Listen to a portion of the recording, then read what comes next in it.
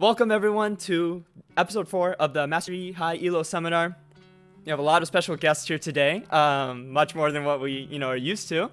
And we're really looking forward to sharing what our thoughts are on how to play Yi and upcoming season 12 and all that. And we have a lot of different opinions here today, so we should probably just get right into it. So, to start things off, so this will all be posted on YouTube later on my YouTube channel, as with the other podcasts, and all notifications on my stream are disabled. So unfortunately, any subs, donos, follow notifications all off for now. You can type questions in chat, and we will be trying to kind of follow along with it. We might answer questions here and there in the middle of it, but for the most part, we're planning on answering questions at the end, after we've gone through all of kind of the main material. So yeah.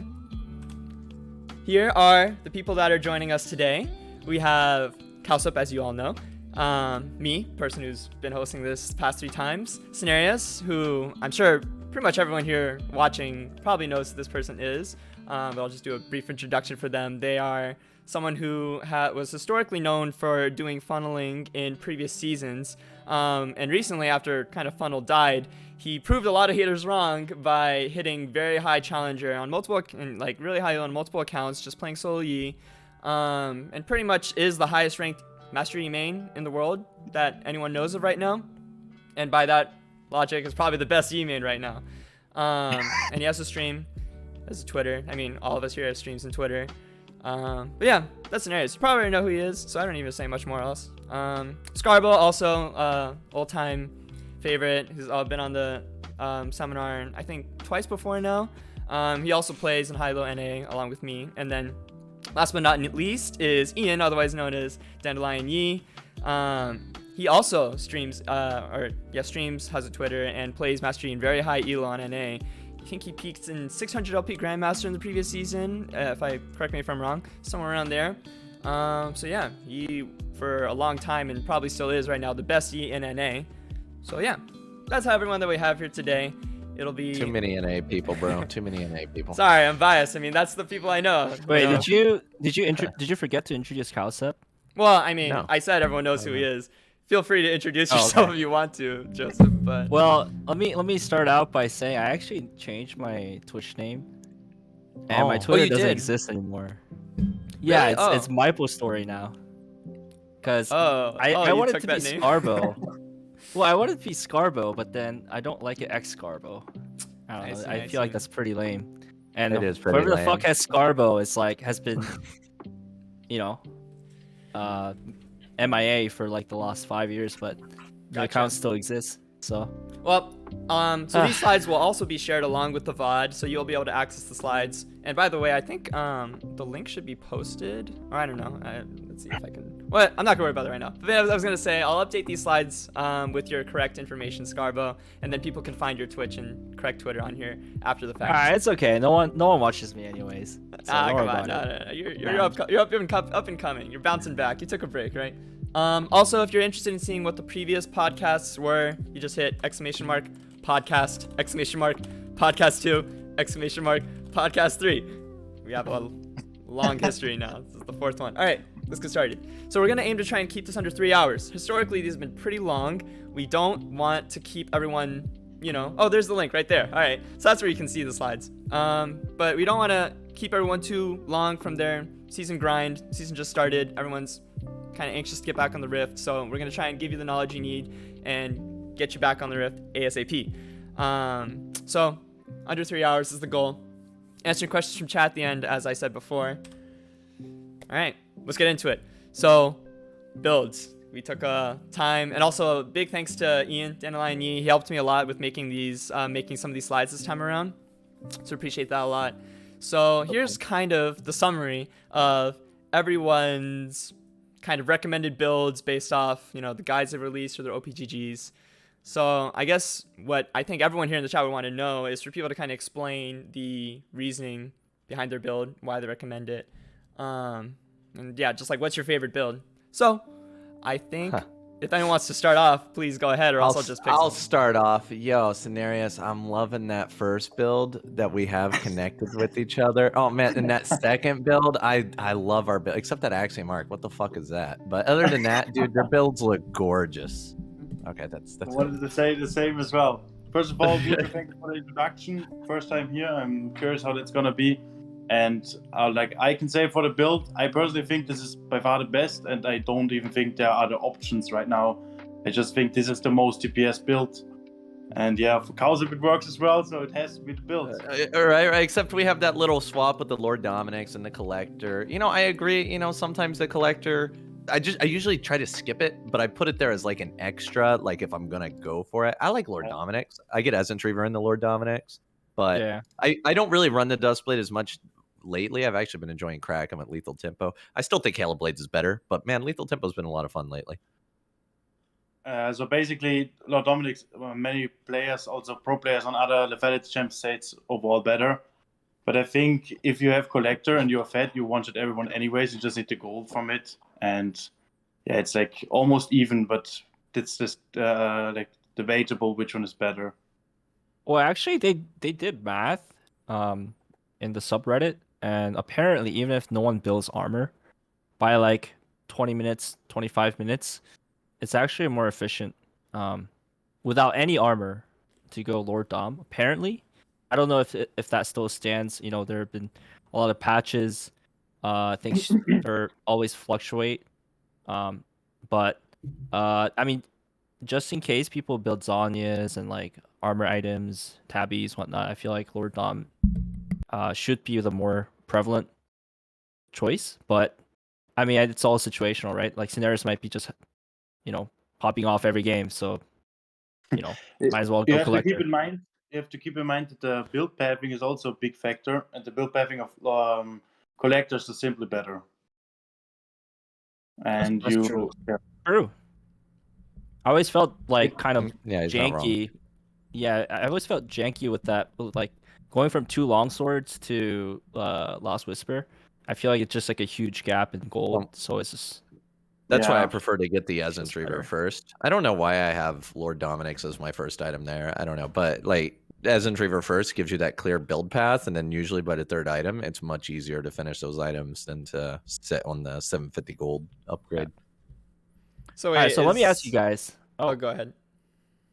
Well, so if you mix in the Dustblade there, right? Start with Lethality. That's gonna delay your IE, right? And do you guys even have time these days, like, to actually get there to get 4th item with boots? Like, I feel like I've never have, you know, it's like for me, game's pretty much over by like a 3rd item or 2.5. You sound like me last year. So, I actually when I do the burst build, I usually just don't go Dustblade for that reason. Just keep it like super gold efficient, tight, and just go Kraken, LDR or Collector into IE. So you can you actually have time to like complete your IE passive. So I don't know how. Okay. So to answer that question, basically, I think the core of the lethality build is the stealth of Dustblade. That's why I also think that Eclipse doesn't work well with which Wuju Senshi does. And the power spec is not really the Infinity, it's more like the lethality and like one-shotting someone and then being in stealth while getting your resets and then being able to switch to another target and instantly getting your Q back off while you're still in stealth. That is kind of the power spec, not that you one-shot someone instantly. So the Infinity is anyways the 3rd item, and like when you get to that point, it takes some time, and you want to have a power spec earlier, and it's like I think the build is not even viable without Dustblade. At least it feels for me like this in High-Elo. Like I wouldn't do it if there wasn't Dustblade. So I personally think it's always worth it to like rush Dustblade. First of all, the build pathing is very good. The like damage source you get from it is insanely good. Also the passive it has, and like the stealth, as I said, is the most important. And afterwards, like all these damage, lethality, crit items, I just buy to assist Dustblade even more. Usually you can one-shot people with 3 items. You don't even need IE most of the games. Yeah, that's why I also don't buy Lord Dominic's that often. Because, of course, Lord Dominic's does more damage than Collector. But, yeah, Collector build pathing is better. I think it's a little bit cheaper and it gives more gold. So it just, from my games, it feels more efficient than the other item. So I want to ask about that. So is your sort of game plan all centered around like trying to snowball the game and try to end before like 20 minutes, basically? Because from my experience, and I'm like I would say I'm like kind of bad at I've always been bad at the burst build ever since it came out because I had a hard time transitioning going from on hit to this sort of burst build with Dustblade, and I Yeah. always felt like if I don't snowball the game in like the first 15 minute, you know, when it gets to that like 30-minute stage, people have like Zanyas, people have like Asterix or more armor, whatever, GA on the ADC. Like I feel like it becomes really hard, especially when a lot of gold is concentrated on you. So it's like the burden is actually on you to actually win the game, close out the game. But it, you know, at that late stages, if you make like one mistake, you die. Suddenly, like, you know, since you're the person with the most gold on the team, like everyone, like, you know, all the other teammates don't really have that resource to like close out the game, even though you actually did a lot in the team fight. So, like, what do you feel about this? Like, do you agree with the sentiment that it can really hard like late game with this squishy build? So what people don't understand is the lethality is really not the late game build just because of Zonias and Stopwatch and Guardian Angel. Those three Yeah. items And make this Crown. build very bad for late game. And you are right, you have to close the game at some point with the lethality gap, but that's not only on you. So I like the lethality build is very inconsistent because of two things.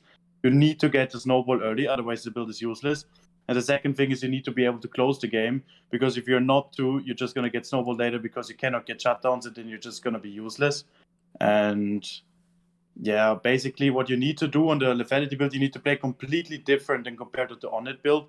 Like you said, how are you going to play with it? What was your questions. I'm trying to be very consistent, because you fall off early, the game's instantly over, way more over than it would be on the build.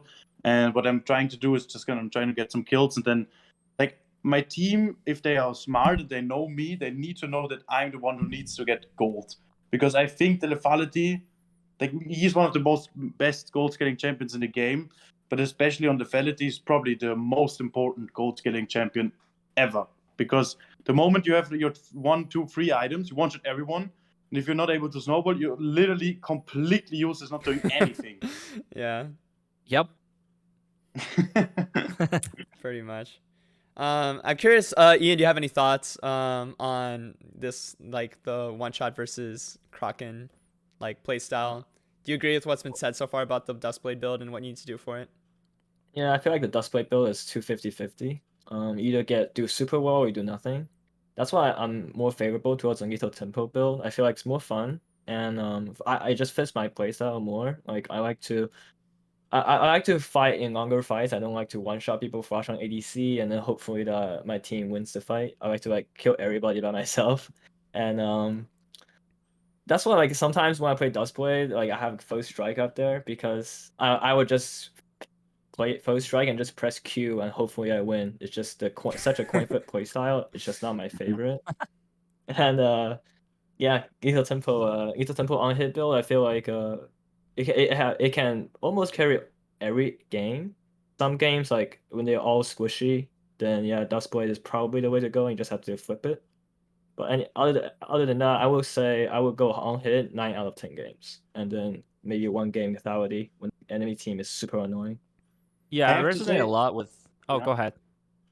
I have to say I totally agree with that. Lethality only 1 in 10 games, because it's very flippy, and they're only like, if the enemy setup is perfect, only then I would go lethality as well. Wait, come on. Like you kind of like set it up as like you go lethality more like 7 out of games, 7 out of 10. But You're probably then now thinking of a different era. That was like 6 months or 9 months ago or whatever when I interviewed. that's fair. That meta's different. Crown wasn't for a sure. thing back then, There's a lot of things that have changed, I feel like. Yeah, a lot of things happened there. Yeah.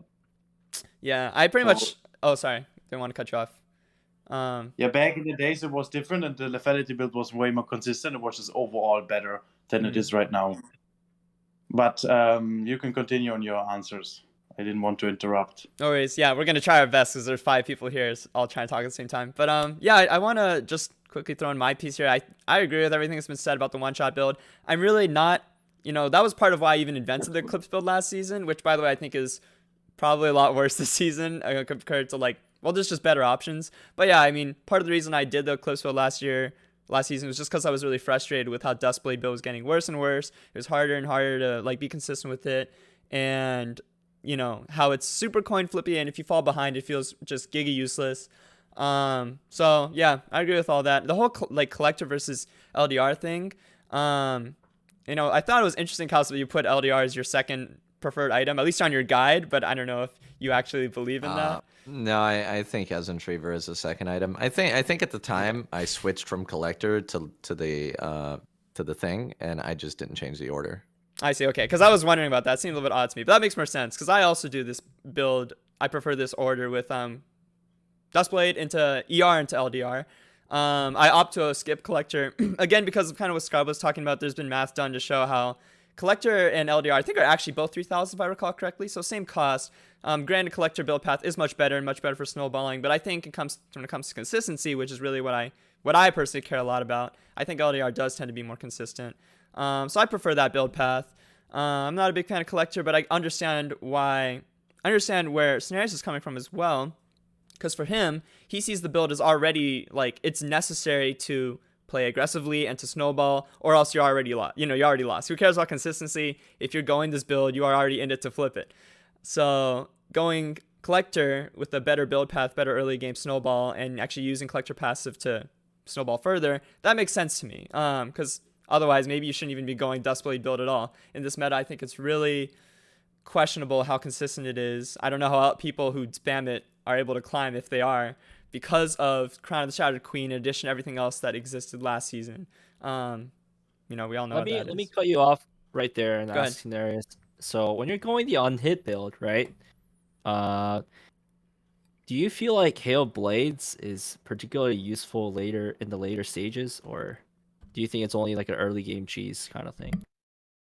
The thing is, I think in most of my games, I'm just not able to use the lethal tempo because, first of all, the champions overall know how to play. I don't know, in High-Elo, people really know how to play against Master Yi, and all I need to do is get some good engages of where I can one-shot someone, and then the fight is already over. Yeah. Or the fights are completely different in High-Elo, I feel right now, than when I play on lower accounts. And I'm just not able to utilize the lethal tempo pretty well. But I need to ask all of you as well. I'm the only one who takes Hail of Blades on it build. What are your thoughts even on the lethal? Why do you think Hail of Blades is not better there as well? I really think Hail of Blades is just simply better. I wanted to touch on this as well. I mentioned it earlier that I do think the Hail of Blades is better than Lethal Tempo, but I think Lethal Tempo is more fun, and that's why I run Lethal Tempo for that build. It just fits. It just fits really nice. It's really fun. Hail Blades, it gets you ahead early, which is really important. You want to snowball, you want to do well. So I do personally think that Hail Blades is better, but I do recommend, because people in general love Lethal Tempo. Literally look at everybody in this fucking call except for me and you, right? Everybody loves Lethal Tempo. So I personally think Hail of Blades is more fun. With Hail of Blades, how do you guys 1v1 people early? If level 4 rain guard jumps on you, you kill him in 3 or 4 autos, maybe 4 autos. Really? Let me give you a counter argument though. With the prominence of Crown, wouldn't Hail Blade really bad against that because it mitigates the damage? If you have Blue yeah, Smite, you can play around it maybe. I never built Blue Smite, by the way. Maybe it's good. I've never experimented with it. I just always go Red Smite for survivability damage. Yeah. There's just ways around Crown. I agree, Crown's really annoying. But you just hit somebody else. You just fuck Crown. Yeah, Crown is very. Yeah, but And they very always have annoying. Zanyas too. They have Zanyas as well. So it's like it's a Crown, double. it's Like, Zanya's always first have both. item, Yeah, they or always is have them both. Crown first item, Zanya's second item. It's always Like literally, like Victor goes Crown, like whatever Victor goes, and he just feels so tanky, but he also does like 1,000,000 damage. He's like usually the guy that's like most fed. He has W. I don't know, man. I mean, I'm already starting to whine in this podcast. Don't worry, that's a tradition on here. You're in good company. I mean, I'll say this. I think that, so talking about lethal tempo and why it's frustrating, I really understand, or I want to say that I think I understand why Sinerias and Cowsep both think it's more optimal, because the way you both play it is, I guess, well, I'm not here just trying to say the way I play it is just better, but basically I found a more different, unconventional way that I feel like makes tempo way more viable.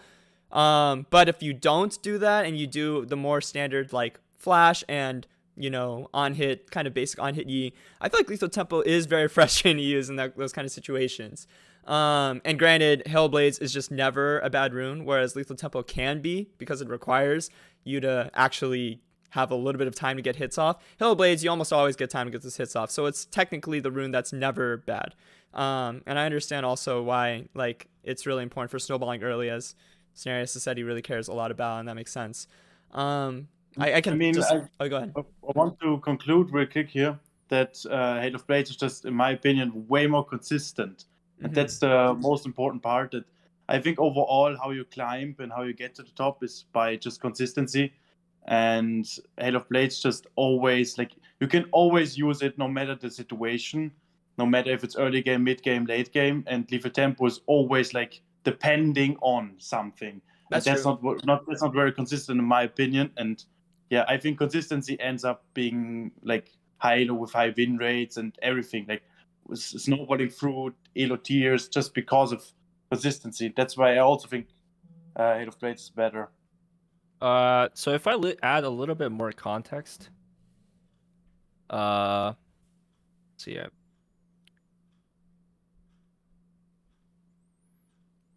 Do you have a brain fart? Yeah. Where's the context? Yeah. No, I got it back.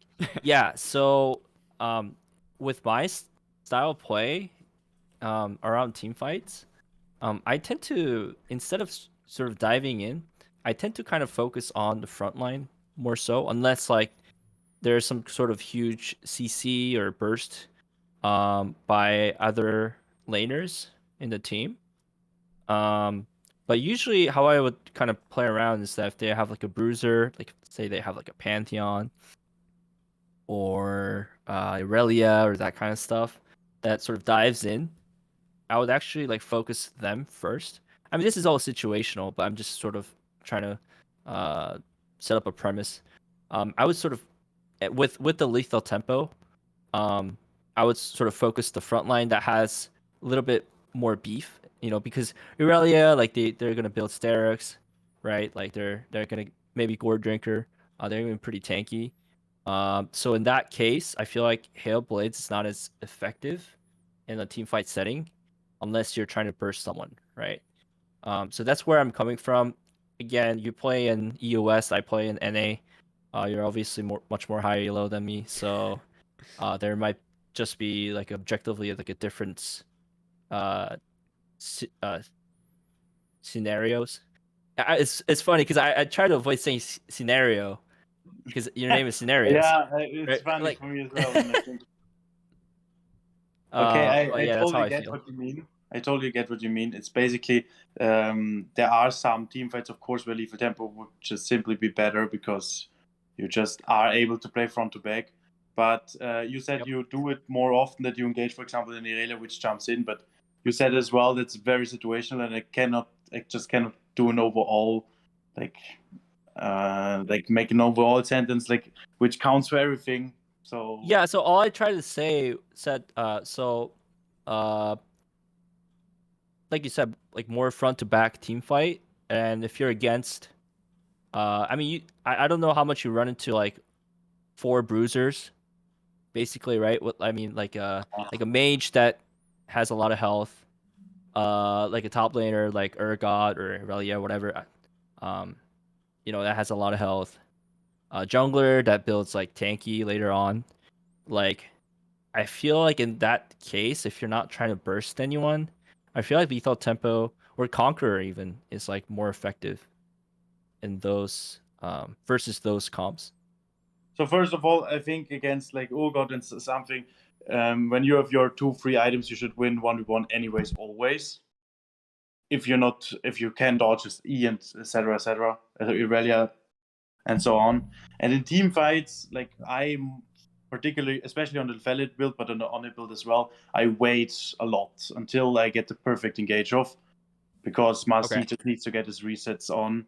Like maybe you fight very early on in fights, but I personally just don't think it's smart because of Sonya's, because of all these like old abilities that can deny Master Yi. One polymorph can 100 to 0 Master Yi. So what I'm doing is I'm always waiting until like I see abilities going out and then just engaging. And then Halo Blades works very well for me. Because you said lethal tempo, okay, there could be lethal tempo better, but I'm probably pretty fat in that state because I snowballed with Halo Blades earlier. And by the way, fuck polymorph. That's like the most annoying counter. But I think we can all agree. I think we can all agree on that. There's like 100 times which are the most annoying things for Master Yi. I don't mind Lulu. You don't mind it? I don't mind Lulu on my team. I don't mind playing against her. I don't know. She don't really bother me. But how I do you run Tenacity in my runes anyway, so the polymorph doesn't bother me. And then usually I end up dodging the knockup, like because they always use it around the same time. It's just really easy to dodge. Like sometimes if the knockup hits you, it's kind of annoying. Yeah, but if the Lulu's good, like she will like hold that W for like the longest time until. Well, yeah, but like the optimal time you get fucked. You're usually running. Well, I usually run like 51% tenacity anyway. Yeah, it kind of sucks, but it's like any other CC to me. Like it's not different than getting hit by something else. Okay, how about this? A fucking Kiana stealth that lost 1 million.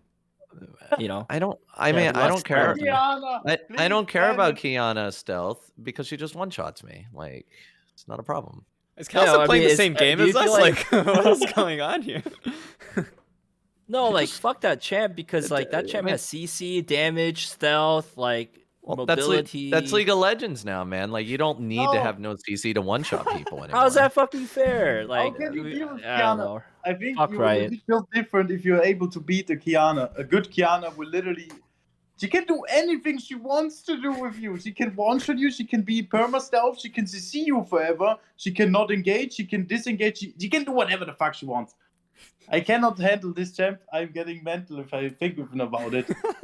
Okay, sorry. I mean, it's like I'm like fucking trying to outlast her stealth duration with my W, and it just lasts longer than my fucking W. So like, what?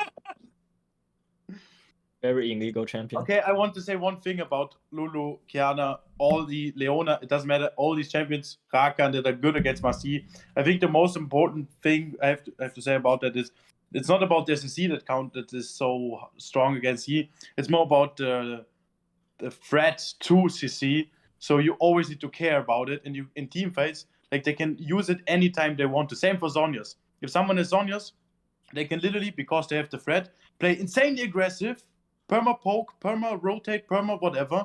And the moment they want to, like if you engage before they die, it doesn't really matter. They can just use that threat.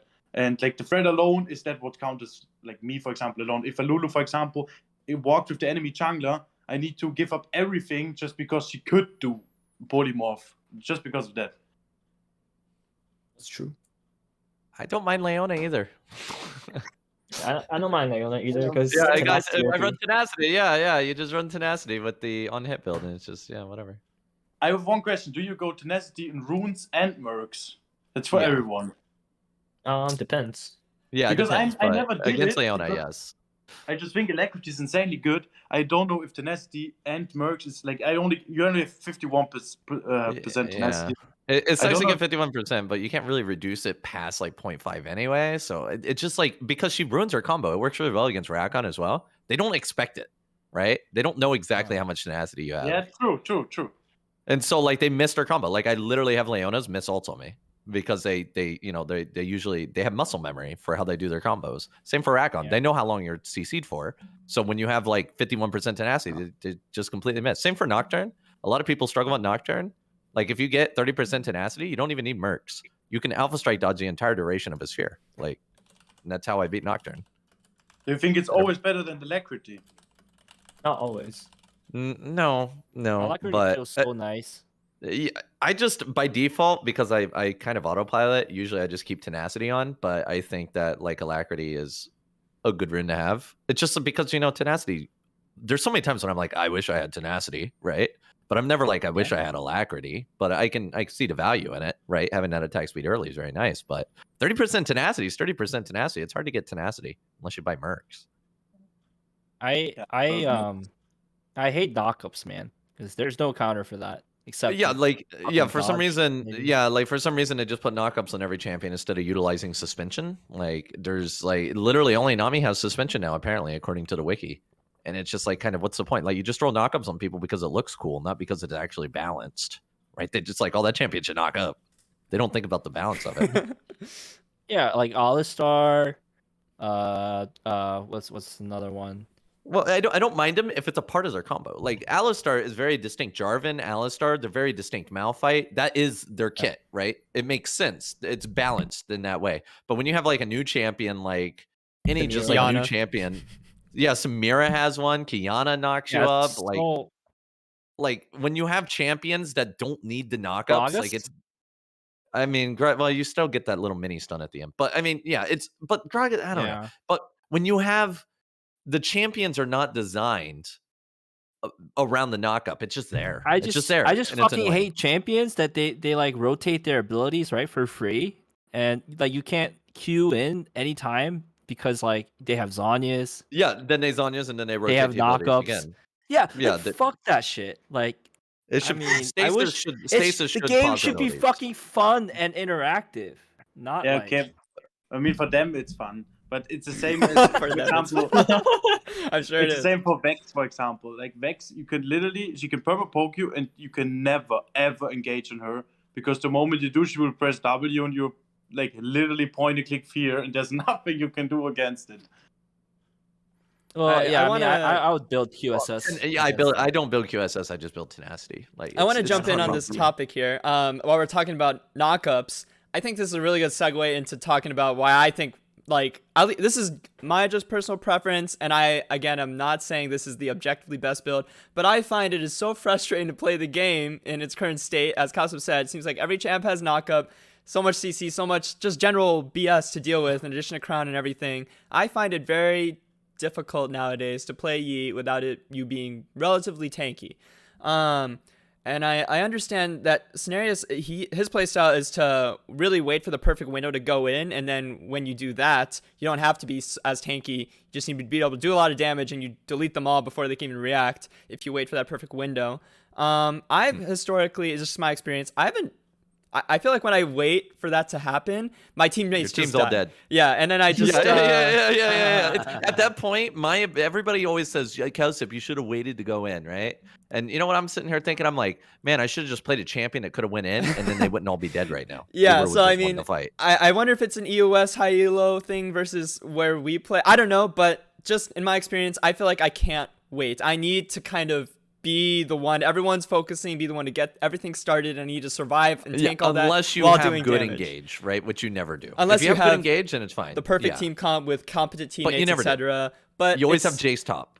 You have Jace top. I mean, it's just Right, extremely inconsistent to rely on that. So that's why I do this build, and I just want to get everyone's thoughts on this, which is Kraken into Styrax into Death Dance, Visage, or sometimes Visage before Death Dance. Those 4 items I feel like make you extremely tanky. You'll notice that Styrax, Death Dance, and Visage all synergize perfectly with each other. Like each item synergizes perfectly with all the others.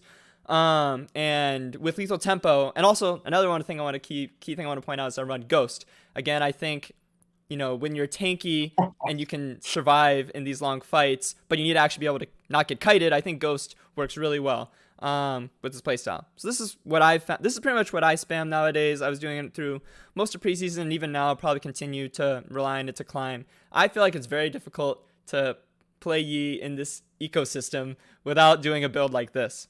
So I'm curious what your thoughts I don't are. really like Spare Visage. Okay, I mean, I can explain more why I build that, but well, if you look at the stats on it, it's 90% cost efficient, and some of that cost efficiency is health regen. You're paying like 15% cost efficiency for extra healing, 25%.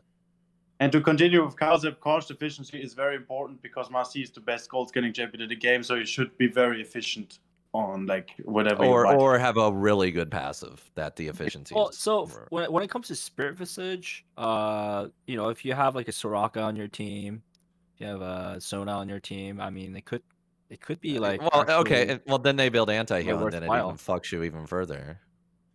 Oh, that's true, but I mean, people usually don't do the right thing. So every time I go against like those Zed or Talons or all those like super bursty assassins, first of all, like, why did Riot introduce like counter to every single item? I mean, I guess that's healthy in a way, but like I used to go Sterix, right? And be like totally fine against like Kha'Zix and like Talon and stuff. Now they fucking have Serpents. So and then you go rebuild randoms, right? They see that, right? They can press tab and see that. They fucking build like Lost Whisper item or Surreal Dust, whatever. Like you build Sterix, they build Serpents. I feel like it just, if champions like Kha'Zix wanted to one shot you, they can anytime, no matter the build. I mean, Death Dance helps a lot with that. I think Randuin's is kind of outdated. But I've tried it. It's eh. I think because it's an a active, stance, so it though, feels right? that way. Yeah, I like it's an that active crit. though. Yeah, but like you can literally only use it on one dude, sometimes two. Senshi, I need to ask you for your builds, like with the Ghost and Sterix second item, how do you deal even against knockback?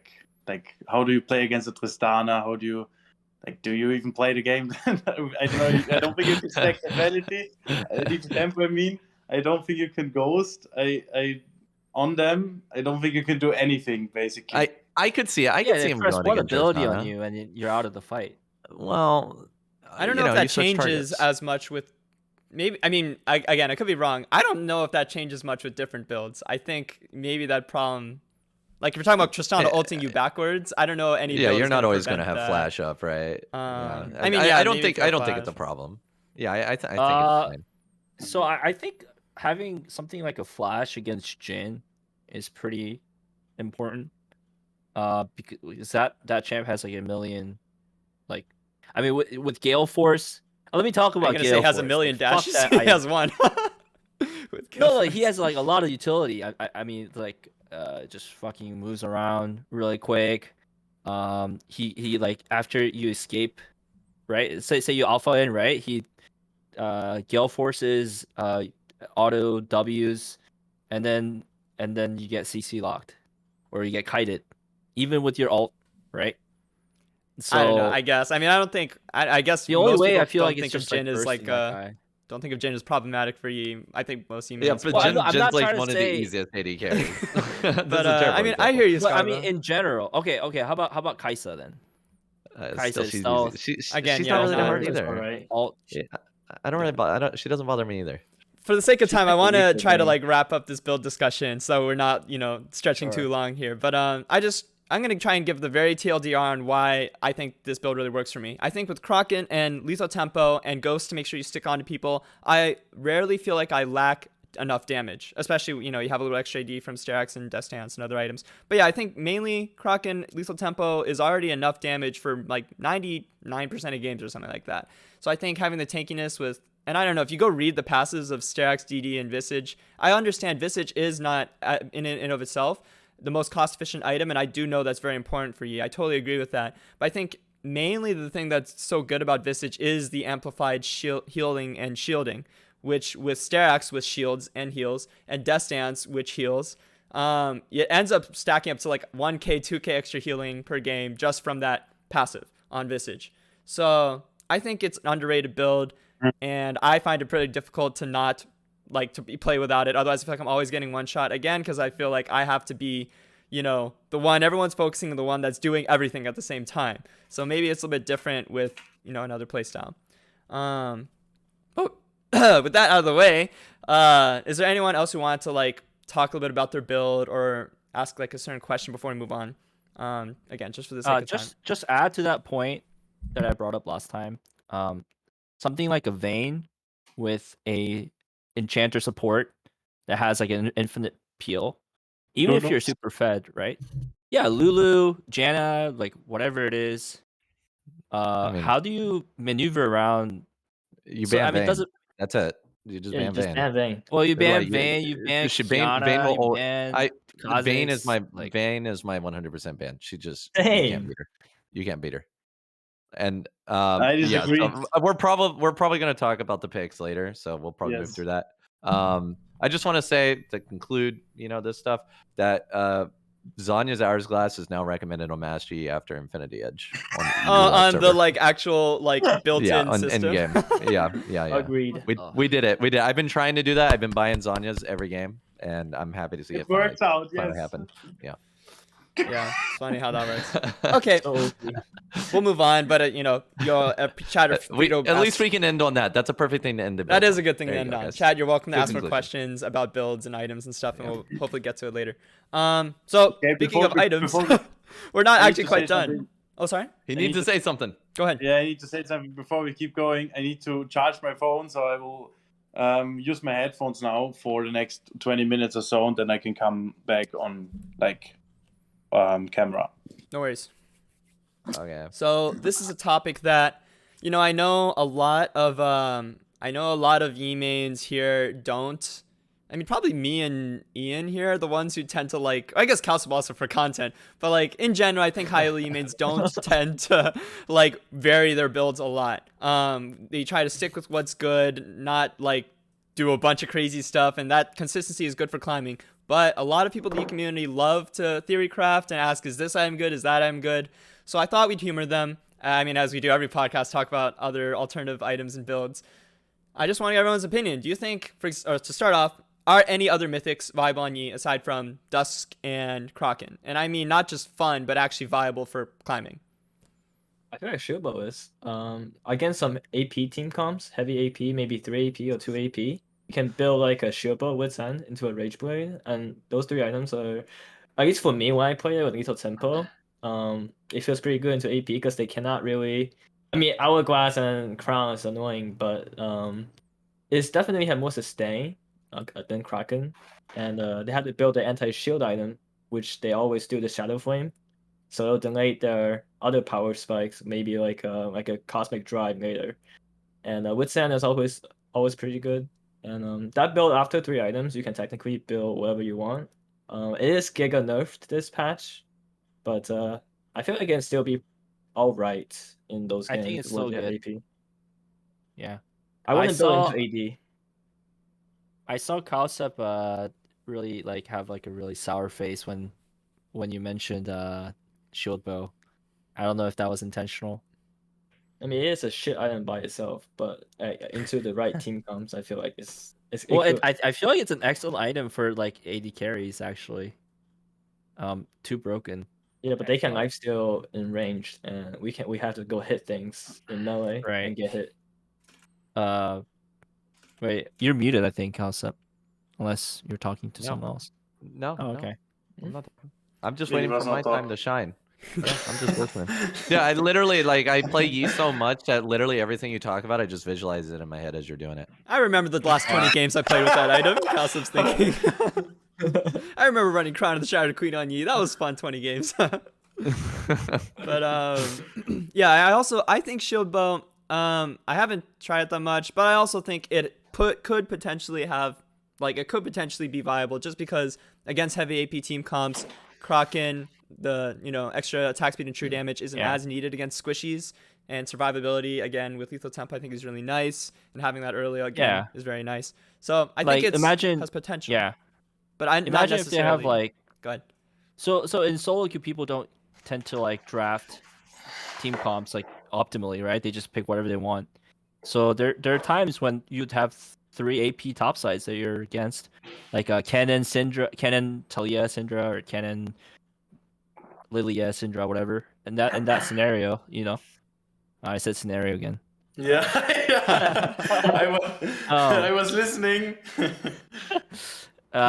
You know, shield bow into wit's end into. I mean, you probably don't even need to go rage play, even though I mean it's a cheap item, 2600. I mean that's a really good powder spike. But yeah. Anyways, so yeah, I think it has potential, but just my personal opinion, I still probably would very rarely build shield bow, especially because it's gonna be nerfed now. It'd have to be extremely situational. I want to say something about Shippo as well. I completely agree with Dante, and I think it is an option for sure. Like, but there are rarely situations where you need that shield before you are able to buy Sterox. And if you are getting Sterox as third item, it will always be more DPS. I personally think with the Kraken build, but there are some games where I just think when they have like Kiana, Kha'Zix, like something like this, Kiana, Kha'Zix, and one more burst champion, then this is for sure an option. But like, how bad do you feel when they build serpents and it counters the whole item? I always felt like you need to keep one thing in mind, that they first of all need to attack you in order to make it use. And there will be a lot of situations where I just wait behind with my Head of Blades, then suddenly flash in or like wait for the engage, and then I get my free auto attacks with W, reset everything off, killing someone already, even though they didn't even attack me. And if most of the time someone else tries to one-shot me, like it's not only the guy who has that item always attacking me and making it useful. True. Yeah. Let's see. So I also just want to I guess remind people watching this that Eclipse is something I recommended in the past. I don't think it's as good right now. Probably like if not niche, maybe it's just a dead build. I think there's just better options nowadays, but I don't know. Sometimes it's just fun to use. It got nerfed too. Yeah, it did. So it's kind of like I would just pretty much not advise people to build all these anymore. items that would actually like be fun to experiment on E, like because they're more efficient on other champions, you know, they just get nerfed and they're not viable. Yeah, I also think it's funny. I think a lot of Yi mains, or I don't know about a lot, but I've seen a good number of Yi mains kind of experimenting with tank, like not just my tank build, but like tank builds with like frozen fist or whatever it's called. I think that's purely out of tilt and frustration. You know, it probably is. Keep getting CC'd and dying, and just like might as well fucking build tank. Like, what's the point of building all that damage if you just get one shot? Like, yeah, every fight. Yeah, I kind of agree. I don't think those builds are really viable. I don't even think they're that fun. But I don't know. I mean, I know people like to build that stuff. Does anyone think any other mythics are like potentially viable? And I want to say Gale Force maybe can. So with the shield bow, actually, I was gonna theorycraft. Maybe instead of when you go that crit build with the IE, maybe you just go shield bow. You have the extra survivability with like the burst. I mean, I no one has ever tried this, right? But like you go like shield bow, Phantom Dancer into IE with lethal tempo. I think that used to be a build. Graves would build that. Yeah, but he's range and we're not. That's interesting. I haven't thought about that, to be honest. Yeah, I mean, I haven't really tried it either, but I feel like that's, you know, it could be fun. It could be viable. Who knows? I feel like the power spike is on IE, and before that, you are really not that useful. Yeah. But what I do always is like I think what is even the meaning of the build, and it's probably to deal some damage, and there are just other build paths that are just simply better. Like Gale Force is probably better in that situation because you can get a power spike on Gale Force. I just feels it just intuitively feels so troll to build Gale Force on E. I don't know. But I mean, I think it could work. It just Tryndamere feels troll, you know. Yeah, but I mean the usage is for sure insanely good for Master Yi. Like very to reposition, to get like you never want to engage with like the only one of the reasons why I even take Flash is that I can engage with Flash, and Gale Force would give me that option as well. But And I people just don't forget about think the it's Gale gonna. Force. Like sometimes they forget, they overextend. You just Gale Force Q. They won't expect it usually. True. Just True. on a side note, like I really like Gale Force on Graves, and when you like one shot squishies like that, and maybe like you can use that in the same similar style where they don't expect it, right? It's all about the surprise factor when Yeah, you're you Mhm. could. killing these squishies. So, But again, it runs into a problem where you cannot. If you fall behind, then it's hard to come back. That's the problem. yeah, but Master Yi as a champion, like the whole kit seems useless if you're behind. That's true. There are other champions that are more efficient with less gold. True. Yeah. I think Gale Force can sometimes be viable in like a really high tempo, fast paced game where you want to gap close Yep. against mobile and squishy targets. But that's all I'll Like say Jin. about that. Yeah, like Jin. Let me segue that into this philosophical discussion of people flaming you for like not being aggressive early on and ganking. Like I could fucking pick Lee Sin if I wanted to like be aggressive and like gank, but why would I fucking pick Master Yi if I wanted to perma gank and like never farm? I know, They As probably Zap wish you does did that. pick Lee Sin, bro. Anyway, I guess also, we talked about a lot of the items that we like, but there are a ton of other items out there that, some Yi mains are fans of and some really swear by, and some others I think even mathematically should, like in terms of gold efficiency, that should be good for Yi, but they just are never built. So I want to kind of pose that question now to you guys. Like, do you think some of these other items, non-mythics, are ever viable on Yi? Just to pose a few examples, Black Cleaver is something like 105% gold efficient in what it offers, and I think it also gives other passives that are not into that calculation. So that on paper is really good. Hullbreaker also extremely gold efficient in what it gives, and if you're alone, it becomes like 200% gold efficient, like if you get that passive buff. Let's see, and then like Navori Quickblade is also like insanely gold efficient, like 110%, and pretty much all the stats are useful. So some of these other items, why do we basically never See, build them? Hullbreaker. All right, let me tell you the one reason it doesn't work. Well, with these dragons, right? Like everyone's just sort of like expecting you to always. It's hard to split contest. push, yeah. Yeah, so I mean, which I hate, like how the game is like the game state where literally like you just wait until the next fucking dragon to fight. That's it, and then Baron pops up. Yeah, just wait until the next Baron fight. And Elder pops up. Yeah, you'll just wait until the next Elder fight. Like, I just hate these like structured like because before like back in like season 8, season 9, like you could like split push and make that work. You could give up those objectives and still get like equal or more objective trade-offs.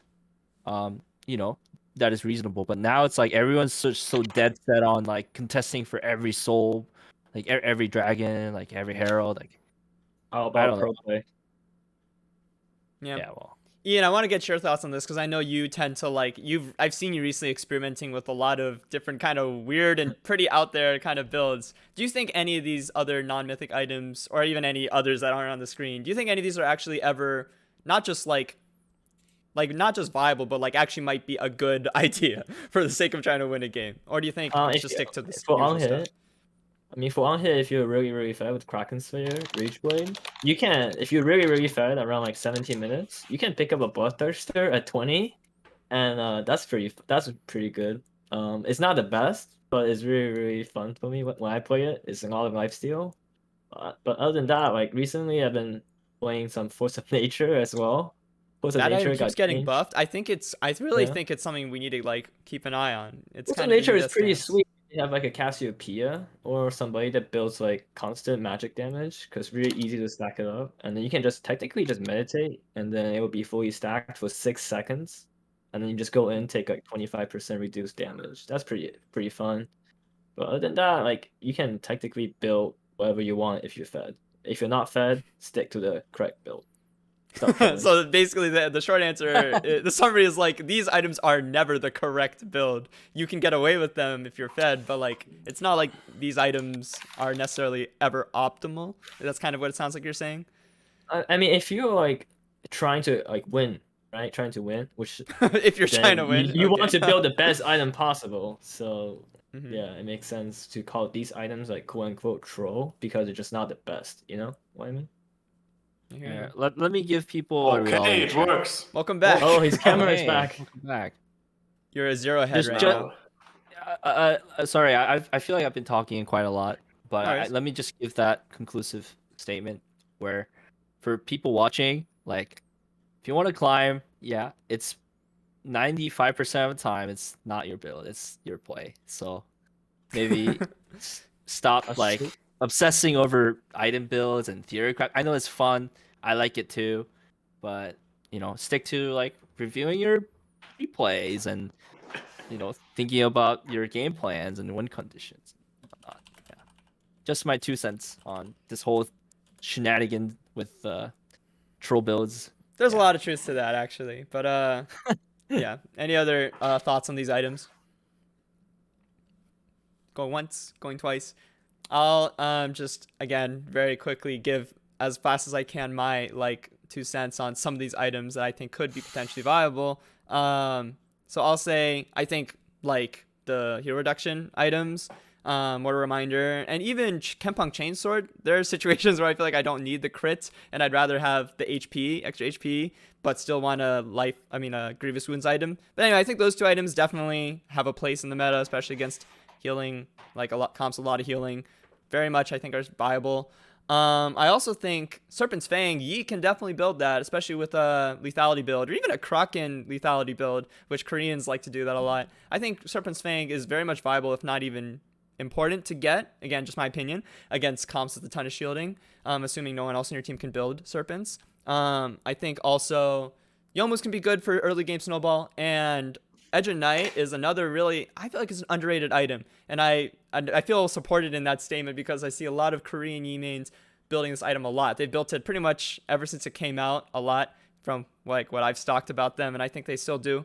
But that's just these are again just my opinions. I also think Anathema's Chains can also be a really nice late game buy against certain champs that just do a ton of damage to you no matter what you build. For example, a late game Kale, I feel like, or maybe, I don't know, a Fiddlesticks, or just some kind of champ that I feel like no matter what I build against them, they're one-shotting me. So I feel like that pickup can be useful in those kinds of games. But that's all I'll say about it. If we have no other thoughts on this, we can move on to the next slide. All right. So runes, we've already, I think, talked a lot about runes to some extent, but I want to fully explore this topic. So do you think, is there like an objectively, besides, I know Sinerias already says Hail Blades is the not just best but pretty much only truly viable keystone for Yi, but I want to get everyone else's opinions on this. Do you think there is just an objectively best keystone / objectively best playstyle, or is it really... if you're playing Aram, Dark Harvest is actually pretty good. Okay, I guess that's true. That's my 2 cents. Anyone else have any opinions? Yeah, Is there yeah. something else? Yeah, Hail Blades is must have. You think I so, mean, Cowsep? It's a must have. I do. I think you need Triumph. You need one of the Legend runes, and then yeah, like Triumph, Legend runes, and then Hail Blades, or even Lethal Tempo. But I still think Hail Blades is just better. But you'll see me running a lot of Lethal Tempo. Did they? It's fun. Or by the way, did they fix the bug where when you're running Hail Blades, like your autos get stuck? Nope. No, you have to click on the ground first to make sure that it doesn't fuck up. Okay, would you first? Do you know that I'm insanely big in your stream? Like you literally cannot even see one. Like I cannot even see my head really. Yeah, I don't know what's going on with your camera. Because my phone changed, and now it's my Discord camera, my real camera. So yeah. Sure, I'll try to fix I that. feel like it's more change it. entertaining this way. I personally don't think you need to change it. I think it's more fun. Yeah, let me see if I can fix that here. Okay, I think that like helps. Yeah, there you go. Now I just need to make it a little bit smaller. Okay, so I want to also ask Cowsep this, and I know some other people, like I think Ian was also trying out the this rune set with inspiration. Cowsep, you want to explain your thoughts on why you really like Futures Market and Magical Footwear? It seems like you've been building that a lot recently. Yeah, I just switched back to Ravenous Hunter. Oh, really? Yeah, but I ran it for, I don't know, at least a week. I really like how futures market. Like the thing is you got to realize with futures market, you get a 50 gold debt when you leave the fountain after being negative, which is okay because like if your futures market's giving you 250 gold, you can do that 5 times, and futures market's still, valuable, right? But the thing that makes futures market really valuable is that you finish so many item spikes that you otherwise wouldn't be able to finish, right? Like you'll randomly be 200 short from Kraken, but you have futures market. Now you have Kraken, you leave fountain, you kill things faster, you make that gold back, right? Or you win a game-changing dragon because you can buy that item. So many times I've managed to full buy Gunzu's Rage Blades. Even when I go back early on, I'll just use it to buy a longsword because 10 extra AD at that early in the game is like 10% extra damage or whatever, and you kill things faster, you get more gold faster, right? So that's why futures market, I feel like futures market is kind of underrated. It's a fun rune, and it can help you snowball to make more out of it. I agree, even if you don't snowball, it's still a thing up until your purchases pass how much it can give you, right? Which is very rare. Usually I use it 5 or 6 times in a game, and it usually goes up to like 300. So throughout the entire game, it's always valuable. And then the boots, I just get boots because I never buy boots, and this rune forces me to get boots. Free gold. So. Yeah. The rune helps me get boots. I never get boots. So, what do you say about the depth? About the what? The depth on the futures market. The 50 debt. gold, you always have to. Yeah. The debt. So like, you usually make the debt back from getting an item early. Like early game, if you get a longsword, you make back that 50 gold just by having 10 extra AD. Or you can make it back indirectly by having a successful gank you wouldn't normally have, right? But even if you don't indirectly make the gold back or whatever, like let's say that you don't buy the Kraken or whatever using futures market, you still get value out of it up until your debt passes how much you can get from the rune. So if you went in the debt 5 times, that's 250 gold, right? If your rune gives you more than 250 gold, you're still making profit. Yeah. So I'm not very familiar with futures market, but if say you're trying to buy a pink word, right? You have 70 gold. You buy it when you have 70 gold. Do you still have to pay that? When you leave the fountain, if you have negative gold, it goes negative 50. Yeah. Yeah, that's kind of fucked. And that feels so fucking bad. Yeah. No, you gotta if you're that close, you wait, right? You gotta remember because the futures market is giving you 200 gold in exchange. You do minus 50, right? It feels bad, but mathematically it works out, and you can do that 4 more times, and futures market is still worth more than you paid in debt, right? Plus whatever you made from the items, right? It's an underrated rune, but I think Ravenous is just. Dude, like soloing Baron is just so freaking hard without Ravenous. And when you split push and you lose like 30% of your health because you have no sustain, it just feels terrible. I just went back to Ravenous. But I really like futures market. Are you soloing Baron? I think I haven't done that for the last 500 games. I can't. Yeah, you just remember last time I did that. Just get a Kraken Gunzus and you can solo Baron. It's still easy. I know a futures market. Like sometimes the most annoying part about futures market to me is like when you buy like a Kraken and then you have like a negative 30, and then you decide do you leave? Then wait in the fountain. Just at that point you wait in the fountain.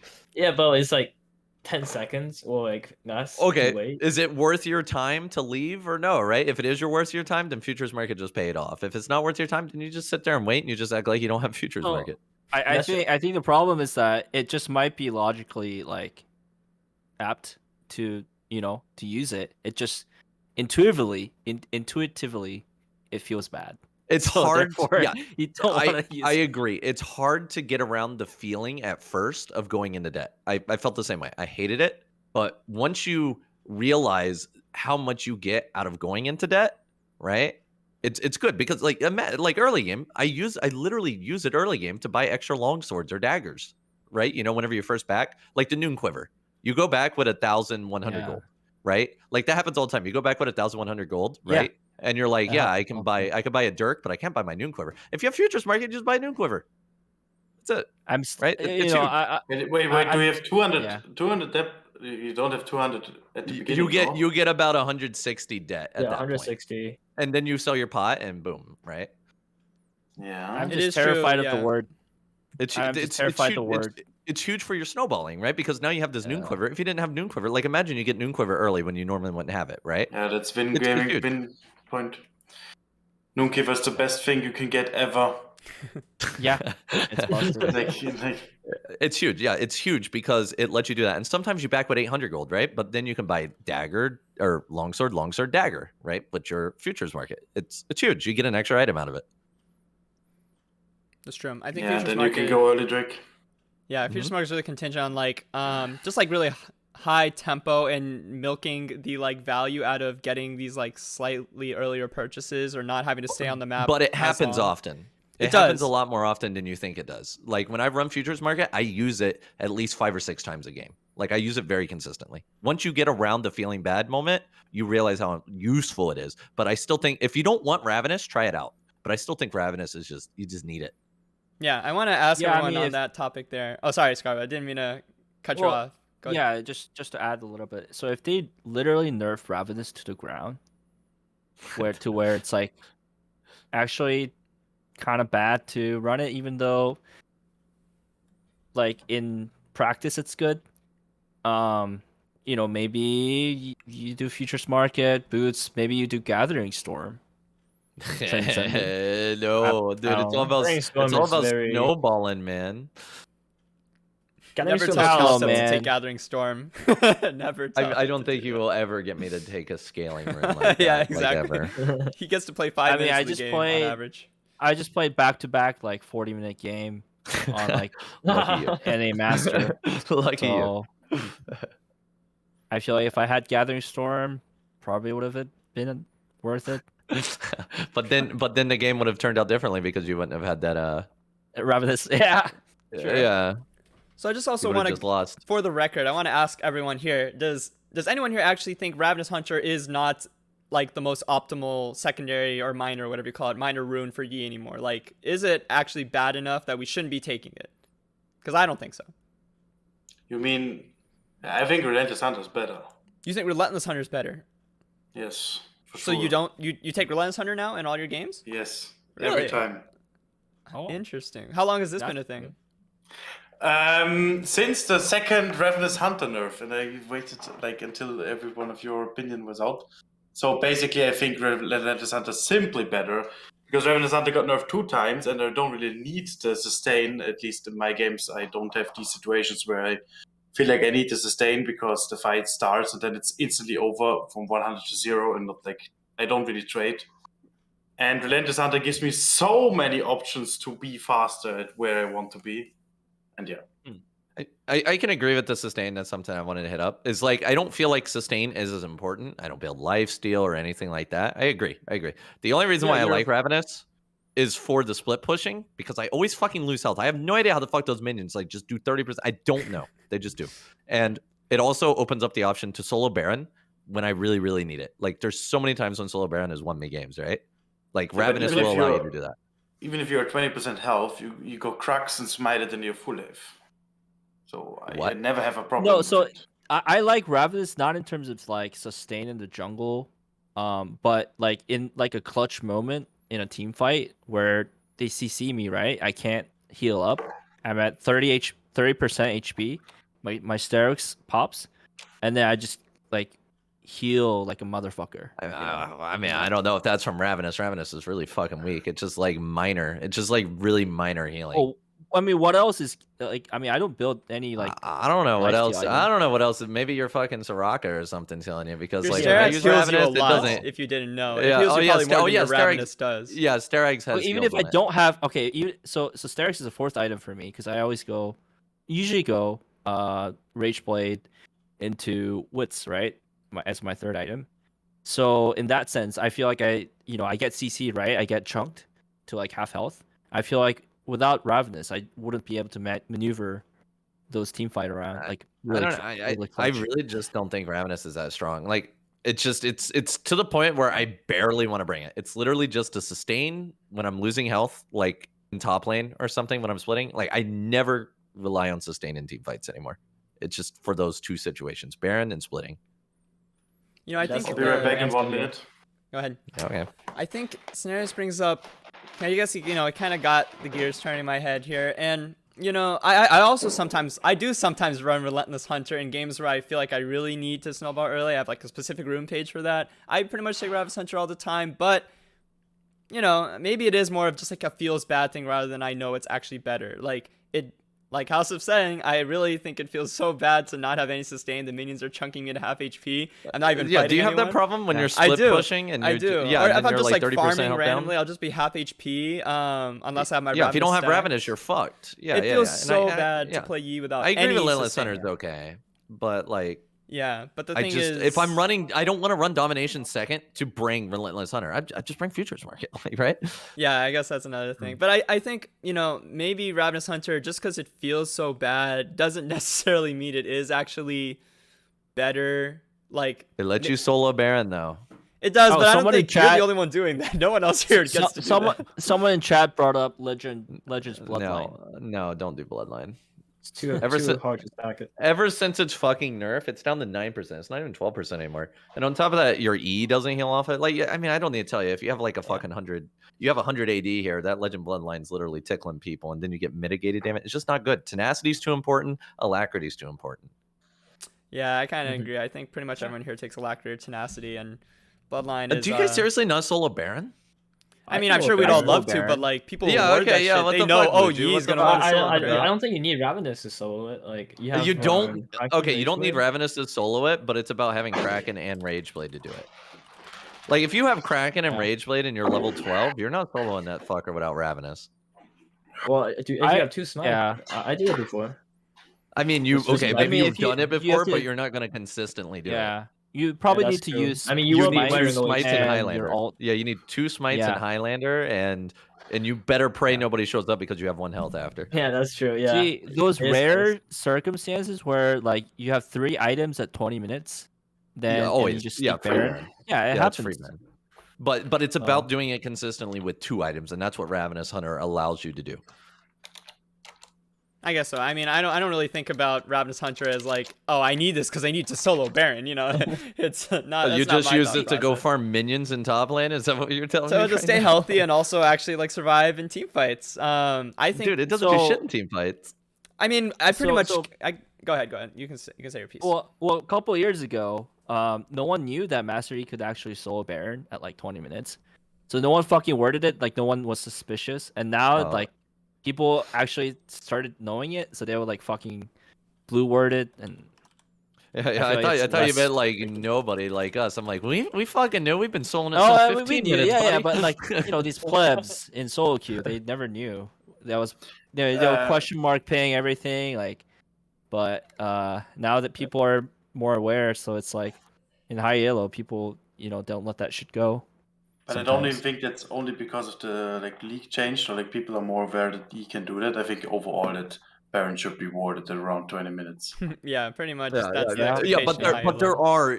there are those rare situations where you can actually get a game changing Baron at 20 minutes. It does happen. Yeah. Yeah. I mean, it does. It does. But if you do it, why wouldn't you just do it with support or anything so you can do double the damage? Because your entire team is fighting 4v5 under a tower like the fucking dipshits they are. Like it happens every Sometimes game. it's like Yeah, sorry. sometimes it's actually literally playing mind games with your Yeah. own fucking team because they Yeah. would sometimes literally give it away. Yeah, they'll come help you and give it away.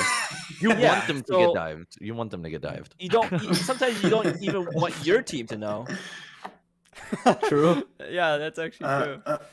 I guess so. Whenever I take Ravenous Hunter, whenever I check it, it usually heals me like at least 3 to 5k in a game, which I think is like, I think that's not That's a lot. unignorable. 3 to 5. Wait, does your Ravenous say 3 to 5k? There's like a little number. It says how much That's it's a lot. healed you. and Okay, it's like yeah. 3 to 5. You do realize that comes from everything, not just champs, right? Yeah, I know. It's like I Okay, recognize 3 to it's not in 5K. team fights alone, but like That- 3 to 5k. Yeah, is that's just, like for the entire game you're healing 3 to 5k. That's like, dude, that's like nothing though. Like considering how much nothing. you're healing off of minions, like so much of that is from minions. that's true. I'm just saying that I think that allows me to stay on the map and be like just be It healthier does, overall. but we're even while talking about farming. team fights here though. Like Yeah, but Yeah, if it you doesn't take do Ravenous shit in team Hunter, you shouldn't take it for the team fight. You should really take Yeah. it for the split push. Yeah. really bad. Yeah, it's really bad in team fights now. Well, I don't Yeah. think like you're I think- healing. You're healing from stare eggs, dude. That's what you're fucking healing. You're right. from. You're right. That is true. It fucking No, Destiny. I disagree. But I'd have to see. I do think Oh, Ravenous Hunter is better in a team fight than like Relentless, for example, because you're literally not well, using yeah, it. because No, it's just Relentless works out nothing of in combat. team What fight. the fuck, bro? I know. It's So snowballing. Use I'm just- Relentless to snowball. Right. So, and okay, actually, I want to talk about this because I think what Sinerias brought up about Relentless, I think, and we'll talk about this more about what the meta is kind of looking at right now, but I think, yeah, snowballing early, I think is becoming more and more important the way the meta is going, and Relentless, I do sometimes take it when I feel like I really like need to snowball early. And I don't know. I mean, actually, I think it could be pretty good. And I also wonder if it'd be good to take it with things like Nimbus Cloak and Celerity or like Water Walking. Whoa. If you want to be Ghost? really like, I mean, Ghost is like, I don't know. Dude, about Wuju that. always builds the strangest Yeah, shit, always man. wants to just run Like fast. he's That's it. always ghost and lethal I tempo. don't know. Like, okay, Ghost is lethal tempo. I think with this aggressive playstyle, I think I would still take Flash. It's not just about running fast because it feels good. I'm talking about things that I actually think are good, but it's just my opinions. So Alright, I don't know. What are your hey, thoughts Wuju. on this? Go ahead. Let me ask you. So whenever you build these experimental stuff, right, in your games, do you ever get those fuckers on your team where like they're not even a Master Yi main, but they act like they know better than you? I get They're, coached like, on how to pinging those build and how to items. play all the time. Fuck those guys, man. Like, I mean, there's no way you know the champ better than like the players themselves. So like, why are you, If you guys minimize chat, put in a corner, I promise you it's OP. or you just mute? It is OP because you solved. don't even see it until you want to see it, and then like when people flame you, usually you don't realize, and then afterwards it's like okay. It Oh, doesn't he happen. flamed me. Cool. I mean, if he spam ping you, then you just have to mute him. But at least what I found out is pretty helpful. Minimize the chat to like very little. yeah. Well, okay. I mean, as I back to the runes thing, when I said that, no one else seemed to really like be wild about the idea. But I think it has potential. But I'm not gonna harp on it if no one else is crazy about it. Dande, I have one question for you. What elo are you, by the way, or like what is your peak? Me? Yes. I peaked 578 an A. Yeah. And right now I'm at 450. 450. You already No. played. I mean before season reset. Sorry, I Yeah, haven't you rank played. 1 right now. 450. Yeah. Okay. No, sorry. Before season reset, I haven't played. Last thing I Okay, wanna ask about, and some people in the chat also asked about this. Do you think Resolve Tree is ever like a viable alternative to for your like secondary tree? No. So I actually Oh, saw it please. when funnel was prominent. I saw the Font of Life and Revitalize being taken by those like challenger funnelers, because when you Ooh. Well, that's not Pair it really up with applicable to us. characters. but- Which challenger funnel us? Bro, you're literally talking to the challenger. The challenger funneler funnel. right now. in NA I saw like Jana guy whatever. Oh, that one. Okay, but that when guy. you talk about funnel, I have to interrupt you because I was top 10 with funnel, and this is not an option. The other one is better. Sorry, I never Period. checked out EOS. I just saw like some NA guys do it in like high challenge. I was like, what are these guys up to? Just like, Yeah, oh, Funnel Baby is- Jana, that's his name. Yeah, it was Baby Baby Jana. Jana. Yeah, I don't know. I don't know what he's doing. I don't know. I mean, yeah, maybe he's like quit league. I don't know. I guess so. I sense a trend here where I'm the only one saying, I think this is viable. I think this is viable. I think this weird, crazy. I don't playstyle think that things no are one likes is viable, but I build things that I don't think are viable. I Well, do that all Cowsep, the we time. know you play for fun and content, so that's a little different, right? But yeah, I think it is legitimately viable sometimes. If we're talking about Resolve, I think conditioning and revitalize, those combined together again with the build I like a lot, which is this tanky like healing off Sterax and Visage and Death Stance, that kind of build. But revitalize actually adds up to a decent amount with conditioning in certain games where I feel like I'm not going to even get much of a chance to attack. And Ravenous Hunter, I just wouldn't be getting as much value out of it in fights. Granted, I know we already talked about it. It's not like it's giving me a ton of value to begin with, but it really feels like it'd be useless in certain games where it's just the entire team is knockups, and I need to survive, not like have Omnivamp to deal damage and heal up. Sometimes I feel like, yeah, Resolve is good in those kind of games. That's my opinion. Hey, Senshi, I feel like we need to get like a voice squeak counter going for you. A voice squeak counter. Yeah, My- I think is you- my voice cracking a lot? Bro. It's been cracking like. Really? I A didn't notice it that time. I know I did before, but I mean, this is just a curse I've always had. I don't really know what to do about it. But hey, you're free to count if you want to. Does anyone else have any final thoughts on like, yeah, different builds or different runes that you like or? Play top lane mastery. If you ever got autofill, you had to go resolve secondary into most of the top laners. That's all I had to say. Yeah. Yeah, I think resolve can be good for top lane Yeah. as well. Too broken in lane. Oh, speaking Yeah, of top lane, Yi, I mean- oh, go ahead. I mean, I agree. On Yi, there are so many nice runes you want to have, like the boots, futures market, bone plating, etc. But I just think that domination precision is just simply always the best. In the jungle, yeah, that's pretty much it. Yeah, it always has been like this. It's never gonna change. I wish it gonna be different stuff as well, but it's always head of plates. And yeah.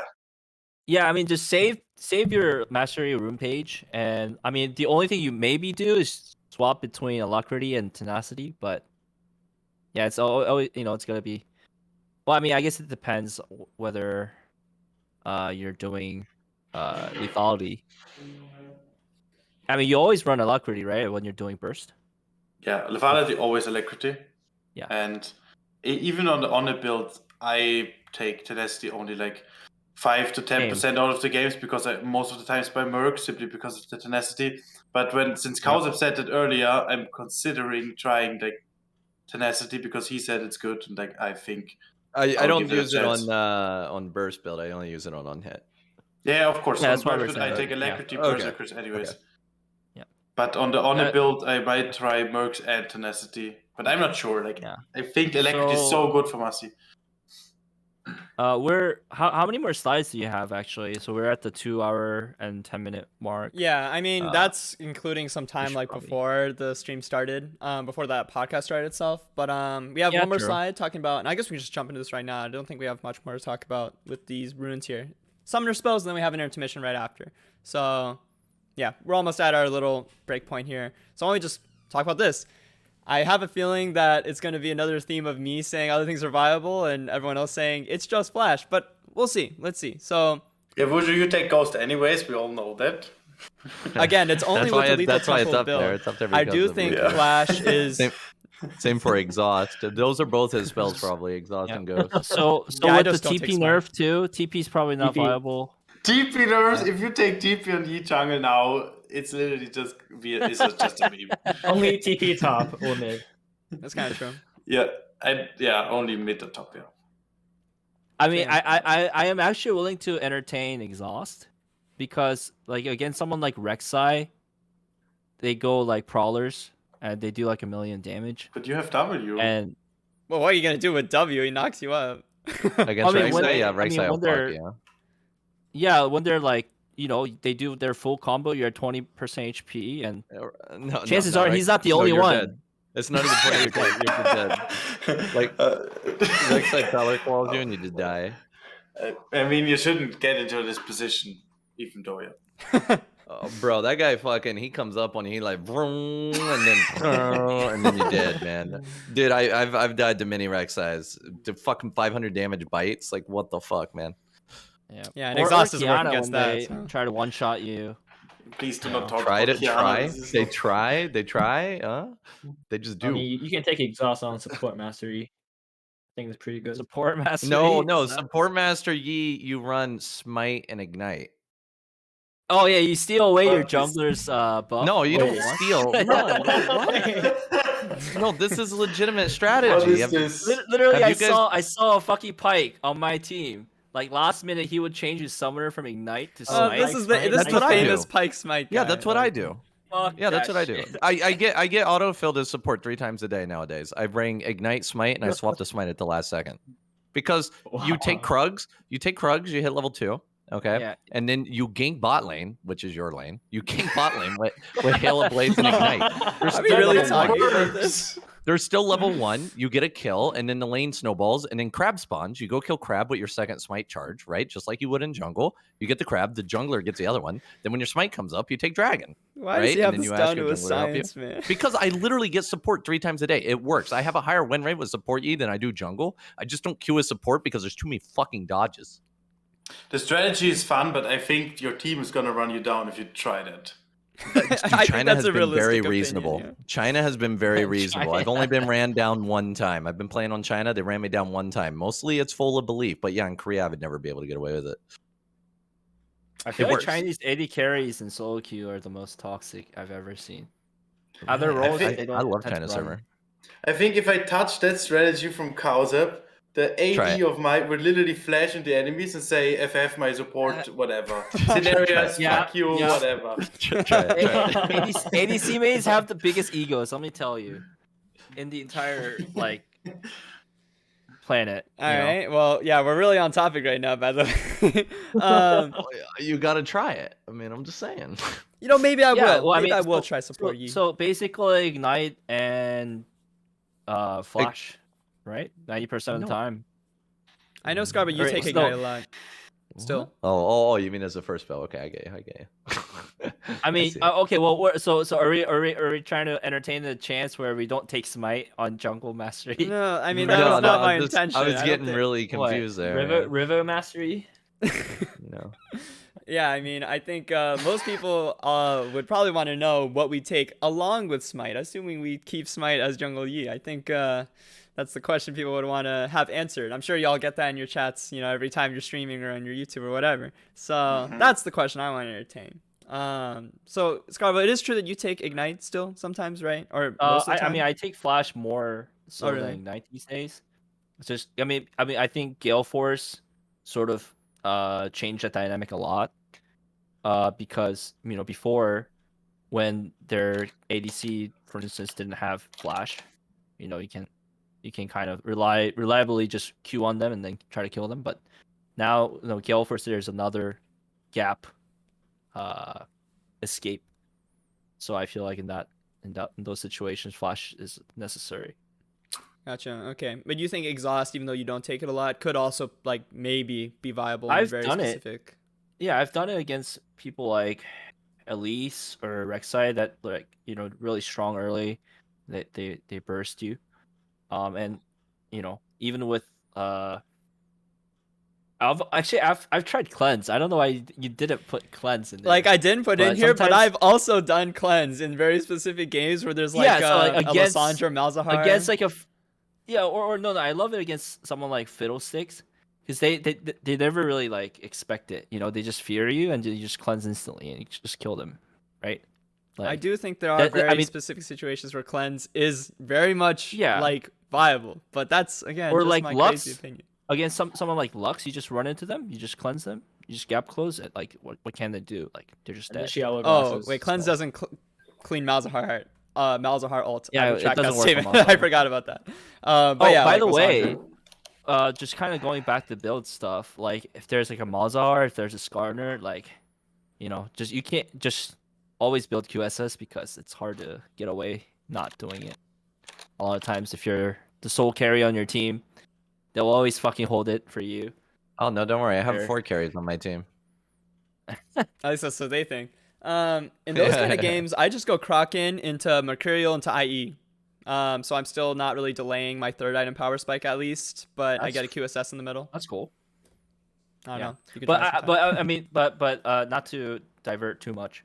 I think cleanse could work against very specific 1 CC counter champs like a Fiddlestick. Yeah. So yeah. Maybe. Okay, Worth I know trying. Sinerias pretty much just takes flash, right? You don't take anything else ever when you're actually Yes. try-harding. And then Cowsep, I know in your guide you mentioned like a bunch of summoner spells, but like, I Did guess I? for the sake of, well, believe it or not, your own guide that you published as your opinion recommending to you mains, you did in fact recommend What flash, did I recommend? Ignite, and exhaust. I think those are the 3 Okay, you know, summoners.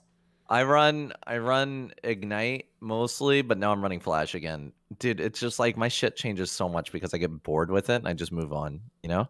So I'm back to Flash.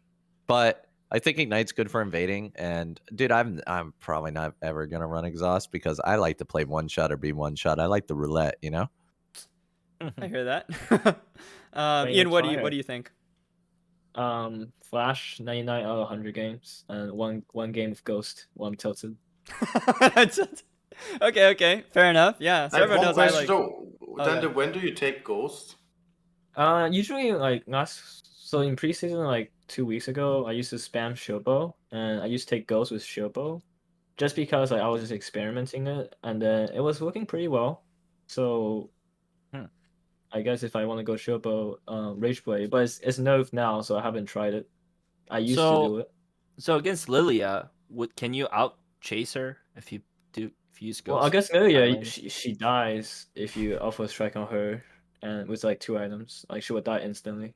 Wait, from my memory, like when they had like phase when they have rush fully and shit, stacked, you cannot chase. yeah, with they like Highlander. literally move like 200 miles per hour. Like Yeah, I don't know, I can never. you cannot chase that. Always. Even if you do, you have no Highlander left, and then they just cut you again.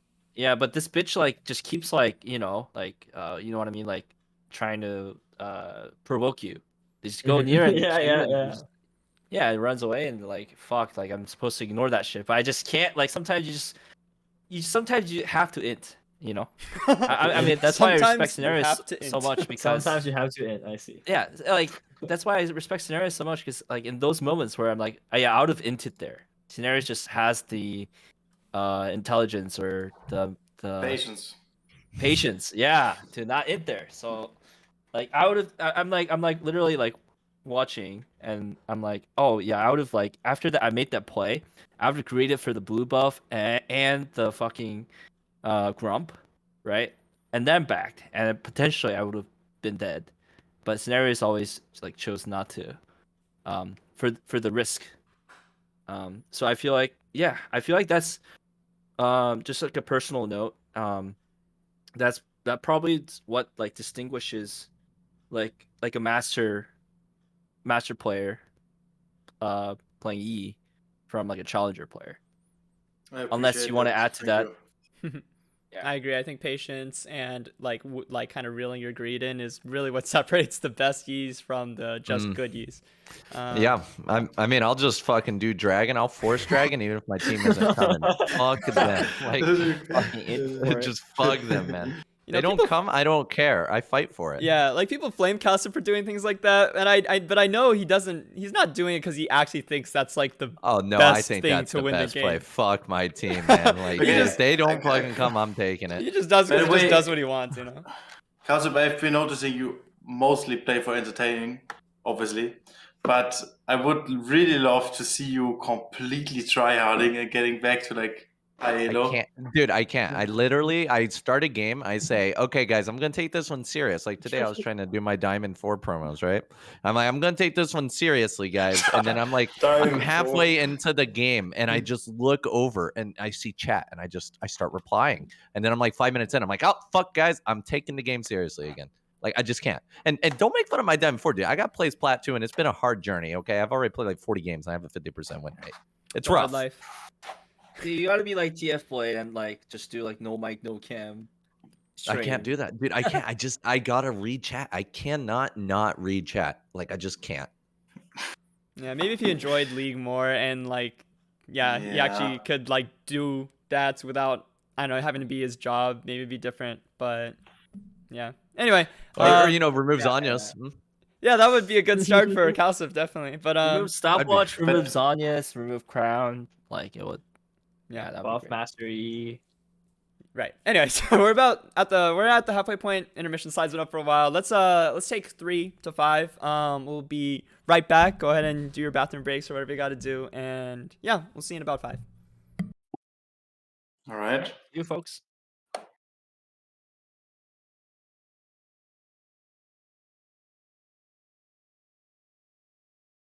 Okay.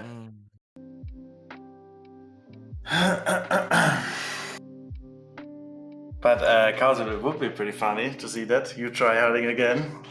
Bro, I want to. Like even this season, I'm more entertained because my viewership's higher and I want to do it. But like, dude, it's just so hard to care. It's just like I want to, but I just can't. right? Like I should relook at my VODs, right? See what I did wrong, see where I greeted. I should stop fucking going for those dragons like I was talking about, right? If my team's not coming, I let it go. I just can't. My ego won't let me. I just can't do it. I think it's not about, I think you tell yourself, like, maybe you're just stubborn at this point that you, like, I think if you, for example, hit Challenger, your viewer base would increase so high even further, because people would be like so surprised. They were like, yeah, Cowsep is only playing for entertainment. And suddenly, what? Like Tyler won. He has 40,000 viewers. Okay, and to be fair, that's not directly tied to his rank. Even Tyler won when he was banned. He had 20k plus, right? Like he's always been huge. Yeah. Even when he wasn't playing League, he had 20k plus viewers. Okay, but this guy is just built different and from I mean, NA is also a completely different beast, as I'm sure you know. NA players are something else. I was playing on EU. I really like EU. It's a really nice region. I wanted to continue it, but I'm actually just really liking China right now. Like I think China server is really good. I'll shoot for Masters early season, and we'll see where it goes from there. I think the season will definitely hit Masters plus. How exactly does it actually work, this China super server? You need to reach Diamond 1 or plus or something? You hit Diamond 2 plus, and then you can like apply for it. But like it's the thing is I'm hesitant to play on the super server, not because I'm like scared of it or anything like that, because you have to realize China has 27 servers, right? So all the best players from the servers go there.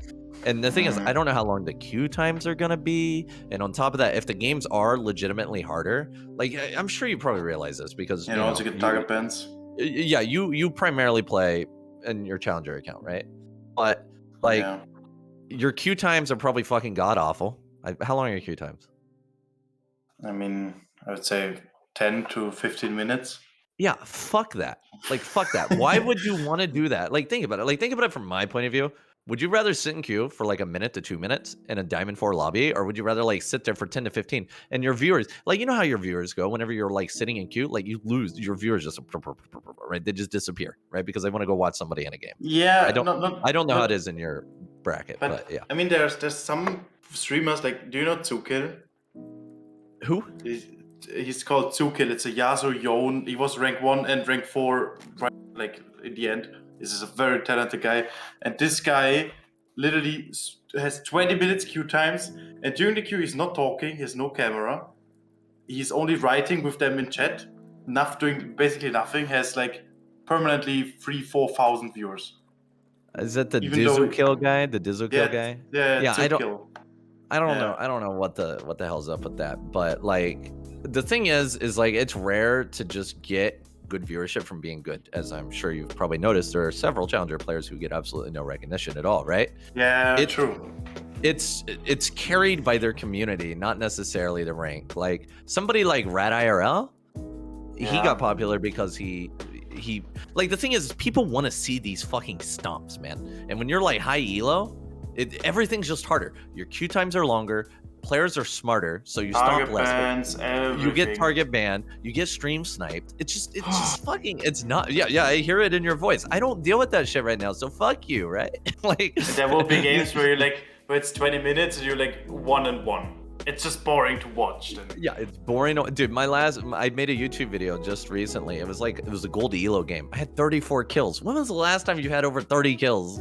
Even 20 kills in a high elo game, right? Now, I find it more interesting. I stay more interested in League when I'm trying to improve, right? When you try to climb, it's more interesting. I agree.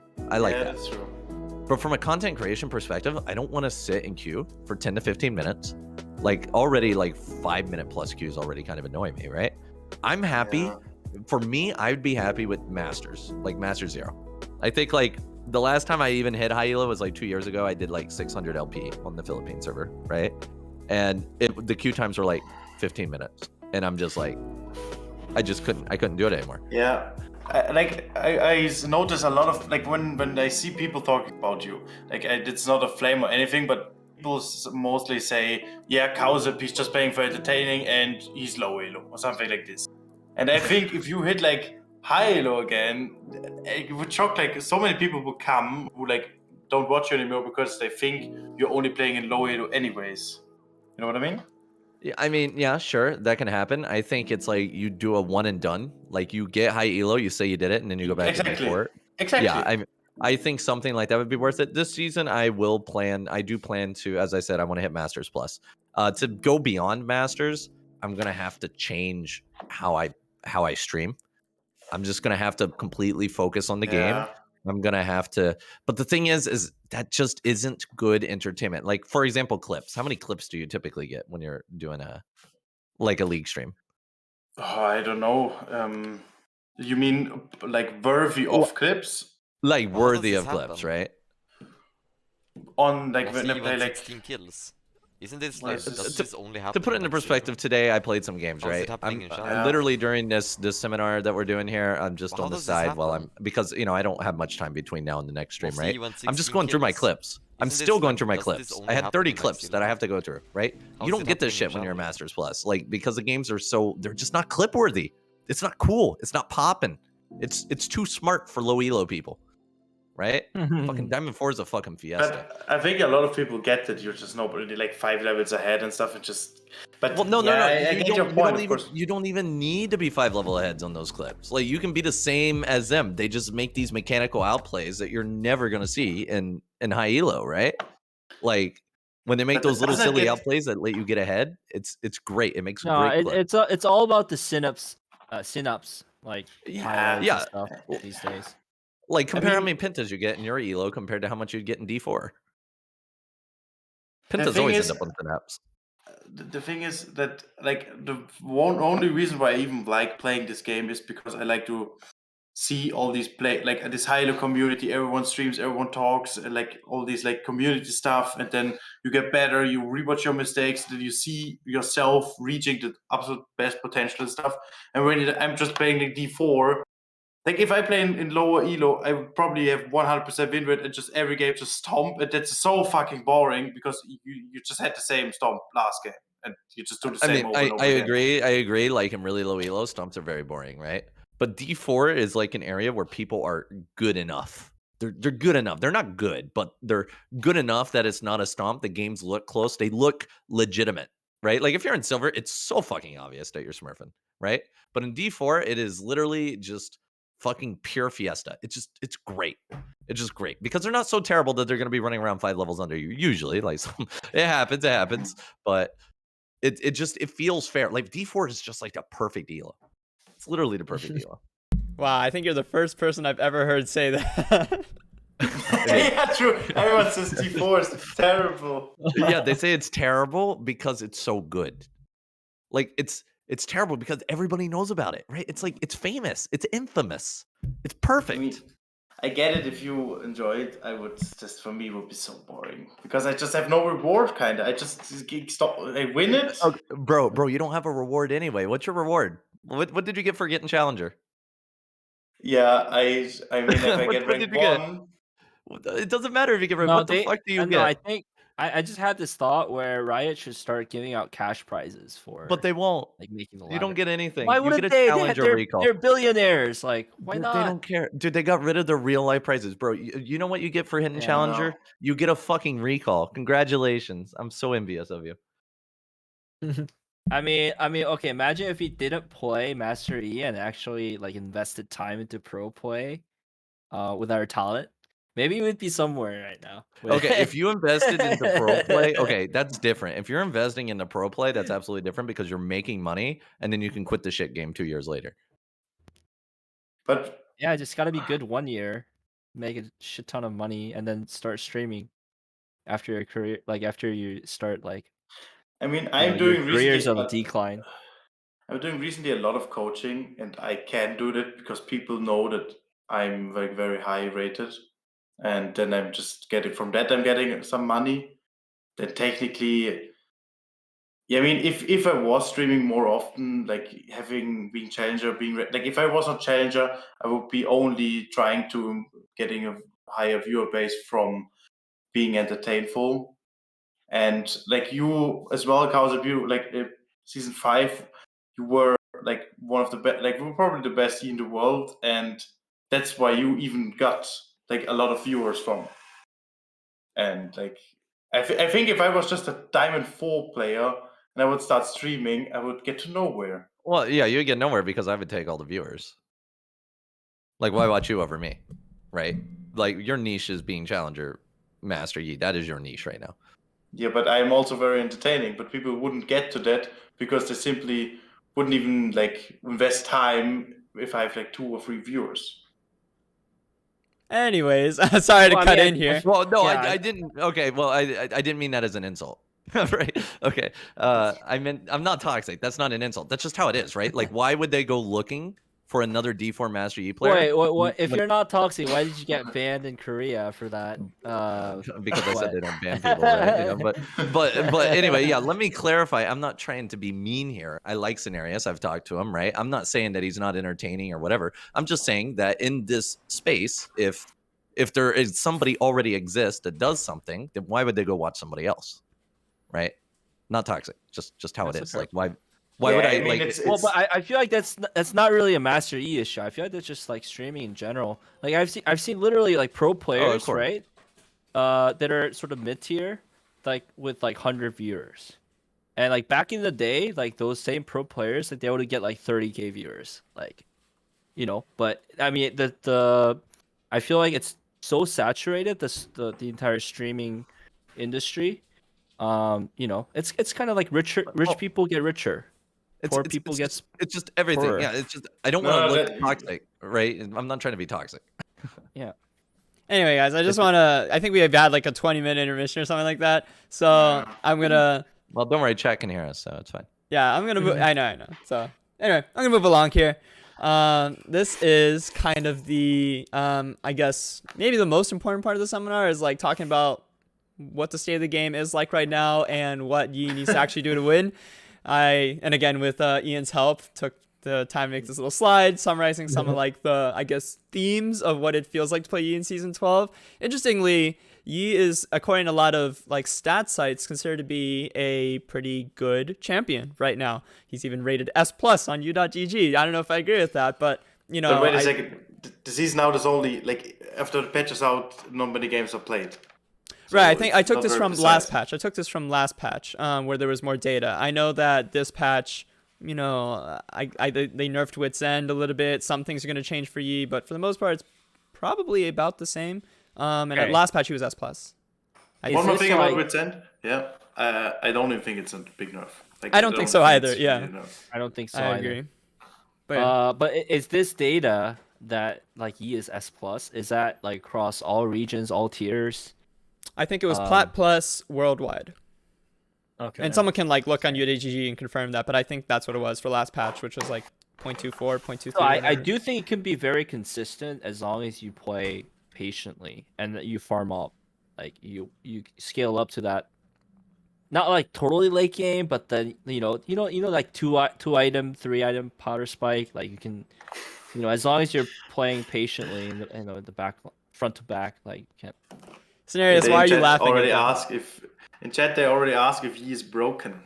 Right, so that's the Someone's gotta chat. That's reply the to question that. we always get. Yeah, do you want to go ahead and answer that? What's your opinion, Sinerias? No. No. I think it just depends on the elo you're playing in.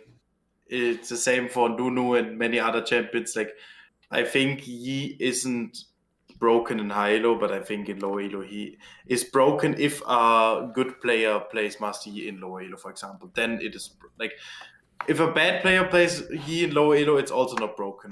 But if someone of us was playing in like silver gold, yeah, then of course it's broken because we would probably all have 100% win rate no matter who and It what is. the enemies Yeah. do and play. Yep. I've smurfed a lot, and it's always 100% win rate up the plat. Like, and that's what I'm saying, where they're good enough, right? They become good enough that you can't just poop True. on them.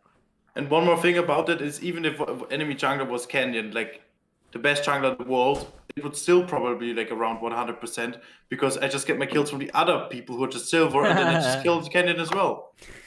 Yep. I hear you. That's why it's just broken there.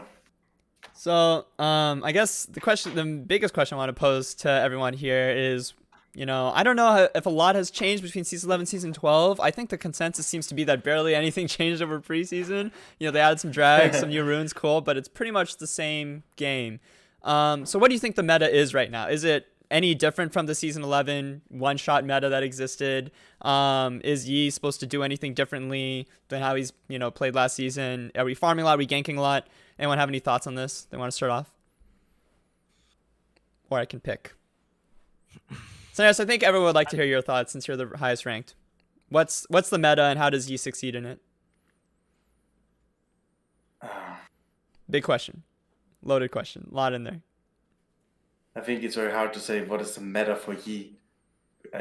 Or just like what is the meta right now, and then what does like Yi what need to you do? should do as Yi, or what the plan is for Yi, or what exactly? Yeah, I mean just basically, what does Yi need to do to win this patch, in your opinion? Okay, I personally think it's full clearing 2 times, and then you're already good to go. Yes. Oh, like so you get Noon Quiver, right? Full clearing, getting scuttle, hoping to get a kill. If you don't get a kill, take chickens and cracks again by Noon Quiver, and then take Wolf's Grump and then probably Drake. And there will be a lot of situations where you might get ganks or covers or counter situations. And then what you also try to do is take the first Herald, but you always prioritize Herald over Drake, because if you are able to get Herald and first blood tower, that's literally if most people don't even know that if you get Herald solo as Yi and full 5 platings, 1 tower for Master Yi full solo, it's literally more than 4 kills, and everyone can imagine what happens if a Master Yi get 4 kills. So the plan is basically, for me, I'm full clearing. I just think it's the best. You can only not full clear if you need to cover, and you need to tell your team when to cover and to see the enemy champions if you cannot full clear, so for example. And then you try to get a lead off. And you always you play slow, you play safe, you play consistent, and you wait for the perfect moment. You just see from experience if there's a lane gankable, if you have set up, and then Interesting. Okay, that kind of fits like what you were talking about with your playstyle, with the builds and runes and all that. You're really patient. You want to power farm early game. Really avoid too much coin flipping and risky stuff. You want to be farming and just reaching your level 6, reaching your power spikes, and really not taking risks until you find that right window to capitalize on a mistake. That's what it sounds like you're saying. Yeah. So for a lot of the low yellow viewers watching, try not to flip a lot of yanks unless it's almost guaranteed, or unless you're really behind and you're trying to get a shutdown. Always prioritize farming over 50-50 ganks, because if that ganks don't succeed, right, if you're versing good jungler, they would take your jungle, or even if they don't, you're behind in tempo in terms of your experience. So I think, especially in the early portion of the game, I think it's very important to keep consistently farm. Is there anyone here that doesn't agree with the way Sinerias plays the game? Doesn't try to just power farm, kind of almost AFK farming early, being only a little bit present to help the team out, but not really doing too much until they're waiting for that right opportunity. Does anyone else not do this? See, you should always it's situational, right? Everything you should adapt to whatever's going on the map. I mean, and also you should be using watching at the mini map, use your F keys or whatever, look at the lane states and try to cover for dives or whatever. So I mean, so you should be AFK farming while watching lanes, right. Adapt to whatever's going on. Yeah, so AFK farming, not actually the best wording, but go ahead. I want to say one more thing. I want to talk about Sabto real quick. If anyone doesn't know who he is, I think he's the 2nd best Master Yi in Europe. I think he's really good, and he's very young and wants to go competitive now. So basically what he does and used to do, I've watched some of his VODs in the past, he used to take Ignite, first of all, and then he takes his wrap off and then invades enemy blue off. Cowsep is doing it sometimes as well. And I think that is he's doing that, and he also coaches some people and recommends them to do it. But I think that's very bad doing. And I think the only way how you even get good or get high elo with Master Yi is if you are consistent. Because if you think about it, let's say you invade enemy blue buff and you get the kill out of, let's say 70% you get the kill. That kind of means that out of 3 games you will basically die or not get a kill and fall behind. So out of 3 games out of 10, you already lose the game in high elo, because if you're 2 levels behind or fuck up early or die early, the game is over for Master Yi completely. Be 2 levels down and you will never ever recover from that. So it's very important that you always get to clear it down in form that you get to gold and you don't fall behind. The moment you fall behind, the game's kind of over. So yeah. Yep. Interesting. I think the Zapdo case is such a like there's pretty much no one else that has climbed as high with Yi as Zapdo doing this kind of playstyle, which is basically like a psycho Yi is what he calls it, and it's basically like playing like an Elise but even more on crack. It's like he like dives at level 2, level 3, like, you know, full HP top laner stuff. Like, he would do some really crazy stuff. I remember watching his VODs. I don't know exactly what he's like doing these days if he's playing as much Yi, but he climbed pretty high with that playstyle, something like almost 800 LP in I think season 10 or something. One of the things that's totally underrated is that not only you do the right plays, right, but you also need to be cognizant of your laner's like mentality. Like if you're top laner, for instance, like you go for a gank, right? You try to force a gank. Maybe you even succeed, but as a result, if you fuck up his like lane state, they can get very sensitive and they mental boom, and then they can be like, later on like, oh, you fucked up my laning like level 2, level 3. I didn't get experience from that, or blah blah blah. Like that shit actually, like, I know it sounds ridiculous, but that could really affect your win rate. You don't want to piss off your laners, because if they decide to run it down, then even high yellow. I mean, like especially in the high yellow, they have a huge ego, and I feel like it's very important to not piss off your laners. Just ignore them.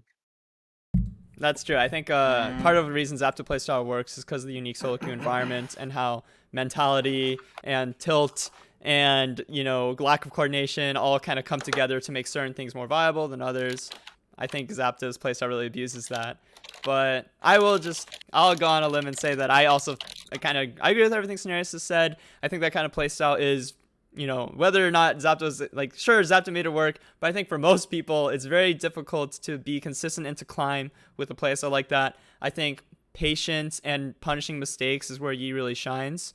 And I think that is the best way to climb with him, and power farming early and making sure you're keeping up with golden levels is, extremely important to be able to even play the game as Yi. But I guess I'm also curious, Cowsep, what are your thoughts on this? I know you tend to like kind of be all over the place with different things here and there and different ways of playing. How do you win with Yi this season? If I run Hail of Blades, I do red buff and I invade their blue buff every game. So you're like a Zapdo kind of. I like to coin flip. You like to coin flip, okay? Do you feel like that's Yeah, like an actual fun recommended style? I like to coin flip. Yeah, it's like real. I mean, Sinerias is correct. It's you do lose when you fall behind, but it's really fun when you're not falling behind. Why is everything every time you ask Cowsep something, the answer involves it's fun? Well, it is. Well, I mean, I'm not like you where I'm running Ghost and Lethal Tempo because I think it's good. I run it because it's fun, right? So I invade not because I think it's good, but because, like, dude, you get them ahead. Dude, I love level 2 ganking. Like, I'll do red. Like, if I don't want to invade, I'll do red, and then I'll do Krugs, and then I'll gank bottom at level 2, right? Or like my support Master Yi, I'll do Krugs, and then I'll gank at level 2. Well, I mean, I'll go to my lane at level 2. But you know what I mean? It's like, it's about... Because I'm so used to the Korea style where you just tilt a lane, right? But I think currently, like in China, like you guys are talking about, like, you don't want to tilt your laner and blah, blah, blah. That used to resonate with me. But now in China, we're cool, man. Like, we're cool. Like, they don't get tilted. Yeah, they literally, like, they don't really get tilted. I don't know if it's because, like, just their culture or what, but it's like cool, man. I could just invade whenever I want. It's cool. Yeah, I enjoy invading. I don't really power farm, but I did see that one video with that guy that was doing like a 310 Master Yi clear, and I did it for a few games, and then I got bored, and then I started invading again. But I think that's really cool. Wait, wasn't that literally Sinerias that? No. Well, no, it was Another person? maybe, I don't know. I saw what's your clear, Sinerias? Is it 310? It's 313, 14. Yeah, so there's a 310 clear, but he uses a pink word to get to the wolves so he can see them past the wall, which is not, I wouldn't do that, right? But the way he uses his wolves with the blue buff was really cute. So Wait, so he'd be level uses- 4 by Uses Krugs a or by Yeah. Scuttle? yeah, he's level 4 before Scuttle spawns. Yeah. Cowsep, why don't you share the TikTok where you demonstrated? You can put it in the chat, and everyone else in the chat and everyone here can see if they want to know what it is. Dude, I actually fucked it up so many times when I was trying to learn how to do it. It's so funny. Yeah, it is pretty difficult to do, and it does require you have vision on your blue buff in the little bush next to it as you're farming from wolves to blue. But Yeah, it does but you save get used to time. it. It's not too hard once you get used to it. Did he ward the blue and pink ward the wolves? Yeah, so you have to use your ward trinket on the blue or a pink ward on blue. I don't like. I think that if you like, you switch to sweeper, right? You put down the word switch. I'm too lazy for that. I'm usually AFK at the beginning of the game. But if you buy a pink word, you can put a pink word there if you have the red thing. Because I mean, having a pink word in your blue buff isn't the worst, right? But yeah, I just used a yellow trinket and do it. It's actually a really fun clear. It's fun. I mean, I feel like refillable is kind of important, like not for sustainability in the jungle, but more so like. I mean, but if you guys are like just fucking Fighting. full clearing anyway, like, I have to say one thing about that clear, that I mean, your golems are not gonna spawn that fast anyway, so it doesn't matter if it's 14 or 10. I mean, you go fight. Yo, you go have yourself a nice little gank, bro. Like, just go like sent that laner thing, you know, like especially bot lane. Now, yo, how do you feel? I know I'm kind of a little bit off topic, but how do you guys feel about just camping bot? Like, I do that all the time. It just depends on the just setup, all game. no? I think it just depends a take lot on red, the setup. Gank bot. Just level I 2 just gank ganked. bot, Yeah, I whatever. ganked bot all game. Like, it's literally I'll go back and buy it, and I'll go gank bot again. I literally don't even touch my top side 90% of the time. Sometimes. Personally, I like diving top more than bot. I don't know if anyone else is Ugh. on that Well, page. I love top, you can bot. actually set up your like whatever, like slow push lane, and it's very easy to dive. I feel like, but it's more volatile. Yeah. 2 kills greater than 1, brother, and you know it's okay to sacrifice your support. Yeah, 2 is indeed greater than 1. Ian, I want to. But one question for you, Cowsep. When do you even gank bot lane? Like, Level how 2. does it work with your camps? Are you talking about if I did the wolf thing or just in general? No. You said you want to camp bot lane, but when do you have time to do that? Let's say. I kill red Krugs and then I just go camp bot. You gank bot, and then let's say it doesn't work out. What do you do now? I go to my raptors and then I head back for the crab and then I gank bot. But Yeah, but after your blue buff. But when you are the No, I don't chickens, do it should blue be like 240. So it still takes like more than 30 seconds until the scuttle spawns. Well, okay, well it depends on how terribly bot went, but the scuttle does usually spawn right about when I'm finishing the chickens and heading that direction. Basically, I do the red Krugs gank bot, fail bot, or get bot, and then I go raptors, and then I go to the crab, and then I gank bot, and then I go back and I buy. Hopefully, I can get me some berserker greaves, and then I go gank bot, and then I get Krugs, and then This guy's a bully, man. I get Krugs, and then I gank bot, and then I go look in their jungle, and if there's nothing there, I usually dive bot because at that point the minion wave's pushing in, and then I go check my raptors, and then I gank bot, and then I just never go top.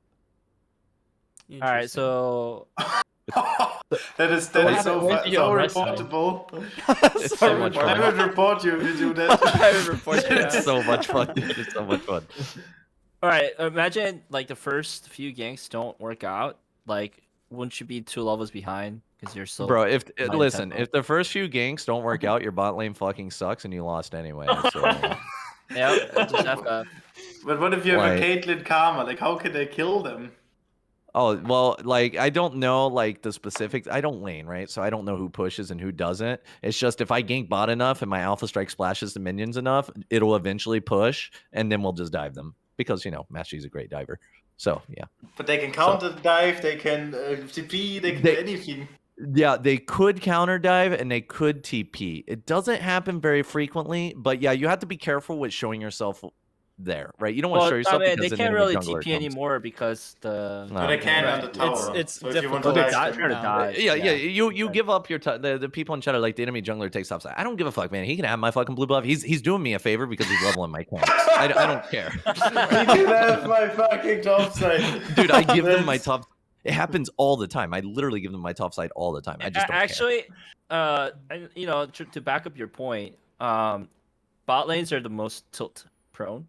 care. And there's two So if kills you there. tilt There's the two enemy, potential kills. yeah. So I mean, you can probably win the game alone by that, just making them AFK run it Or down. you could lose the game. Okay. Yeah, I've seen that happen a few times. Are you trying to sell us your strategy or not? Okay, hear me out. Okay, so say you do that, but instead of you getting those kills, your bot laners get them, and then they're like all of a sudden 4 or 5 kills ahead, and then fast forward 15 minutes, like all of a sudden they're actually losing to the enemy bot lane, even though they got so much resource early on. You're just like, you're very confused. That happens. You know. That happens. You know, it happens, and you know you lost that game. You Yeah, well, that's you know you fucking lost. sucks when that happens. Well, okay, You feel like okay. What shit. happens if you put your resources in the top lane or mid lane, and then they fucking lose their lanes? No, it's not about putting resources into anyone. It's putting into yourself, and it's all about the game being decided on. My how you focus perform. is about getting lanes ahead. That's how I don't know. It's been a long time since I played for Really? me and not my lanes. Yeah, I don't know when that changed. Maybe Korea whipped it into me or something. I used to be about me. Now I'm about my laners. Yeah, I feel like Korea is pretty extreme in that regard. Yeah, they with me. It's still with me, man. I have PTSD. Ian, I want to get your take on this because you're the second highest Elo person here. What are your priorities to win with Yi in the current ecosystem, current meta? Well, at least in preseason, like I agree with Sinerias, just farm up to like you're about to 6, and then you want to look for lanes that are like almost gankable, or like free, and you just want to gank that after a clear. Once you get level 6, you want to look for objectives like Rift Herald and Dragon, and you wanna like force your team to make plays so you can get kills.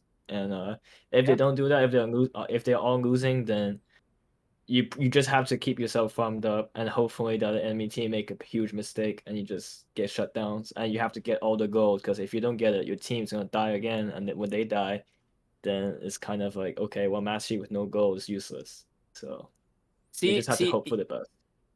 You might be like playing really well, right? But then because one of your laners or like all of them, they're losing, you have to concede a lot of your jungle, and you can't farm anymore, not in jungle. So isn't that the most depressing situation where you can't even farm, and you Then you can't have really to like gank gank. them? Not You if you're kinda have to, spam like, gank ganking them. bot. No, but like they have vision everywhere inside your jungle. Like the enemy like jungler is tracking you, so like they'll be there for counter ganks, right? So I mean, and that if the counter gank fails, or if the gank fails because of the counter gank and everyone dies, like just go next FF. Like there's no coming back from that. I mean, that's the most frustrating situation where if your laners are getting stumped, right, hard stumped, and you're getting pressured inside your own jungle, and they're tracking you, so you can't even gank properly, then you just feel doomed. You can't farm, you can't gank, like I want to It'll pose be a nice to question think in it's response to what you just said. So I think the whole idea of like, oh, if I do some early coin flip play and it doesn't go right, and even Scenario said this too, is like, yeah, if you fall behind early, GG, it's over. Like the chances of us winning are like basically like almost non-existent. But and I didn't add this on this slide, but I should have. It's a major change this season is the objective bounty system. I think even more so this season, FFing and giving up early is inadvisable, because a lot of times the comeback mechanics are so like kind of overpowered right now. I feel like it's easy to come back, especially when people like the enemy team has to, if they're ahead, they have to manage the map really well, not let you get any towers, Rift Herald, drag, anything. And a lot of the time they're going to be grouping A-ramming, like trying to all 5-man dive bot or whatever, because they just want to ego, and they're not going to manage the map well enough to keep you from getting all the bounties. So I want to ask you guys, what do you think about, like, do you think this new objective bounty system, is it good for Yi, and does it mean we can come back more? I still think if you get stomped, like super stomped, it's irrelevant. You just lose. But in those situations where you're like maybe 10 kills behind, right? Let's say it's like 15 to 25 and you're the 15. Yeah, I mean it's fair. Like I would even go as far as to say you're actually, the more advantageous in that position, because you can abuse the objective bounty farm I mean, I think it's really fucked if you're on the other side of that coin, where like you're playing well, you're winning, right? And because one thing goes bad, you're like hella punished. And like there are some situations where even if you're even in kills, because you've been getting back in the game, the objective bounties just by how it works, it's still there. So if it's like even kills, like you still have like 500 gold on the dragon, 500 gold on the bear, whatever, and then all of a sudden the swing is actually like on the other side, where now it's like it's so skewed, even though you were behind previously. So I feel like that's fucked. It is that it was is a game kind of state. messed up, I guess. I kind of agree there. It seems like it's still a little overtuned. But I think it's really nice for Yi, particularly because I mean, if I'm Sinerias and I'm just always playing to get ahead every game, and I do get ahead early game most of my games, that's great. But in my experience, I think it's sometimes hard for me to do that. And then Yi is not traditionally thought of as an early game champion versus other champs, right? So you being behind more than half the time would be the expectation.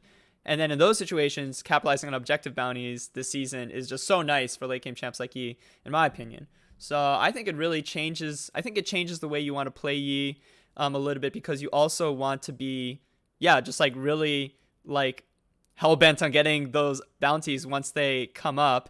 And that kind of falls in line with like playing patiently and just waiting for opportunities, not coin flipping too much early, because doing that like makes it harder for you to kind of capitalize on the right opportunity.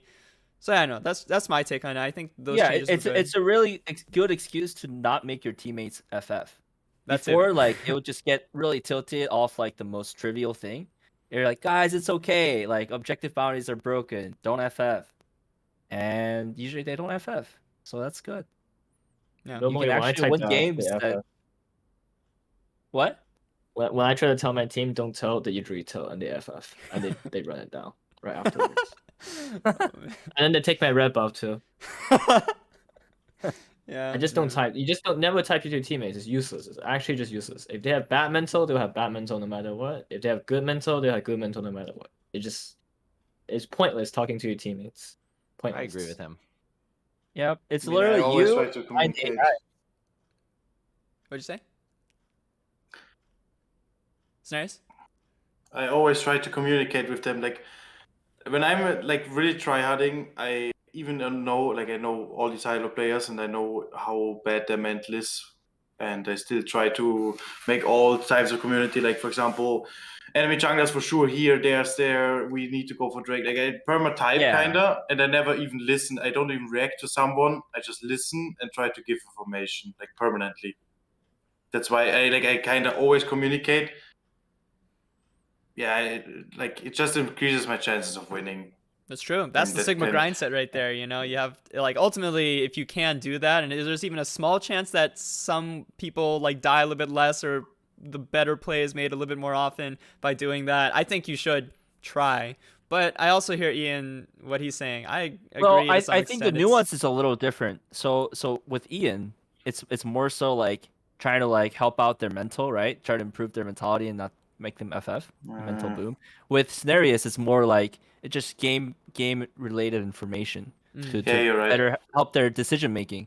So it's a little different. That's true. But yeah, the last thing you want to do is like try to babysit your fucking teammates trying to FF, and they're like, fuck, man, like we can actually win. Like, see, the most depressing thing is like, you're as a Master Yi, you have all the resources, right? You're ahead, and you can't carry. But I mean, your AD carry is super mega tilted because like they're the ones that are not on the spotlight, like, and they have to rely on their teammates to carry them.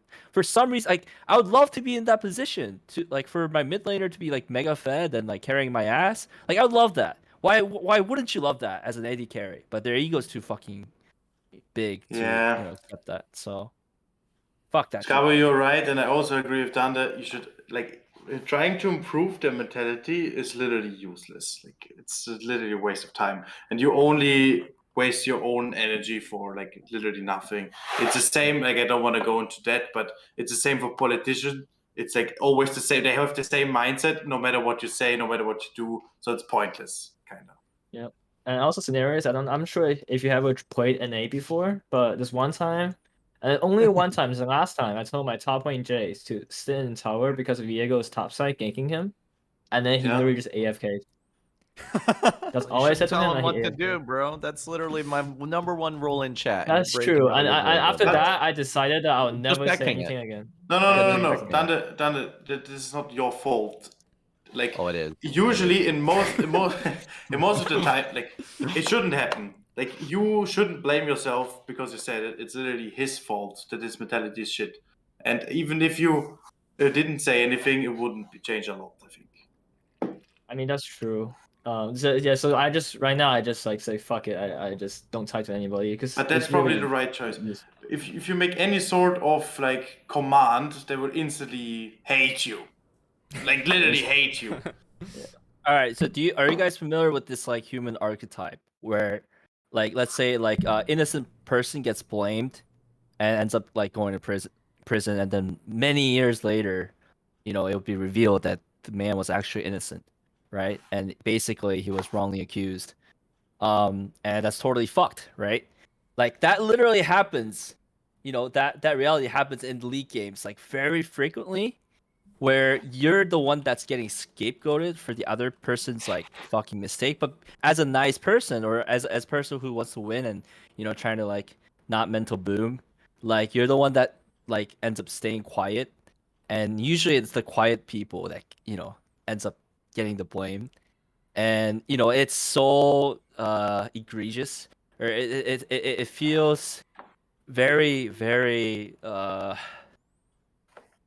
bad, I guess, for lack of a better word, when That's why you just you're the give a one that's getting silent. Yeah, and then at the end, later, like like 30 minutes into the end, when your teammates realize the game is over, they're like pinging you, they're blaming you, like why this and that, and like you're like, bro, like I was like clearly I was the only one like contributing the most to this game, and I was the only reason that we had a good chance of winning. But why am I getting all the blame? Why are you making it out to be that I'm the sole reason we're losing? So that kind of like political blaming, like I don't know, that I think it's just really fucked. Like you just learn about human mentality, like playing this game. Like you just learn how people are like fucked Okay, in the but head. basically, Like, what you're saying, Scarbo, over here is that you care what they say to you because you say it's bad if they accuse you wrongly, even though it does not matter at all. Like the moment you You're don't right. get affected by any negativity is the like. I'm only seeing this in a perspective like now where you're not having fun, where it's like the winning chances increase the highest, and not where the fun is increased at the highest. Then you should Right. just not get affected at all by any negativity. That's for me, for example, when I fully try hard and care. Yeah, And as that- much as I want to Yeah. deny that, you're completely right. Like it does affect me, and for some weird reason, maybe I'm a masochist. Like maybe I just No, like, I think that's normal human behavior. I don't know. Like I think I don't even know how to like learn how to not getting affected by it. But simply, it does not matter what they say. Like Cowsep and me probably played for a year so many games. Like we really don't care because it's literally the same thing they say over and over again. Like it's a pattern. shit. Like Yeah. for example, this Yi is so bad. Like okay, I know. Like. Well, and then like the result based analysis, right? Like the fact that you're like 0-5 doesn't mean you played bad. That doesn't necessarily mean that. It could just be like the overall. It's like, mid diff. It's just mid diff, man. circumstances. It's just mid. Yeah. That's the moral of the story. So- Podcast over. Like you don't care at some point anymore because you know the like answers already, like all these tilt rage, etc. Like keep talking to me, like it doesn't change a thing about me playing the game. Yeah, we heard everything already. I love Sinerias' mindset. That is truly, I think, the like mindset to strive for if you want to like not only do like climb higher with Yi, but just not like find League of Legends as miserable.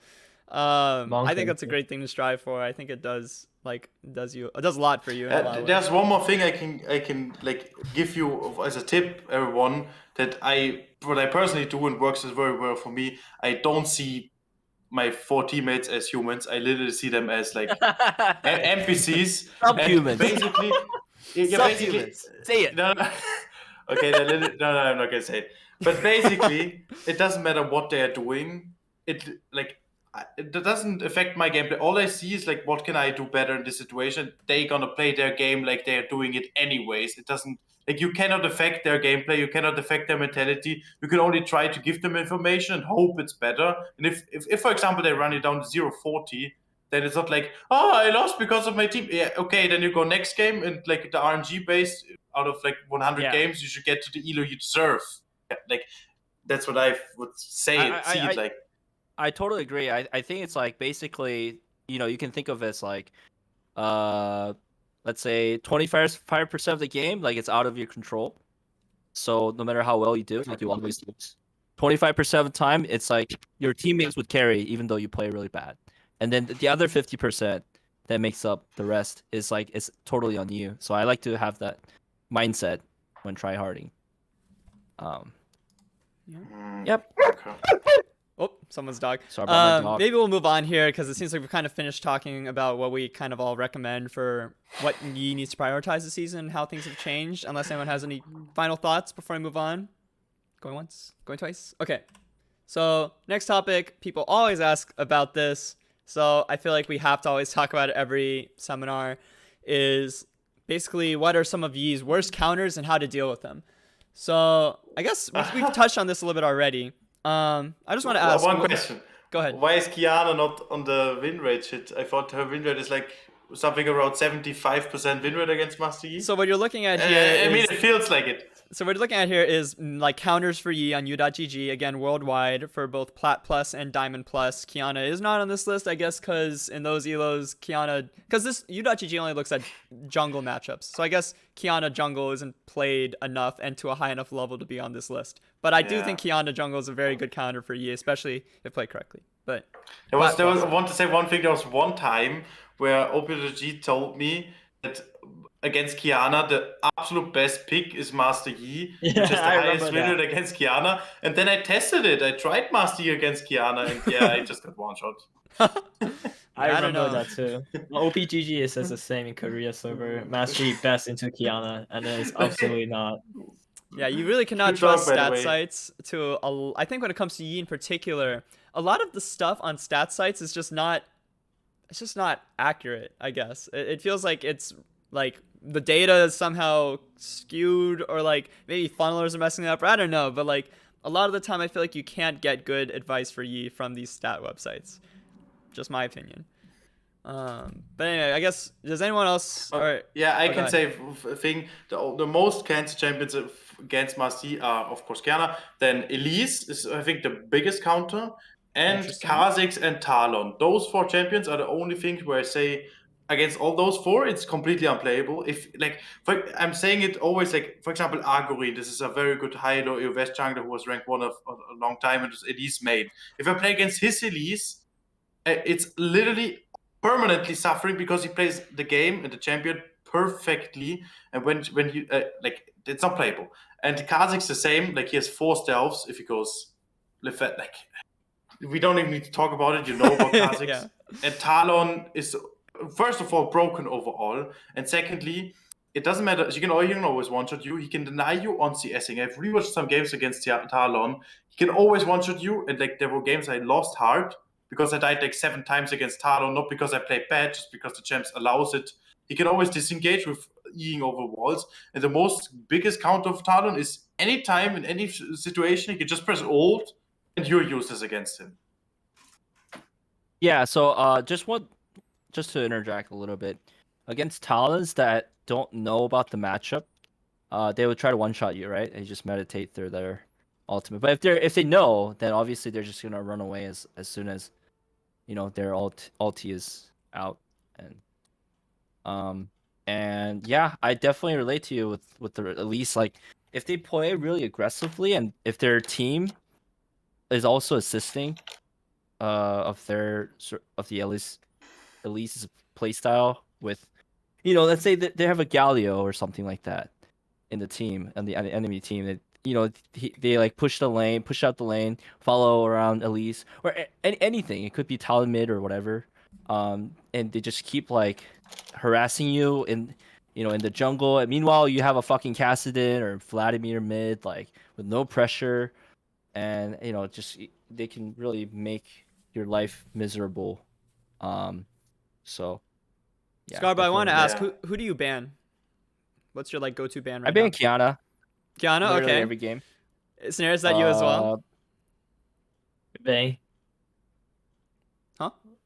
I Oh, ban Vayne. Oh, you banned Vayne? Okay, Oh, I think I remember you Vayne. saying that. Yeah, so Vayne. All right, and There were Sinerias, two what? Vaynes and two Kianas. What do you ban even?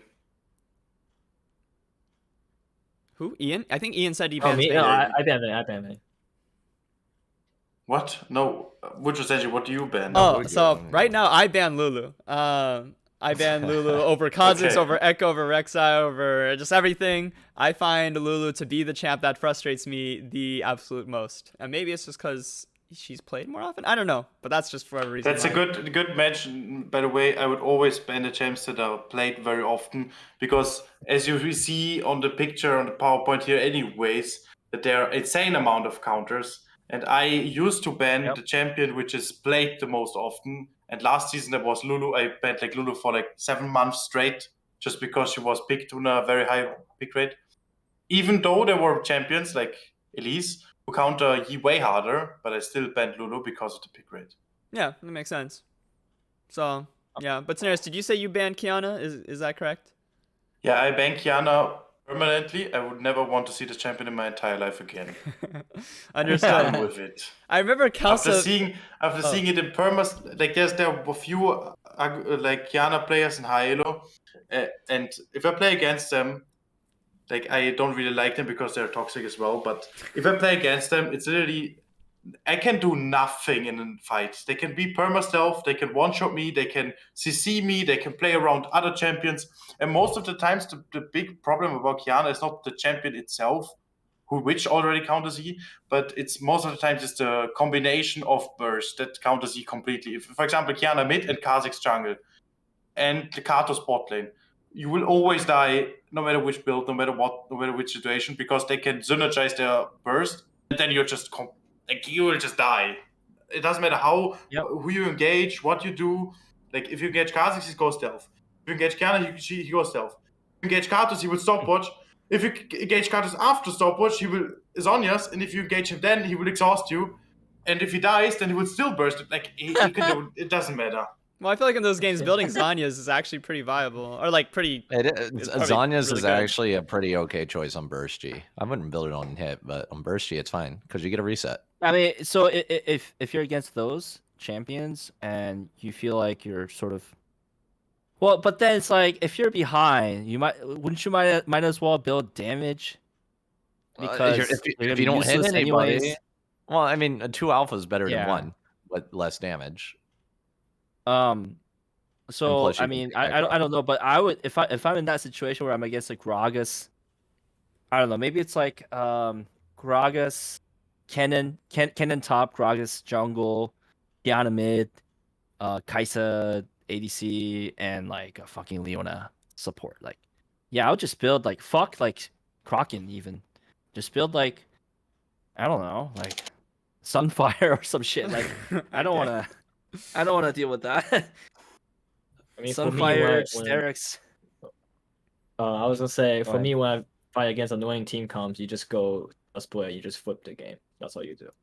I completely agree with that. Completely.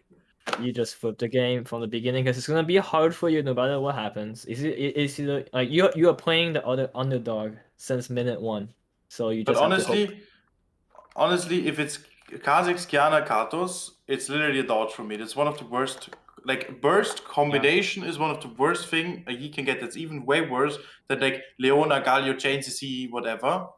Is like literally burst. From my experience, Dodging is it's the broken. same for funnel. Like you get bursted against through everything. It doesn't matter if you have a support or not.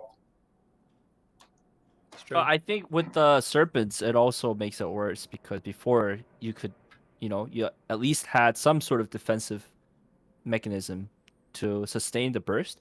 But now they just build serpents, and then your Steric's passive is useless. Yeah. I mean, again, it heals you a lot, but we don't need to go into that. I wouldn't say literally useless, but like you know what I mean. Yeah, like, I know what you mean. It's the same. I wanted to ask Cowsep because he always talks about Lee Sin. Every podcast we've ever had, I'm pretty sure every time you've said Lee Sin is the champion I hate the most. That is the champ I always ban. He just kicks me, is what you say. Is this still true, Cowsep? Is Lee Sin still Yi's #1 counter in your eyes? No. No, I don't know what happened. He's picked way. I mean, I don't play Korea anymore. Right? So you think a server shift is the thing? That's a huge deal. Like, dude, we talked about it before. Remember when we pulled up U.GG and we compared Lee Sin? Dude, he has like 3 times. Like, he has like 40% pick rate in Korea, or 30% or some shit, right? So yeah, I got fucking sick of seeing him. Okay, and yeah, his kick is fucking annoying. You can't deny his kick is annoying. He's not a Yi counter per se, but he does fuck you up sometimes, right? And when you have to play against that every freaking game, okay, you play with that every game. Of course, you're gonna ban him, right? But now. Yeah, Lee Sin. Like, I played with him every game. It was so annoying, right? Like, I don't find him, like, to be a Yi counter. You beat him pre-6, right? You beat him at every stage pre-6. And even post-6, you still kind of beat him unless he gets fed. But he always gets fed because, he's Lee Sin. But he never really, like, countered deep. But that fucking kick, every game, dude. Every game. Yeah, I feel it, too. There was times where I was streaming and I played the 7 games. And every game was against Lee Sin. Yeah. And then I started banning it, too. Yeah, it's worse in Korea because they play Ezreal all the time. They play Lee Sin all the time. Like, I'm going to look right now. Korea pick rate for Lee Sin is 31% with a 37% ban rate. Where are you? EU, right? What? Lee Sin's pick rate in EU is 12 and then 8. Wait, did you say 31? 31% pick rate in Korea right now. Which means out of 100% games, there are 31% Lee Sin games. No, because he's also banned. It gets worse in high elo. In Diamond 2 Plus, it's 33% and 33% ban rate. And Masters Plus, it's 34%. And Challenger, it's 36%. Okay? This champion's in every fucking game in Korea. Okay? It's like actually insane. So when I'm sitting here spouting off my hate about Lee Sin, it's because I played in Korea server. I don't play there anymore. I don't care. I never see Lee Sin anymore. God fucking forbid that. Like, I don't care anymore. Yeah. I don't get it. I mean, yeah.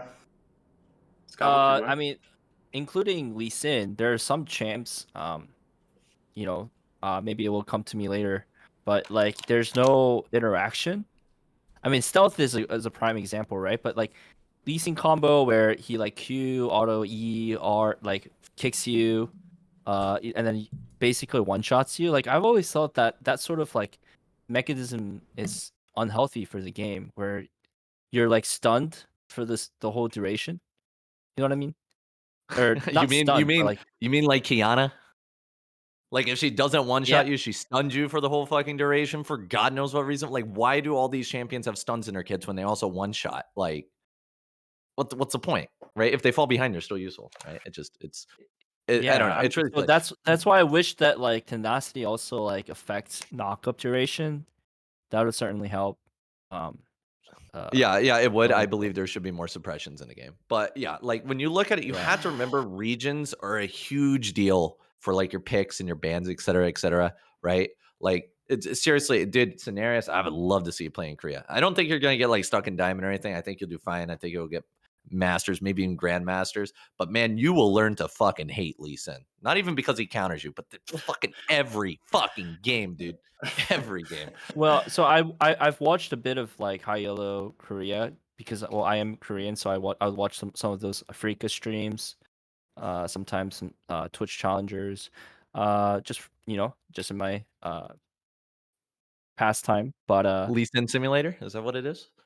Well, I mean, it's just very high tempo gameplay. Like, it's very there's very little like scaling or farming going on. It's just like jungle and mid like coordinating a dive top lane, and there would be like TP mid, like TP and top, top and TP always takes TP, or top and mid always takes TP, and they would always like coordinate those like map plays. It's just very like they're good. Anti-E, anti-E, because they're all like all over the map, and what's crucial for E to succeed is that like surprise factor or just that chaos, right?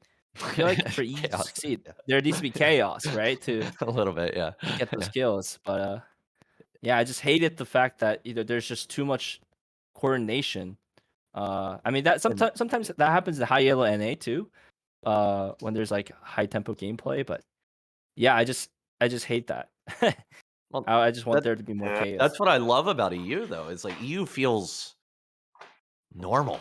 Like it's like they play the game like it Yeah, should be because played. in Europe they're also normal human beings. Like, Yeah. literally not like It's amazing playing in Europe. It's definitely one of my favorite regions. I like it more than NA. Like NA, man, you guys are passive aggressive. And EU, they will tell you they're gonna fuck your mother. In NA, they like, oh, your mother. See, I'd rather have like my mother be like killed than like Huh? them AFK. No, I mean not literally. Whoa. You know what I mean? Wait, what the fuck am I hearing? Yeah, you I rather mean, them they say. can You rather them tell say me horrible that. things about my mother. They can say Then go ahead. they Yeah. did something to my Oh, sister, whatever. You know, that's all fine and dandy as long as they play out the game and still try to win. Basically, they can say But whatever the they thing want. about Just please don't NA a lot of AFK. shit about that. Yeah. EU gets a lot of shit the about thing that, but it's fine. NA, like you get like a lot of those passive aggressive shitters that are like half trolling. So like they're like soft inting games and like just like permanently like that sounds you very know? NA.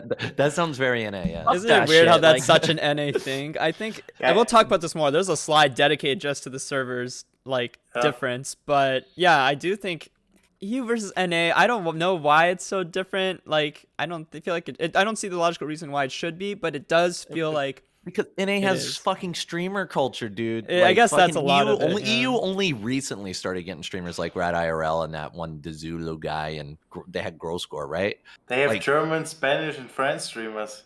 Oh yeah, What do you that's mean true. with Gross Yeah, Score? okay, that's Gross Score true. is a joke with D3. He's a boomer now, he's but past you his know what I prime mean. a little Like, bit, I guess. the style, you know what I mean? Like NA is all about that streaming culture and shit. And yeah, there's like Spanish streamers or whatever, but like when I play League, they speak English to me, right? Like, but like yeah, I would love to like compare regions sometimes. Wuju, you need to like put these in here because I'm telling you, man, I'm so much happier since I got away from Korea. I love China. I actually think I'd China's love better to than the play US. It's for so Yi. interesting I actually how think it changes it's a lot. better. It's Mhm. like actually better than EUS for Yi, in my opinion. I think I will be able to do very well in China, but EUS was definitely a blast. I really enjoy it, and I'll probably play more of it. NA, I'm really not interested in NA. You just get fucking ghosted every fucking game. Like, just like fuck that shit, man. Yeah, I don't know what it is. I want to try to like honor what I said about trying to not make this last too long and let people get back to their solo queue grinds. Nope, some people are trying to really bang those games out right now. So I want to just like pose this question of, does anyone here want to offer any? So there's some champs that you're just gonna ban, and you're like, nope, I don't really have a good strategy of how to deal with them. I just have to ban them. Or if there's a lot of champs that I really hate on the enemy team, just dodge. But for the champs that are like just below the like I need to ban them level, but like you still hate playing against them, but you will like not dodge, you'll play the game against them. What are like your strategy? Do you have any strategies to offer for facing some Yi counters that like, you know, maybe other people don't know about? I know that's like a big On question. how to counter Master Yi. No, I think he Oh. wants. Oh, has there ever been like those times when like the other, you know, E gets picked on the other side, and usually it's like at the last minute, where like, you know, you're getting ready to lock it in, and then, you know, before that your pick rotation, someone else picks it on the other side, and you're like, so should I, like, since I'm an E main, I should know how to counter this, right? Like, do you guys let that queue go through, or I dodge. do you just dodge? Yeah, I dodged too. There's a question about this Yeah, too I on dodged. one of the slides, but like, yeah, I just Fuck hate that. playing You names against are Yi. fucking pussies. Jesus Christ, we're all fucking pussies. Well, I play Kha'Zix, so I mean, I know how to play around it. But without Kha'Zix, I don't know. Maybe I need to learn Kiana. I mean, if you can play Kiana at a high level, that's got to be like one of the just best champions in the game for climbing, let alone shutting down Yi. Oh, I've actually met Dandelion a couple of times playing solo queue. I think I was on like this like alt account where I knew it was Dandy because, well, I mean, it literally said Dandelion. Yeah, but Oh, yeah, it's me. I played a couple Graves games. because I was like, yeah, I know how to like play around Yi and all that, and it's like I just couldn't play the game. Like I was fed that game too, but you just two shot me with hail blades and Sterix, or Kraken Sterix, whatever. What was the point that I was trying to go for? Yeah, don't play Graves into E because 0% win rate. It used to be the counter. It used to be good. I don't know why. Now it's shifted. Well, Now I think Graves in some ways is still like he counters Yi in that he can, I think, more easily exert And be pressure and oppressive. farm faster, Yeah. and he can like bounce over walls and stuff, and he still scales well. But blah blah blah. it's contingent. It's contingent upon that, like your mid laner or something, top laner, like they do more of the team play to pressure you rather than Graves just like solo invading right into their jungle. Like he's gonna fuck him up, like especially with a red buff. Yeah. Like yeah.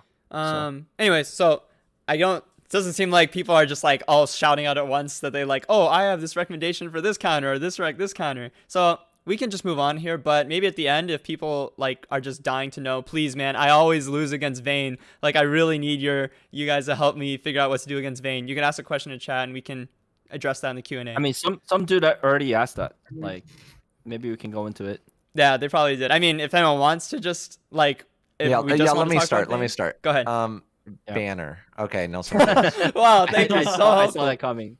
All right. Any actual advice? One advice that Danny gave me about Vayne back in the day is that if you're trying to split push against her for whatever reason, right? Maybe it's Vayne top that you're running into. If you build Edge of Night, you can actually 1v1 her even through her stealth. So see, the tips like that is what I'm looking for. Edge of Night actually, I think, like addresses a lot of not a lot, but there are a good number of counters to Yi that actually are, like, for example, Teemo is considered by some to be a Yi counter in some ways. But if you build Edge of Night, there's really nothing can do against you except for maybe hide and stealth. But like he can't blind you or pop does the Edge of Blade Night. of the Rune King passive cancel Edge of Night? Because that might fuck you up if that's true. I actually don't know. Yeah, Vayne because can I build mean, now. Sinerias, yeah, there's something you want to say? It sounds like. yeah. Go ahead. Basically, I think Vayne is not really a big problem, and how you can deal with her is with the perfect combo with the flash engage. When you it's a one-shot her kind of. She Wait, cannot so even react all full damage build? Is that a full damage build? It can be on a build as well. So if you're on hit, you just flash kill her? Yeah, you get your double strike ready, then flash E, auto attack, W, auto attack, Q, auto attack, and even if she ult Qs, she will be dead because the Q still goes through. What if you Wait, can't but prepare if she has the double shield strike? bow, No. Oh yeah, shield bow too. I don't think you one shot her without shield bow. I don't know how the fuck you're one shotting her, dude. Fuck that. I mean, if it's all solo targeted her, like Q bounces everything solo on her. Okay, it's never solo target though. Like you're always in a team fight with her. Like with this one shot, you probably even one shot tanks. Like you should. Or do I only like maybe I deal more damage than you guys, but that's the secret. That's damage. You guys. Sinerias' E just does more damage purely. That's how it works. Yeah. He hacked the system. I don't know how the fuck you one shot her. I don't know. But there's another thing I want to say about why I don't like ban Vayne is because I don't see her that much in the game. She has a higher pick rate than Kiana. I checked. She has like 5% higher pick rate. Yeah, and I checked the US Diamond 2+.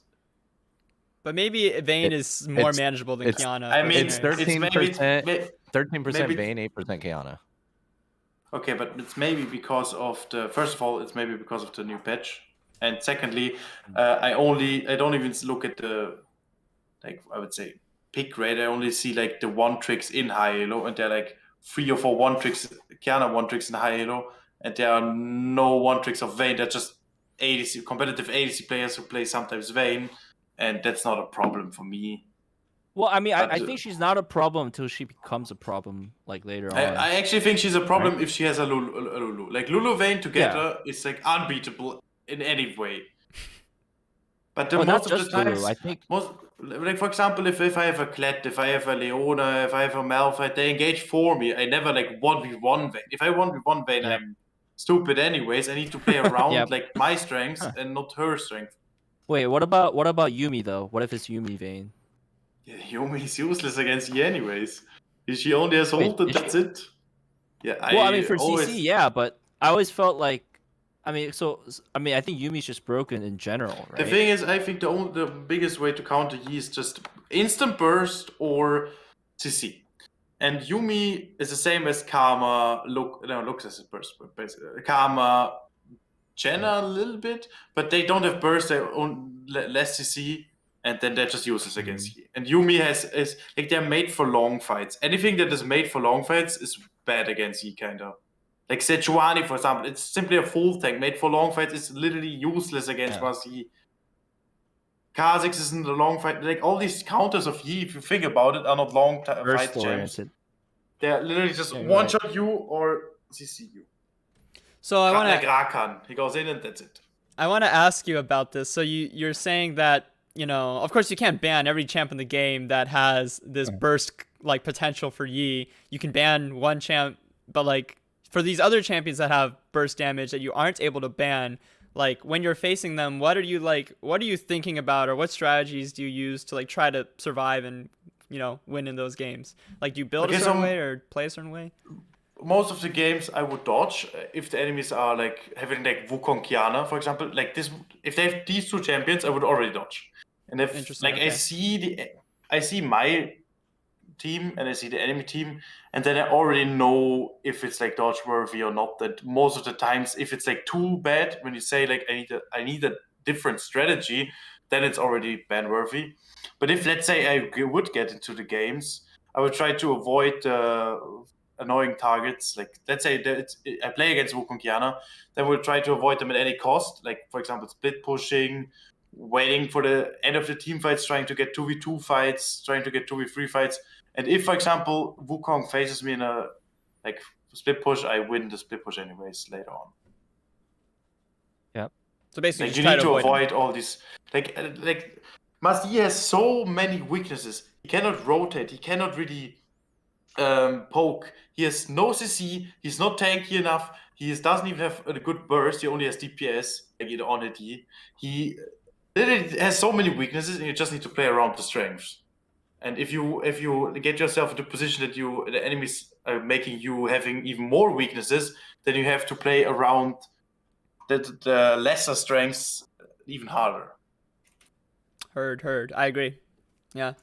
Before we move on, does anyone want to offer any last like nuggets of wisdom of how to beat certain counters for Yi? If not, we can leave it to the end. I actually want to bring up Shaco. Oh yeah, actually I forgot to put him on. I don't necessarily like he's here. get shit on, but he's There just mega annoying to. Yeah, third like, highest counter in terms of win rate against Yi and Diamond Plus in the world here on this. Also, it's like if they go full build right with Ignite, I mean, unless you're super ahead, like I don't know, it just feels really bad to duel him. I feel like a lot of times I just run until I know that they use Q and R, right? And then it's free low, but yeah. Okay, so I want to say something about Shaco, and you could just agree or tell me different. And I'm actually curious if you all agree on that.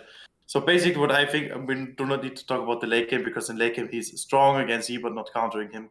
It's obviously about the mid-early game. And when we think about it, the only way how Shaco wins against Master Yi early is if he counter jungles him and like gets a good like cheese on him.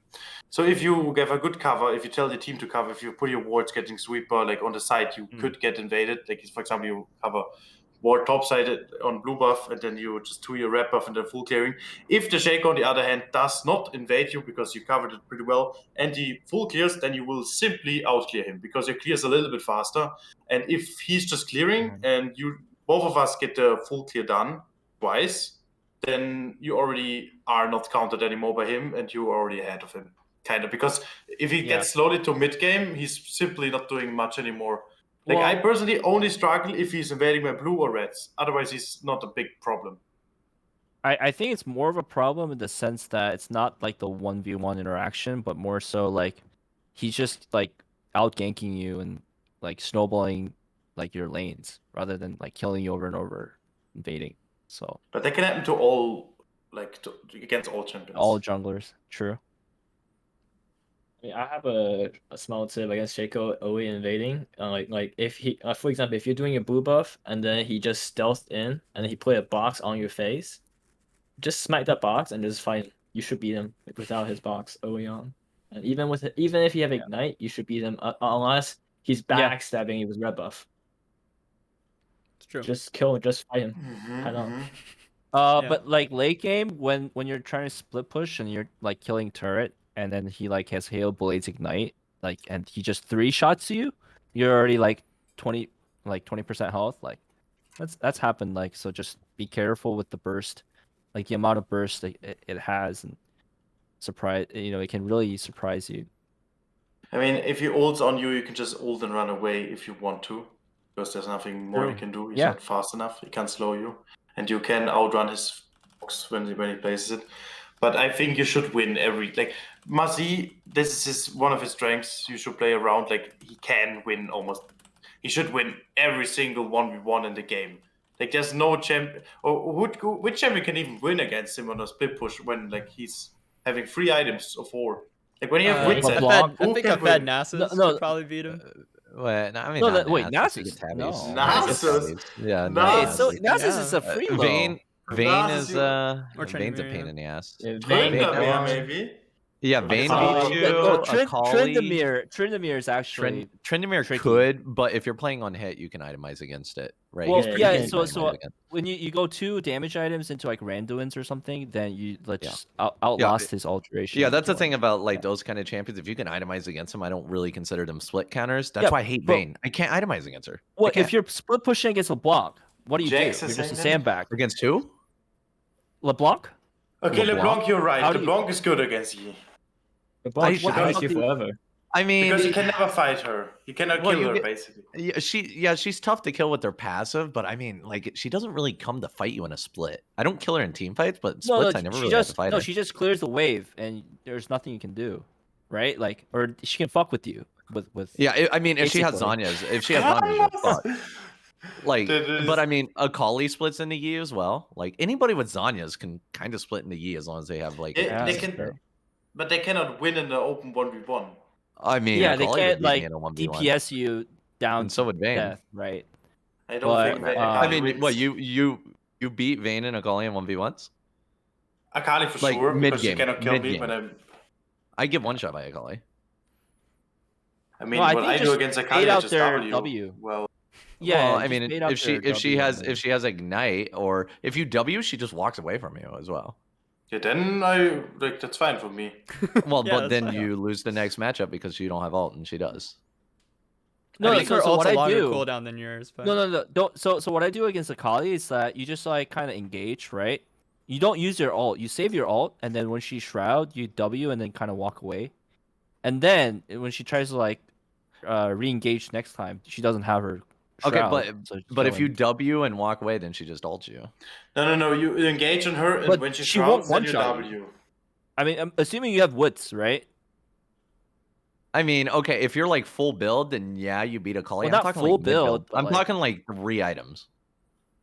Yeah, Not with even Sterak's, 3 you should items. If you also have beat her. like, Yeah, you have Steraks, Crack, and Gunzus. Then you should also beat her. You should beat her Like, because you can I- always from Q my to dodge experience, her yeah. ult execute, and you can meditate during her shroud. So Yeah. she can get away, Well, but she should rarely be able to that's kill you. still the problem. Is like she just fucking walks away if I meditate that shroud. Yeah, that's why you have flash. Well, yeah, I mean, yeah, I've been bringing flash. Even if she has flash, your flash is way better, and you kill wait, her. if she before. does walk away, she's fucked because you just save your alpha for the gap closer. Dude, flash, she can whatever. get so far away though before I can alpha her. No, you Especially- should yeah. engage with Alpha. That's fine.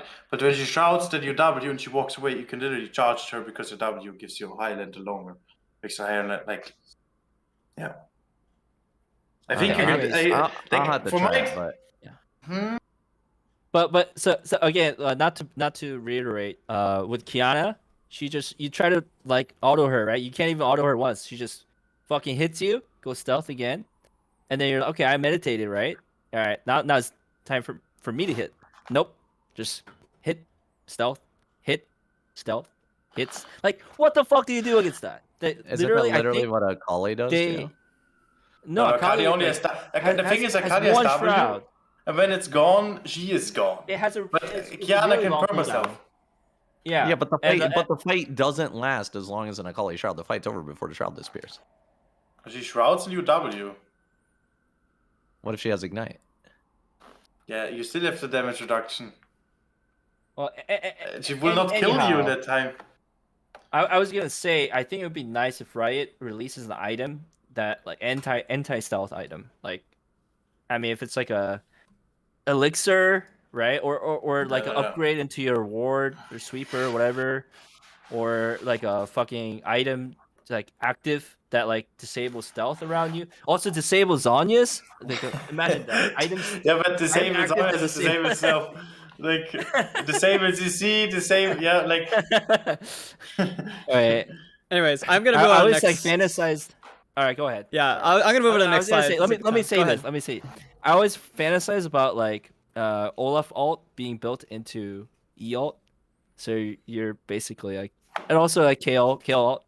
So three. Yeah. This guy been playing too much Literally Ultimate Exodia. Spellbook. Yeah, just play ultimate know. spell. Yeah. Fair enough. So the last thing we're gonna talk about before our servers thing, and then the end of the basically the end, is jungle pathing. So we've already touched on this a little bit here and there, but I just want everyone to kind of explain what they think is the best jungle pathing. I want to start here by posing. Again, sorry to be the guy who just tries to do everything unique, everything different. I swear I'm not just doing it to piss people off. I actually really think the Wolves Clear is really nice because of God! There we go again. the Wolves Clear. I think for the sake of farming, like power farming early, and keeping your options open and avoiding getting destroyed early is really nice. I feel like does anyone here not know about my Wolves Clear? I always talk about it. You probably never can get me to stop talking about it. You can go ahead. So basically, you just start Wolves. You go to blue, and then what's it called, Gromp, and then you go to the red side of the map. You skip the Raptors. You do red, and then you go Krugs, the Scuttle if you want it, then your Raptors, then your Wolves that respawn, and then your Gromp that respawns again. So it's basically the equivalent of doing a normal full clear, except you get to, in a way that's like, you're kind of going from one camp to the next. You don't have to walk across the map. You get to also clear a second Wolves and a second Gromp. And what this does, first of all, it's leashless. Second of all, it lets you like get 2 extra camps in your clear, whereas before you have to like base after a full clear. You're not going to go all the way back to like Krugs and then do another second full clear, right? Wait, does That's it not efficient. reliably get you Noon Quiver? So the thing is, when you do this clear, you usually back with like around 1150, 1200 gold. So usually what I like to do is if it's like a completely uneventful, Wolves clear, I get my Scuttle and I go all the way to Gromp. It gets me level 5. I'll usually be around like 1150, 1200-ish gold. I might just stay on the map a little bit longer, like try and gank top or invade enemy Krugs. But sometimes someone on chat. Go ahead. Yeah, someone in chat said Futures Market. With Futures Market, yeah, it would definitely. I mean, that's interesting. But I don't need to do Futures Market usually. I just kind of like, I don't know, I'll just do something to like... Stay longer. Yeah, and usually I back and I get a Noon Quiver. But this build I think is, there's a lot of advantages to it in my opinion. And I do it much more often than I do a conventional like red start or like a blue start, and I don't think many people do that, but like most people do the red start, but I don't. I really like the Wolves Clear, especially if I'm trying to power farm. So I guess I want to hear your thoughts on this. Has anyone actually tried it, or do you think it would be any good? Curious what your thoughts are. I tried the Wolves Clear. I like it a lot. It's pretty cool. Pretty cool. good. Pretty cool. I'll take that. All right, anyone else? Okay, I have to say, with respect, man, I haven't thought about this clear at all. Mm-hmm. You get like 2 times Wolves and Gromp, which is very efficient. Like it would be way better if you get Krugs and Chickens twice, because it's just way more gold than XP. I've tried that variation. This is not like if you want to get those twice, it's like you're not in time and you like it's a casual full clear. But it's pretty interesting because if you reset, then you can instantly walk to Chickens again, instantly going to Krugs again. Oh no, go to Krugs and then to Chickens again, going to bot lane, ganking top lane, mid lane, ganking top. And you also have like a time gap to gank top lane after the Gromp, which is also very interesting, but you shouldn't gank top though, because you would waste too much time. The only thing that is very weird for me is to go from Grump to Wrap Up because it's like so far. I mean, you have to Blast Cone. Yeah, you take the But blast cone still- next to blue buff, and you get to the red buff around 230, like 230, 234 is I think about where you get to red usually. And when are you on Scuttle? So you finish your Krugs if you do it well. You can finish it at like 307, like 305 to 310, somewhere between that. So you'll walk to Scuttle. If you walk straight there, it'll have already spawned for like a few seconds. But the thing about this clear is you don't have to go for that Scuttle. You can go from Krug straight to your Raptors and then go for the other Scuttle if you think you can't contest the bot side one. Or, I mean, yeah, the Scuttle that you're Yeah, next but if to. you go to the other Scuttle, then you cannot go for chickens. Oh, you mean after the Krugs, then go Raptors, Yeah, so- then the other Scuttle? Well, so, okay, so you go, after you get your red buff, you always do Krugs, and then I usually would go to Raptors and then the other Scuttle Crab. And I know that gives the enemy jungler extra time to double crab you, and sometimes they will, but the other thing is most of the time they're not going to try and double crab you if, like, you know, they're going to expect you try to take the Scuttle Crab as soon as it spawned. The other thing is that, like, even if you do get double crabbed, it's not as bad this season because of what's been changed. It's still bad, but it's not the end of the world. Because of this farming clear, you're still clearing, like, you and the enemy jungler took 2 Scuttle Crabs, but you took Wolves and Gromp. So you're actually keeping up in terms of farm, you know, in a way.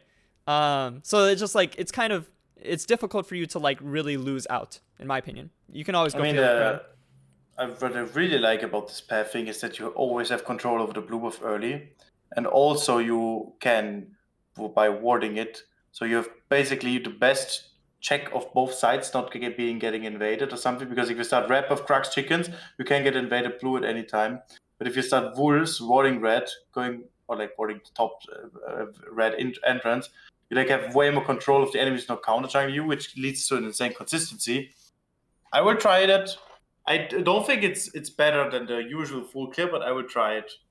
Yeah, I just want to get everyone's thoughts on it. I personally do like it a lot more, especially because people love to mess with you early, and this pathing like makes it harder for them to do that because it's leashless. They can't as easily guess where you are, and I think it's just like less predictable and like easier to shut you down with like a Shaco invade early cheese or some nonsense like that. I like it, but I didn't want to dominate this whole conversation with Wolves Clear.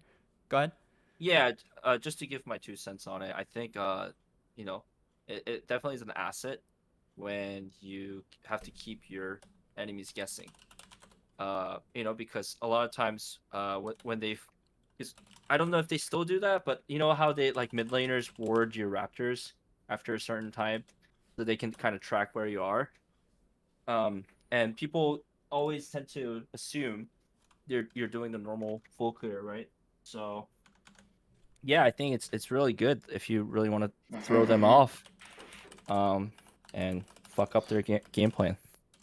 But here I want to ask Danda and Wuju, like you both played this clear.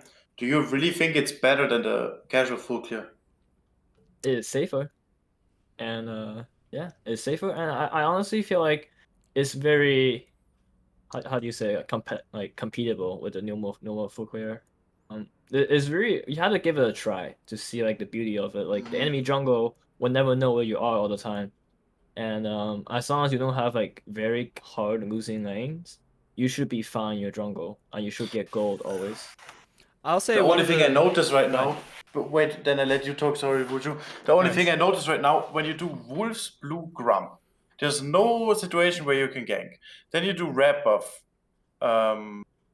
Again, no situation where you can gank. Then you do Krugs, then it's the first situation you can gank. If you're not able to pull this gank off, you need to do chickens, wolves, and Grump again. So you only have one time to gank someone. And on the other full clear, Red Buff Krugs you can gank. Red Buff Krugs chickens you can gank mid. Red Buff Krugs chickens, wolf, okay, blue Grump, but then you can gank top and mid. So you have way more time to gank if needed. Yeah, so this path you don't want to gank that much early. I guess when I play it, I just want to focus on getting my camps respawning. That is the point of the clear, is power farming. Okay. But I will say it's not necessary. Another thing I really like about this clear, it is safer. That's another thing, like as Dandelion said, I think that's one of the big benefits. The other thing, I think it's very flexible. When you do these traditional clears, you're going from one direction to the other. And if you run out of options on one side of the map, Like, what are you gonna do? You have to base or coin flip something, or maybe walk all the way to the other side of the map. Like, nothing is a good option. I think with this clear, you always have an option. You can gank after Wolves Blue Gromp. You can gank top if it's really free. You might lose your red side, but then if you know that the enemy jungler started blue, like, you can take theirs. Like, you can vertical. But I feel like there's always, like, at every point in this clear, there are multiple options. You don't have to just power farm. That's just been my experience. You can also invade their red. Yeah. Very fun. So, but if nothing Yeah. else, you can default to just a power farm clear. And then, there's one. A power farm clear and back with level 5 and a new quiver. Anyway, so enough talk about that. Does anyone else, like, have something besides the traditional, like, red start full clear, like, pathing for Yi that they want to, like, enlighten everyone with? Because I feel like that's pretty much what I see everyone doing, except for Wolves. I mean, the only thing you can do is red, blue, grump, and then top gank, which Canyon does because you get level 3. Well, he doesn't do it with Yi, but you can do it with Yi. But it's, like, again, very inconsistent. That's the only reason why I'm doing only one pathing. Yeah, I agree with that. I think on Yi, that's a pretty, I wouldn't recommend it. Yeah. Yeah, except for very situational things. I think if you wanted to kind of plan out for a top dive, for instance, you could do Raptor. You could start Raptors, right? Leashless. Raptors, red, Krugs, and then back. That's the reverse of the by a Wolves long clear, court. which I've tried, and it's a lot harder because the nice thing about starting Wolves is Wolves do, like, no damage to you, and they're so easy to kill, and you get level 2 off them, right? Just like every other camp. But Raptors, it really hurts, and it takes a long time. Yeah, but I mean, since you're starting there anyways, unless you're getting unless the enemy jungler is literally doing blue buff and then coming straight to your red, like, there's no, you're safe. Like, you won't. Yeah, die. I mean, so there's that, And but you plus, they also, it wouldn't takes know. longer. Yeah, right. But they wouldn't know where you started, right? Yeah, true. Unless they, like, I don't know. They, like, legit warded instantly. So I don't know. Have you ever tried doing, like, a Raptor start into red Krugs? Have you actually ever done this, or? So I haven't done it in a while, but when I like, I was sometimes how certain matchups go, right? For instance, like, let's say, like, you're versing a Kale. Very often, like, Kale would have her lane shoved up because it's a very weak early champion that doesn't have a wave clear, and AOE. So like, there's gonna be a slow push building up, and I think, like, especially in, like, higher elo, I think it's very important to, like, take advantage of early dives. And I think Yi's really, really good at diving, because of the turret reset on the Q, and, like, good early damage with red buff. Okay, Yeah. so it's mainly, like, if you're trying to, like, coordinate an early dive. Yeah, but I mean, it's situational. So in terms of consistency, it might not work out. Okay, I hear you. You have food for thought. I mean, maybe I'll try it sometime. I don't know, like, how I feel about it on paper, but yeah, I don't know. Anyone else have any input before we move on? I kind of feel like, for the most part, jungle pathing there's not a ton to talk about. It seems like most of us are just full clearers, just power farmers, and then I have my wolves clear that I like. But yeah, anything else if people want to, like, have input on this? Once, twice. Okay, move on. Last slide before we get to just, like, the random questions Q&A part of this. So I wanted to talk a little bit about, like, really hone in on this topic of why, like, does server matter, and in particular, how does that affect playing Yi? I mean, Cowsep can talk about this endlessly because he's probably the one who's played on the most servers out of everyone here. But I think it's so interesting how, it's the same game, same patch, but depending on the server you play on, the experience can be very different, and the ability of Yi to succeed, I'd say, can be maybe pretty tangibly different too. So I guess, Cowsep, I just want to get your thoughts on this right off the bat. What do you feel like I think you mentioned China's your favorite server to play Yi on right now, right? Yeah, I played on all those servers you listed except the super server. And I guess I did BR. I didn't do LAN or LAS, but you have BR hovered. I played on NA, EUS, Philippines, Vietnam, Korea, China, Singapore, Japan, So Russia. better question is, what haven't you played on, basically? I haven't played on LAN or LAS. I haven't played on EU and E. Oh, really? Okay. That's a bigger one. And I did play on Thai. I played on Taiwan as well. Yeah, so I guess just those 3 servers I haven't played on. And yeah, server definitely matters. Yeah. So what is your experience like? If you think China is the best server, or like right now, you said it's probably like not just your favorite server, but maybe the best server for climbing on Yi. Would you say that or no? I mean, I don't know if it's the best for climbing on Yi, but it's certainly way more enjoyable, which will make the climb more smooth. Gotcha. And then what would you say are like other servers that you feel like are really just good for Yi to be in? I think EUS is really good for Yi. I think NA is good for Yi. I think BR is awesome for Yi. Actually, like when I say like China, when I'm saying like best server like China, I'm talking about like relevant servers, right? You know what I mean? Yeah, like because China's like China, Korea, EU, and NA, right? Out of those 4, it's the best. But like obviously The major BR, regions. Yeah, the major region. BR, LAN, LAS, like Master Yi fucking dominates there. Master Yi dominates in Philippines. He does okay in Vietnam. Like Vietnam reminds me a lot of NA. They're very, very similar. I think like EUS is better than NA and Vietnam. And I think like when it came to like NA and Vietnam, I haven't played Vietnam in a while, but NA and Vietnam are very similar in skill level in terms of like their general solo queue. I think Vietnam's a little bit worse, but they were very similar because they just have twice as many players in Vietnam, right? Like overall their skill level is worse, but they have so many players that it kind of balances it out a bit. But Korea is obviously the worst. Like, man, you do not want to play Yi in Korea. Just trust me. Just don't. yeah, that's No about... bias. No bias. I try to be as unbiased as possible. Man, that place is just not fun. It's just not. Like maybe Sinerias might like it. Maybe. I mean, Cowsep, I like a lot of higher players, friends from mine are telling me that in Korea it's like literally a perma clown fiesta, and that is terrible for Master Yi. That's terrible. That's where my style come from. It's like, you know, you're like talking about like my coin flipping like invades, right? Like it's because I play in Korea where you coin flip the invade and then you know who won the game, right? That's how you play in that server. It is a clown fiesta because you need to make the other person tilt so they quit. That's literally the server in a nutshell, right? What a And miserable experience playing in Korea. It's just, I'm not even exaggerating. I would love to see you guys play in the region. Like, you know, I've been playing EUS with 160 ping, right? And I got to enjoy it, and I did it. There's no excuse for some of you guys not to go enjoy 160 ping in Korea, just to try it out and see what it's like, right? Obviously, you're not going to play as good. You can blame your lack of elo based on your ping, right? But at least you can experience it, right? I would love to go to Korea. Actually, I would love to too. Try with the high ping. See what it's like. No, it's just Because all I ever cringe. hear from all you motherfuckers is I would love to go to Korea, but and then you'll never go. You'll literally never go. All you do is talk about it. I fucking played in EUS with 160 ping, so I can enjoy that. I was literally born in Korea. Okay, so okay, wow, that's great. And so, when was the last time you've been to Korea to play some Korea solo queue? I've never played. Okay, Korean great. I don't give a solo fuck. queue So I ever in don't my give a fuck, then, right? Yeah, so okay, I don't care where you were fucking born. Okay, I wasn't born in EU, but I still played in EU, right? And so, like, I just would love to see some people play that shit with some fucking high ping. I get it. You guys are fucking pussies. You know, you don't want to play fucking high ping. I get it. What is this? It's not that bad. It's not that bad.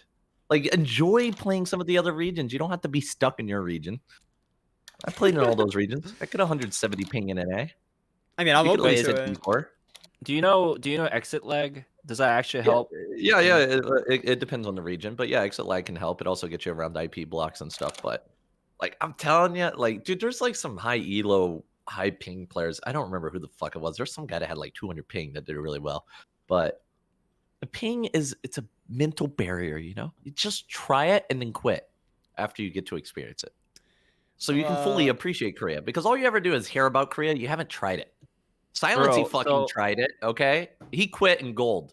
Okay, so I need to see some more people there. Where I'm at in NA, I usually get around 28 ping.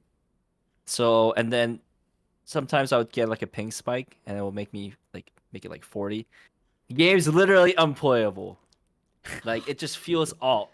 Like I can't. Oh my god. It just it just feels too cringe for me to like endure that sort of inconsistency in my gameplay. So yeah, no thanks. Disgusting.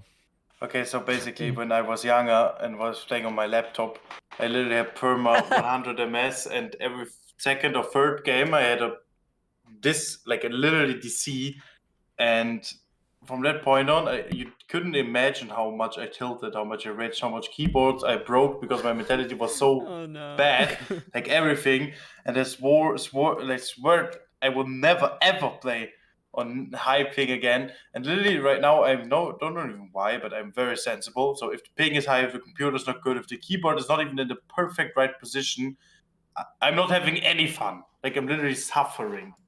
I don't know why God that even comes from. Damn, I used to play Yeah, on dial-up. Fuck, you guys are fucking sticklers.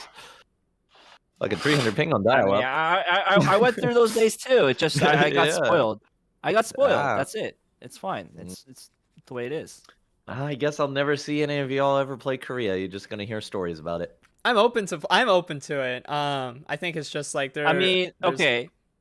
like you need a social security number or something like that. I don't know. Like So if we do happen to go to Korea with all that shit talking, I mean, would you let us stay at in your place and for boot camp out camp? at Cowsep's house. Yeah, I mean, can't- literally. I fuck? cannot let you stay in my location, but I would be more than happy to meet up with you all the time. Okay, All let's right, make all right. let's make boot All right, camp let's with do Cowsep's it. house and play Flex QS5, and all 5 wants to play with Master Yi. Jesus That's Christ. content right there.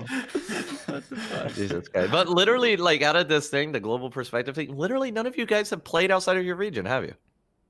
I have I played. played in LAN before. It was Okay, I mean, okay, manageable, land doesn't like land, 80 ping, 7 Okay, ping. and how did you feel about land compared to NA? Like just the game experience alone, or Yeah, 'cause your- I yeah, mean, your I experience and remember how you having played the really like long queue time and like Yeah, I fucking hate knowledge that. queue Right? and yeah. But But aside from that, the games are easier, yeah, it's right? more fun. People are. I mean, so It was Danny easier. used to joke. Danny used to joke that like, a lot of times like in land, like, you can bank on like trying to like not FF and extend the game because sometimes one person would like DC right randomly because they have shit internet. That's a way to come back to the game, right? So imagine that. It's a total fiesta. I mean, some players are good, but like people are more open and yeah. But a lot he feels more- significantly easier in that region, right? I would imagine he does. Yeah, Like, because if- people are yeah. like willing to do shit. Like in NA, it just feels so passive all the time, right? And people are so selfish. Yeah, They never want to concede anything. So yeah. On Yeah. that So point, that's I a very want to good ask. example. I want to Right. ask Cowsep why is China and US and maybe Sinerias can speak on this as well. What makes them good environments for playing Yi? Okay, I'll speak specifically about China, and then let him talk about a US, and then I'll finish up with how I felt about a US. So with China, the players don't tilt very hard. I know it sounds ridiculous, like right because players tilt, right? But they don't really tilt. Like I got pinged once today, like multiple times, and I said I don't speak Chinese, and he said fuck. Right, that's literally the worst experience I had today. your mom boom. Fuck, Your I can't mom, even flame dude. this guy. that was the worst experience I had today, right? That's so tame. And like, and I lock in support Master Yi with Smite, and I've only had one AFK. I've done it like 40 times. I've done it like 40 times. No One lie. out of that's 40 is so pretty troll. good. Yeah, and I had one AFK, my one guy God. AFK. And then one game, I'm literally putting it up on my YouTube soon. One game, Wait. my jungler went support for me. He had Smite. And he went support instead of me. Like mid-game. Like he went back and fucking changed his Oh my items and shit to support items. I Wait, don't know, wait. and- Cowsep's literally pulling a new brack in China. This is amazing, Yeah, that's what they do, bro. right? Dude, like seriously, jungle is so popular there. I get autofilled every time autofill protection comes off. I get autofilled, and sometimes I even get filled as mid. Yeah. Like like I got filled as mid twice today. And so like yeah, they're very reasonable. They invade all the time early game, so like you can kind of pick up some early kills, and they play very aggressively. So like you get a lot of nice dives because I like to coin flip those dives. And the game, they don't give up, which is, dude, I'm like describing my dream server, but like, yeah, It's really ironic because like Korea Solo Queue blames the Chinese players for making their games unplayable in high diamond. And I'm just like sitting here chilling on China, and I'm like, man, I love this place, right? The server is really great. So I don't know, because they even like disabled China VPNs on Korea. You can't use China VPNs on Korea anymore. You get booted. It's really ridiculous. But yeah, I don't know. It just China's really, really great. They're not like passive aggressive like in NA. I mean, they might be, but I can't read Chinese, right? Like I have it all changed to boxes. I don't know. It's like literal heaven. Like, and the queues are decently short. Like in Diamond 2, I was getting like 3-minute queues max. So that's quite nice. And it's a huge region, right? 27 servers. And then you have the super server to look forward to. And yeah, I mean, it's great. It's interesting. It sounds like they're just really like they just care about winning. They're not trying to know. ego. They're not trying to like. No, they get back at definitely people. fiesta, but I think maybe it's like because their accounts are more closely tied to their ID than Korea. You know what I mean? Like Okay. the social credit meme, you know, maybe there's some truth to it. I don't know, right? I think I would say my assessment of that is that like their people as a culture, like they love fighting. So like doesn't matter if they're like super behind, they would never really become passive. They would just keep fighting and fighting, and you know that's the mentality you want. Yeah. Yeah, they just don't give a fuck unless you're about so the far game behind. state. If you're so far behind, then like, dude, out of the 15s, like I get 15s on Korea all the time. I think I had 115 today on China, and we were so fucking behind. I was the one that called the vote. Yeah. I mean, how rare is that? Yeah, right. Sinerias, I want to hear I your guess thoughts. Until it on the US. I want to hit Sinerias' thoughts, yeah, on you. Okay, so first of all, Cowsep, I hate it when it's like this. Like literally, if it's like 1 of 415 or the other way around, it's like not playable at all. What? 1 in 415? What? What are we talking about? Sorry, I missed. You meant when they go 1 and 15, or the other way around. Oh, you mean the game is like 1 in 15? Yes. Okay, I mean, you know, it depends. It depends. You could actually kind of come back from that, especially with the objective bounties. It just, you got to see what happens before you draw down that surrender, right? But yeah. I mean, that's just what I would say is not fun at all. Okay, anyways, about the EU West, I cannot say that much because since I only played in the EU West, I have no comparison. But overall, I would say how I feel like the US players do play overall. I think they have like a certain playstyle how they play the game, and they do that over and over again at the same time. But I think it's very predictable, and then I can get my stuff done pretty consistently, and that helps me a lot to climb. I would say overall, that's a positive thing about the US. And the negative thing overall is that they target one tricks very hard. I think in NA it's harder, from what I used to got told.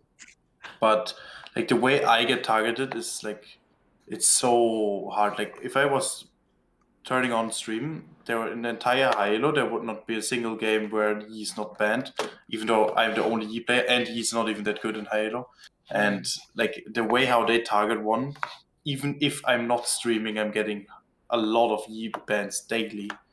Like I need to wait every time, and that's like a very big like negative point about U West. You sure you don't And have these guys on your friends list? Because sometimes they would target you. Obviously I checked that. Like I've been suffering that for years, and I've tried probably every single solution. And the only solution is if I wanted to stream, for example, to play more than one champion, just because US is so like I feel like they do play very consistently, which is good for me. But I also think that they would do anything to get the LP. They would literally sell your mother if they needed to. They Sell my mother. Like there are some players. There's some players who literally like, if you know Apocalypse and stuff. Like there's some players who literally wait till you stream, so they can wait until you finish the game, so they can queue against you. Hope they get. If you're in your team, they play the game. If they're in the enemy team, they hope you're in the enemy team, so they can ban your champ. I will dodge it anyways, but the chance I don't dodge is like 10%. So if they wait all the time and they get in the enemy team and they have like a 90% chance of me dodging, they still do it because there's a chance I don't dodge, and then the chance of winning is a little bit higher because I'm not a Master Yi. Like that's how desperate they are. And in game, they're literally ghosting completely. They don't care about. Like they're the people who pings and telling even in chat that they're ghosting and the team should listen to them, because they don't care at all. They just want the LP. That's disgusting. Yeah.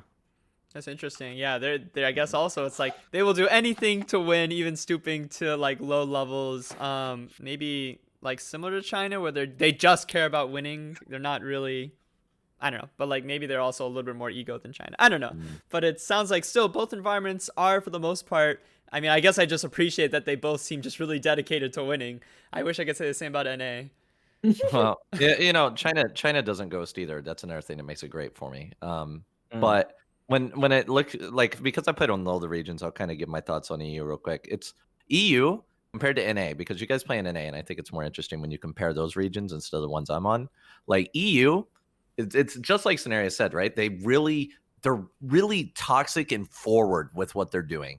Like when they're ghosting him, they make it very obvious that they're ghosting him and fucking with him and blah blah blah blah blah, right? And then and that happens on when I play EU, right? Like if anybody knows me in the game, like it's very forward, right? Like on NA, they'll ghost the ever living shit out of you. Like don't get me wrong, like they will ghost the ever living shit out of you. It's worse than EU, but they're not like, they don't like say it out loud. Like every once in a while they will, but they're not like, hey, I'm fucking watching your stream right now, motherfucker. Hope your mom dies, right? That's an EUS thing. And NA, it's like, I'll be like, is anybody watching my stream right now? Say a fucking word. They don't say a fucking word, right? If I said it on EUS, they'll speak up, right? But on NA, they don't say a fucking word. And then you go and watch the game, and on NA, it's ping, ping, ping, ping, ping, two of them. Fucking there's the duo just sitting there pinging everywhere you fucking go on NA, right? Like, ping, ping. Yeah, it's like literally.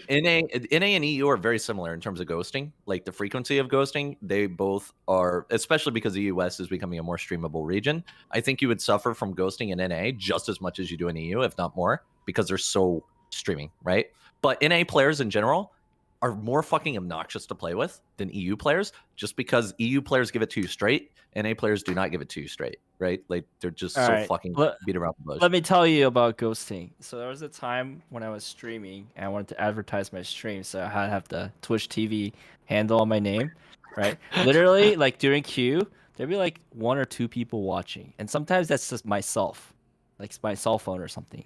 And then it's like, literally, I start the game, right, and the loading screen, all of a sudden, like 8 more people show up to the fucking stream. Like, all right. So I guess it's like, 100% confirmed. Like they're all ghosters. And then, I mean, the thing is, like after the game ends, right? Like all those people leave. So I'm back to 2 people again. I'm just like, okay, I just got ghosted the entire time. Nice. Yeah. But they don't say anything. Yeah, They're they will literally not. lurking.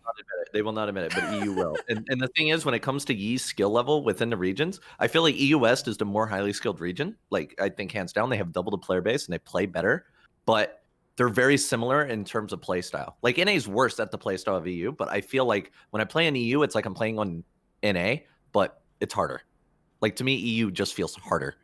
But I don't know. They both feel like good G regions, but EU West is the more competitive region. If you want to be good at the game, it's a good region to be in. NA is just fucking clown fiesta. Like I feel bad that we have 3 NA mains here. Like fucking terrible, man. Yeah, I have gripes with NA, but let's see. Ian, did you give your piece on how you feel about Yi on the different servers or on NA specifically? I don't remember if you said anything yet about this topic. Well, I only personally played on NA, so I can't say. Yeah, I mean, I basically only played on NA just a teeny bit elsewhere. But... Are you ethnically Chinese? Yeah. Oh, I love your server, fluent? bro. I see some Chinese e-streamers in China, and they get flamed a lot. Like, they need to turn their client to English. Streams. Yeah, I mean, I don't know how you I guess, Cowsep, you just don't understand Chinese as the best way to play I turned it into English, so it's just boxes. That's really good, because Chinese people are really toxic. They are really toxic. Yeah. Really? Well, what do you... And they would just say it, and then they don't care. They just say it to say it, because they don't get banned anyways. They just say it, but and then... Do they tend to AFK in that region, or am I just getting lucky here for many No, games? they don't AFK. What they do is they'll keep playing, and then they'll just do whatever they want. They'll just keep playing whatever they want. Like, if, for example, like, you can call it soft-inting, but some players are like more disgusting than others, and some players will be like in all chat. They will type like what your jungle's location is. Like if it's all chat is I had to have now. an NA, literally. If all chat is disabled, then we got disabled all chat now. It's great. I love it. then that solves that. But I still believe that China is So a toxic egregious. server. I just from what I have seen, I never played it, so I don't know. But I Maybe seen maybe, this. maybe it's a super server because I'm playing in Ionia, the Yeah, I largest. mean, yeah, of- they are playing on Yeah. super server. We got super Yeah. server. It makes more sense. Yeah, more competitive, right? Yeah. But yeah, Uh, Chinese super server is toxic. This is kind of a tangent, but do you ever see those in NA?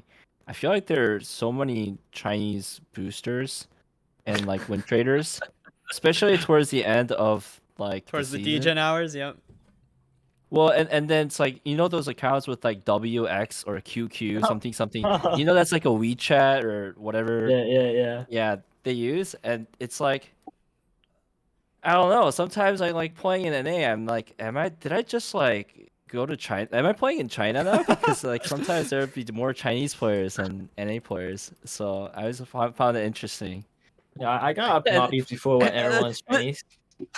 Yeah, I mean, literally, they're all chatting in Chinese. I'm just like, what the fuck is going on? Like, are they like with trading like openly? Like, NA is just a disaster. That's my opinion. I feel like it's a disaster of a region. and I don't know how often you guys like check the custom like like the custom mode, right? Oh, Where like you make- custom games and like a like the private lobbies room. are like all in Chinese. Yeah, literally, it just says openly in Chinese in the custom lobby, like call XX something something something for boost. Like literally Chinese. Like I don't know how those accounts like are allowed to exist, but If yeah, you go to it's just- custom, you go to play in NA, you click play, and you click join custom.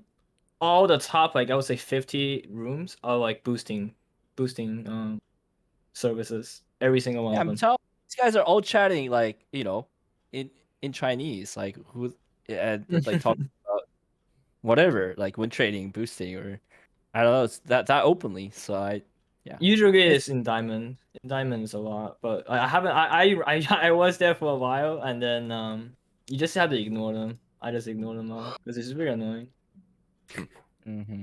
Anyways, Anyways, any last thoughts on servers? Just like to be clear, Cowsep, I think me and probably a lot of other people here are open to like trying other servers, maybe Korea, if like that's even logistically possible, if you can like hook us up. But yeah, I mean, you'd have to hook us up. I'm not gonna fucking hook you up. What the Well, fuck? then I mean, how are we Hook- supposed to play on hookers- Korea? What am I gonna be like? Hey, will you guys hook me up for NA server? Like, what the fuck? Well, you can just do that, but like Korea, you need a I don't know. I don't mean, know. I don't know how I mean, you get a Korea server, Korea account. I'll but let you join- stay at join my our house. team, Like if you come to America, like I mean, yeah. America, fuck yeah. Anyways, we'll move If- on to this is basically the like last slide. Yeah, I mean this is the last slide, and this is just for like more random specific questions that like I got off Discord or Reddit, or just like common questions that people ask a lot. And it's not like I wanted to dedicate a slide for each one, so I just threw them all together here. So we will just go through one by one.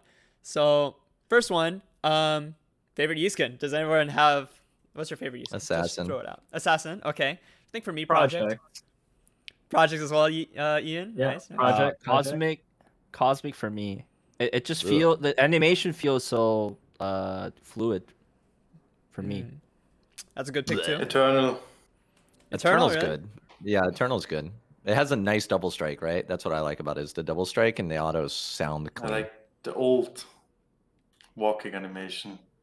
Oh, Alright. And okay, the double strike is for sure insane. Like, I think the It's skin different, right? overall is very cool. it is. Like a good it skin. feels it needs to feel smooth, and he does it. All right. Okay. Next question. I think a lot of people Alright. already asked this one. Do you think Yi needs a rework?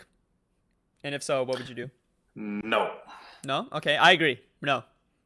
Let me hop in really quick. So I had this whole opinion that if for High-Elo especially, because so at the time I was kind of going through this like Graves Nidalee meta where like they're super they invade all the time, they have great escapes, right? They can do short trades, back off, wait for their cooldowns, and re-engage, do short trades, back off. Whereas E is more like you kind of go all in or all out, right? You just run away with Highlander. That's it. So I wish there's more of that small like short trade mechanics to it. and I was suggesting that instead of double strike, we would have true damage as a passive, and you would adjust the numbers so that it would make sense. And his E be more like a Graves E, for instance. So he can like hop through No. terrains, you have more escape tools. He's balanced Yeah, why around not not? doing that, bro. That's because he's balanced around not doing that. You have to I completely don't change the want champion. this. Yes, Yeah, you have it's just killing it. Yeah, you have to change it too much. Because like, Yeah, it'd be overpowered. It'd be overpowered. Yeah, it right? would I be mean, very so OP. I don't think they should do it. I'm just sort of like, what can we do to make E stronger? I think it'd be nice also in if high you all yellow. gave him invulnerability for the duration. I think that would. No, Uh, not yeah, like that'd be sick. totally broken, but I just meant like to better address like a lot of these problems going on in high yellow solo queue for E. I mean, why even That's a literally one it. trick if you want another champion? Yeah. You're changing it. Well, but it's too much. okay, hear me out. Like, I mean, you see champs like Camille, Akali, Kiana, like, what the fuck? Like, when? Like, their kits are loaded. Yeah, only has like one thing. That's Alpha Strike. So I mean, I like that. I love being an E main. Don't get me wrong. I love the champ. And I think it can be strong, but it just sometimes whenever you're going through that loss streak, and because just because of the limitation of the champion, not necessarily from your play, it could be very frustrating. Sounds like you Like, need I to mean, know we've been that, like bro. we've been whining about Kiana the whole time. Like, Not in me. Kha'Zix, like, Not me. there should be. I'm not. Okay, I mean, but I think there's one more thing why I even yeah. play Master Yi. The big love for Master Yi is he has one of the best DPSs in the entire game with his insane when he's full build and if you play against a doctor you're just killing him. This is so satisfying because of your fucking DPS. And if you change, like, if you give him like a grave stash and a smoke screen and like another Why grave smoke screen? abilities, yeah, I don't know, it No, doesn't I never matter. said anything about smoke screen. Okay, but if you give him different abilities, you have to nerf his Oh, okay. DPS. How about this? How about this? If you're Highlander, you can go across your terrain. See, that's your. You're just right? Kane. That's If fair. if you all. Kane fucking has E. It's not even the ultimate skill. Come on. I mean, like, how frustrating is it if like you try to like fight Okay, someone if in the you- jungle and if all you you can have to do do is that- press one ability to escape? Like, you just wasted ult, right? You try to fight him. Okay. Then Honestly, we remove if- our slow immunity to make up for it. How's that? You want that? Why not? Because you can't just add it to it. You have to balance it. You'd lose slow Not immunity. or balancing, just balance up high yellow. Like, What are we why do even we care talking about about bronze? this? We're basically because it's it's a like pointless 50, he conversation. has like 55% win rate in bronze, bro. Like, but I'll chime in with the rework thing. I think that Master Yi in general doesn't need a rework, right? I've never been for getting a rework. I think the game balance state is really terrible right now, and if it ever returns to a better, more balanced state, then you'll be better, right? Because with high burst, everybody's Master Yi right now. Everybody kills in one hit, right? Or real fast, right? Everybody has DPS, but Yi still he fit in it. But the one thing that I wanted to see on Yi was some more enhancement on his W. One of the things I suggested a long time ago is that his W should have given passive like armor or MR, like 5 or something, as you level it up. So that way people, if you want to go tanky or whatever, you just level W, right? It'll like a way to promote you to level the ability. And like if you use W or something, then your passive stats disappear or something, right? Just some way to make people want to level W or to utilize W more than it is now, because right now it's just an auto reset. But I mean, obviously there's times when you can hold on to it in team fights or to hold off on Zanya's. I really like the change they did with Zanya's, like with W, like it But you holds on can your make Highlander. more out of it. Yeah. Like I want to see more out of W. I don't want to see it changed, right? Like just like give us some passive armor and MR, and then people will level it to get more stats out of it, right? Because you will never level W except like a rare level 2, right? Whenever you really need that anti-burst. There's no reason. about- There's no not. How about when it comes to Alpha Strike? Wait, am I muted? I'm not. No. Okay. No, we're listening to you carefully. Sometimes, like, let's say like your Malphite on your team engages into their backline, right? And as a Master E, that's like kind of far away from the action, you're trying to join in, but it's like by the time you end your Q animation, the enemy backline has already like responded to the play, right? So if Q animation is instant, then you can like hit like surprise them or like be quicker to respond to these like engages. Like I always struggle with maybe, because like maybe like canceling the Q, like you know what I mean? or To maybe stop the something like that. bounces. Yeah. I mean, because I don't care about the Q damage. I just want to get the gap close to So the try to old like auto Master them. EQ, the old EQ when it's The just old one, Master you EQ, just yeah. Well, you that's just only hit. if you had a single target, right? Yeah. Yeah, You that's true. instantly went to it. But Yeah, do, I feel like that'll be helpful. speaking of the queue and the cast time, so this falls in line with the rework. When they were doing the rework, I got approached about Master Yi. So what they were wanting to do, and I'm down to hear your opinions on how I handled this and how they handled it.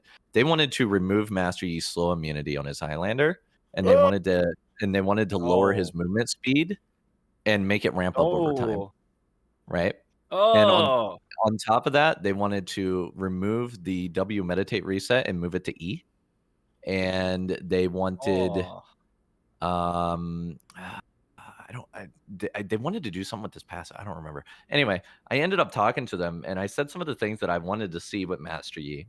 And a lot of the things that you guys got is because of my input that I gave them. I said I wanted no cast time on Q. So that's why we don't have the disjoint Q anymore. And no cast time on W, because the cast time on W didn't really make any sense. And I believe that we should keep slow immunity on Highlander because slow immunity just is Yi, right? Like the attack speed slow immunity, it's just right. It's really good. And I also told them I did not want the reset on E. And I think that's probably the most controversial one. But to me, it feels like if the reset on, like, it kind of takes away from W, because that's one of the big things with W is to meditate, reset, block, and damage at the same time, those kind of things. It's pretty skillful. But with E, it's kind of too obvious. It's too modern. You know what I mean? Like, and on top of that, your first hit won't have a stack of E on it, right? Yeah, it so you doesn't have to really use a make non-E sense. hit to auto reset. So those were some of the changes that they were proposing to me, and I ended up returning my favorite were the no cast times. I love E without those cast times. Like W and Q cast times were fucking horrendous. So I'm really happy they removed those. How do you guys feel about their changes and the changes we got? I'm really Pretty good. grateful that you went Yeah, very, against all very those. thankful. Yeah, it would have ruined the champ for sure. Oh my god, the cast time, like if you have cast times on these abilities, it feels like you have a delay. Like this is just disgusting. Exactly. Like you try to play like Shaco or Cho'Gath, right? Like even those champions, I'm like, why do they have? Looking back at it, I'm honestly surprised they even listen to me because of the champions that do have cast times, right? Like I'm like, man, Cho'Gath shouldn't have a cast time, right? Like like obviously his ability is really strong and it should be balanced around it, but it feels so fucking terrible. Like all of his abilities have a huge ass cast time. It just feels terrible, right? And Yi he's fluid. True. Like the disjoints were cool and all, but no. For example, cast time. if like a natural ult is coming and you're instantly gonna W or like queuing, it feels so smooth. Or Malphite ult. Yeah, it just feels so like enjoyable, and it would Do you be so remember? Do you disgusting. remember before they removed the cast times? Do you guys remember that shit? Yes. Right. Like it just felt like RNG in a way where you're like trying to time this like in a weird way, pray that works. Sometimes it does, and you look like a trad, but we dodged a bullet. I'm so grateful that they actually bothered to reach out. They haven't reached out to me since then, even when they did the other things. So well, I mean, just like- say they're not fixing the auto attack bug, right? Also, I wish they haven't fixed meditate bug. with They the Hail didn't fix a double strike crit bug. They didn't fix Hail Blades. I sent them an entire Word document about the Hail Blades bug, and the guy and the rioter responded to me. I was like, "Thanks, great man, big fan, blah blah blah." That was about 2 years ago. 2 years ago. We do not have a Hail of Blades fix. No, I just wish like the W damage, like when you're about to die and you W from the tower and then you live with like, you don't take any damage, right? Or almost nothing. I wish it's like more consistent the way it works. It just feels too RNG. Really, I feel like it is pretty I don't know. consistent. It's do you kind of not? consistent. Is it? Wait, what's It is that? Yeah, consistent. I was what? Okay. What's The that? W maybe I'm the bug only one. where you can mitigate extra damage by canceling it and receiving the damage. Oh and no, yeah. the meditate, yeah, it's consistent. You just release it, even right before you get hit, it'll still reduce. I actually took release it more anytime. yesterday. I took more damage yesterday when I meditate bugged against a player. Like, Oh it was, yeah, because they were doing. that's part of it. they were- Yeah. Is it? Do you take more damage from players? It's on when the you meditate wiki. bug? Like in that 0.25 second window, you get extra damage reduction on towers, but not as much damage reduction against general stuff. So the players literally do extra damage to you. Like not Wait. extra damage, but like you get less damage reduction than. Or actually, I can't even tower. remember. You'd have to go look at the wiki. Don't take my word for it. It's Okay. really weird. But yeah, it's like something like that. But It's I don't really think true. that's a problem. If you just learn how to play with it, I think it's fine. But yeah, I do feel like but it's I mean, pretty I think it's consistent. good. inconsistent It's for a the good enemy. skill expression. But for it's sure. inconsistent for the enemy, and it's confusing for them, right? The bug Yeah, should that's be good. fixed. I like the bug, right? I like it. Don't get me wrong, Yeah. but it should be fixed from a balance perspective. Like it is inconsistent for the enemy, and good G players that use it, they don't understand it, right? But it is a piece of the kit that we use very frequently. it's- That's very powerful. Yeah, I mean, it's a good Yeah, way to true. farm. It's a good way to farm those question mark pings, right, from your teammates. Yeah, what it's all about. What dude, better like, way? they never- it's huge. The damage reduction is huge, right? You see a huge difference with it. It's definitely, if anybody out there hasn't learned it, you should definitely learn to meditate bug. It's just Yeah. release it when the tower shot's about to hit you.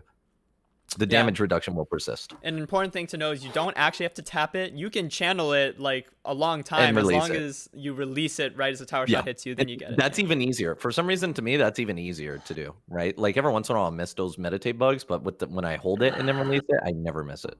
Right, yeah. Mm. Anyway, again, for the sake of time, we could go through each of these grab bag questions, but I think what I'll do, let's just go right into the Q&A, start taking questions from chat, focusing on that. If anyone wants us to go over any of the questions on screen here, like, oh, that's the question I want you to answer, talk about that, then we will. But other than that, let's just like let the Q&A start. We've already gone for like kind of a long time here, more than 3 hours, Yeah. unfortunately. I want to let people get back That's to how it always their grind. goes. Yeah, I don't know why. Like I try I so mean- hard to keep it short or shorter at least, but I don't know. It always ends up. I got to this way. stream in 8 hours, and I just got done doing a 12-hour stream, so I have to sleep soon. Yeah, I gotta let these nice gentlemen get back to their lives. So yeah, anyone just start taking questions in the chat, and you're more than welcome to. Is Cowsep in prison? Yes. Yes, literally and yeah. metaphorically. They're asking about tzIKT Yi. We did, or not Smite. TP. Smite Yi, Smite seems TP. pretty good. Well, they're talking about using Smite and Lane, I guess. Smite. I Oh. wouldn't use Smite and Lane unless you're playing support. I know you guys got to try it. Just promise. Just promise. Okay. All right, here's a question. Struggling to find a good champ, a secondary jungle champ. What do other people like playing aside from Yi? I'll say I like things like Olaf, Karthus. I play Lee Sin. That's not really good for Yi. It's just a personal thing. I guess, yeah, Viego. Like, a lot of people say Viego is kind of similar to Yi in certain ways. I don't know. What do y'all think? What do you like to play aside from Yi if he's banned? Dodge. I like Play dodge. Okay. I like Kha'Zix. It's the champion is pretty simple to learn. It does a lot of burst damage. Well, it's kind of different. It's a completely different play style from E, other than you have to farm a lot, and scale up. But, I think it's better. It's like a better Duskblade E, right? Your kit is literally built to burst someone and get out alive. Well, yeah, Kaz is just a good champ. I think we all kind of know that. Yeah, and I like playing Graves.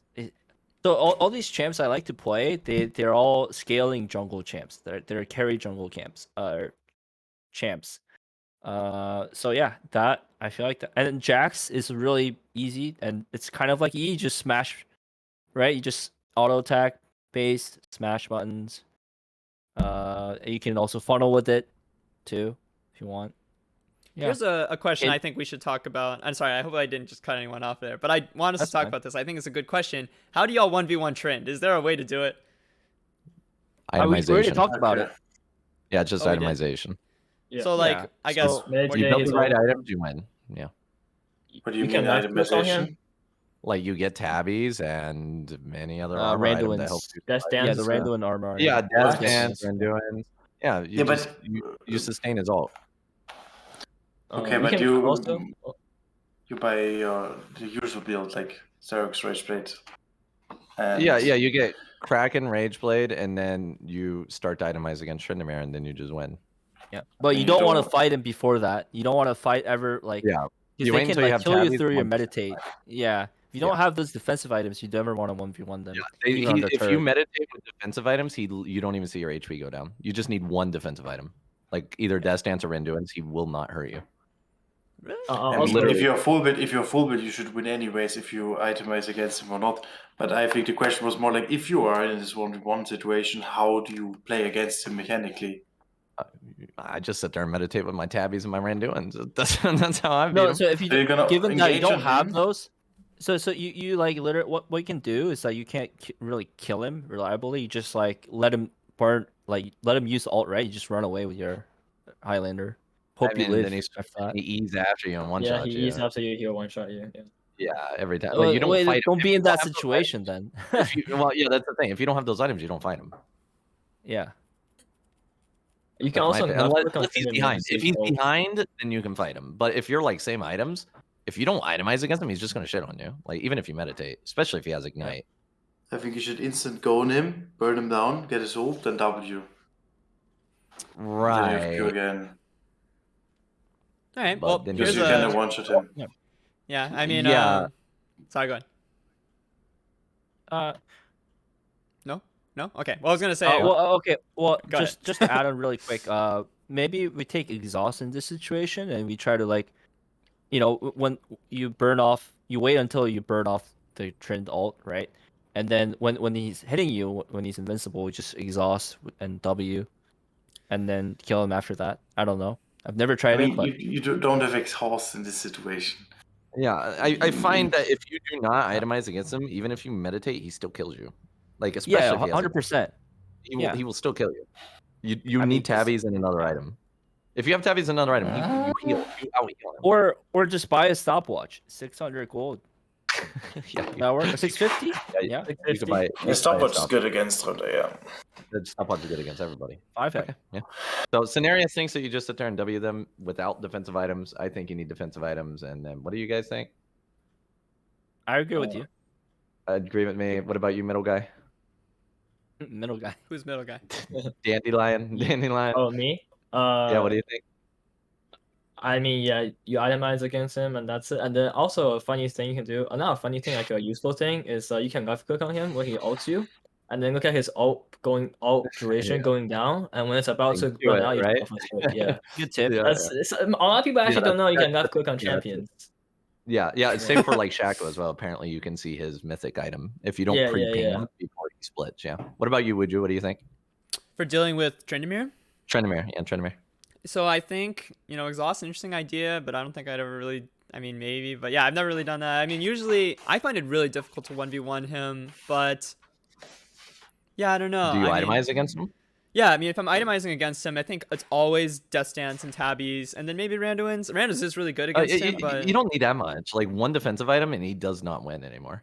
yeah, I think, I mean, I mean, when I take Ghost, I think it actually Yeah. helps a lot with him, because you can kite him. Like, sorry, I'm not trying to just plug Ghost all day. I'm saying I think Ghost helps, because what happens is Yeah. you run away, and if he tries And to then he chase runs you, he after you can't with catch up. Ghost. I mean, He I has guess he Ghost might have too? Ghost too. Huh? Yeah, he might have Ghost too, but like I have R, so like in theory I should be faster than him. So I Oh, can in theory. always chase him or run away from him. Like I can kite him with Ghost, and even if he tries to E on to me, then you can just Q or W or whatever. Yeah. So I don't know. I think I- Ghost helps in that situation, but All right. Let's move on. yeah. Yep, we're good. Let's see. Is Gargoyle says, good on Yi? No. No. Not really, unless you have so much health. Are we talking about Gargoyle Stoneplate? Someone asked, is Yeah. Gargoyle good Yeah. on Yi? Yeah, like you would like combine that with Starags, and then they buy a shield breaker, and you're fucked. Like, I have a question for you guys. Is Sinerias thigh sexy? Oh no. What's in it? What? What is? No, he just- no. Huh? Nah, I'm just joking. Hey, I think No. I went under a tunnel. I Yeah, lost his you. legs raised. Yeah. Yeah, let's just answer. Here's a question: does Yi feel slow in season 12? A lot of champions can straight up just outrun Yi R. There's a reason it's called Slow Lander, and dude, Echo literally runs faster than Oh, Master Yi. I know, yeah. All at level That's so 1. crazy. Dude, Echo's passive gives more movement speed than Highlander. At level 3, level 3 Highlander slower than Echo's passive level 2. Yeah, I don't know. Do you think? It's insane, and it's half the duration. It's like 4 seconds or something. It's insane. You missed the question. I thought it was pretty good question. It says, if you can double scuttle enemy jungler, should you do it over game tempo? Scuttle nerf these days, so is it worth it? I would say no, unless like it's a natural pathing you're doing. So I wouldn't like. I don't get what game tempo means. Maybe the Like question games is and shit. like, is it worth to double scuttle over just like doing one scuttle and just continuing to farm your other camps? Like, is it worth to walk across the Yeah, map and take both basically. scuttles early, like when you Oh. could be doing other things? Yeah, you don't want to waste time. You have to make sure that there's a purpose to go on that side. Like to deny the Yep. enemy. Like if the enemy jungler is going over there, you see them like pivot over there. Then yeah, I think going for the other scuttle and contesting it. If you win, then yeah, that's worth it because you're fucking up enemy tempo. You don't want to just do it on your own though. So you don't want to forgo the entire top or bot side just for one scuttle. unless you're getting So shit I would out never of it. do that. Unless like your team is trying to coordinate like a gank or what do you call it? Yeah, like Like You should always play. You should always play to get yourself ahead and not the enemy jungler behind. So if you go for the scuttle, you do it obviously for your gold. yep. Okay. Yeah.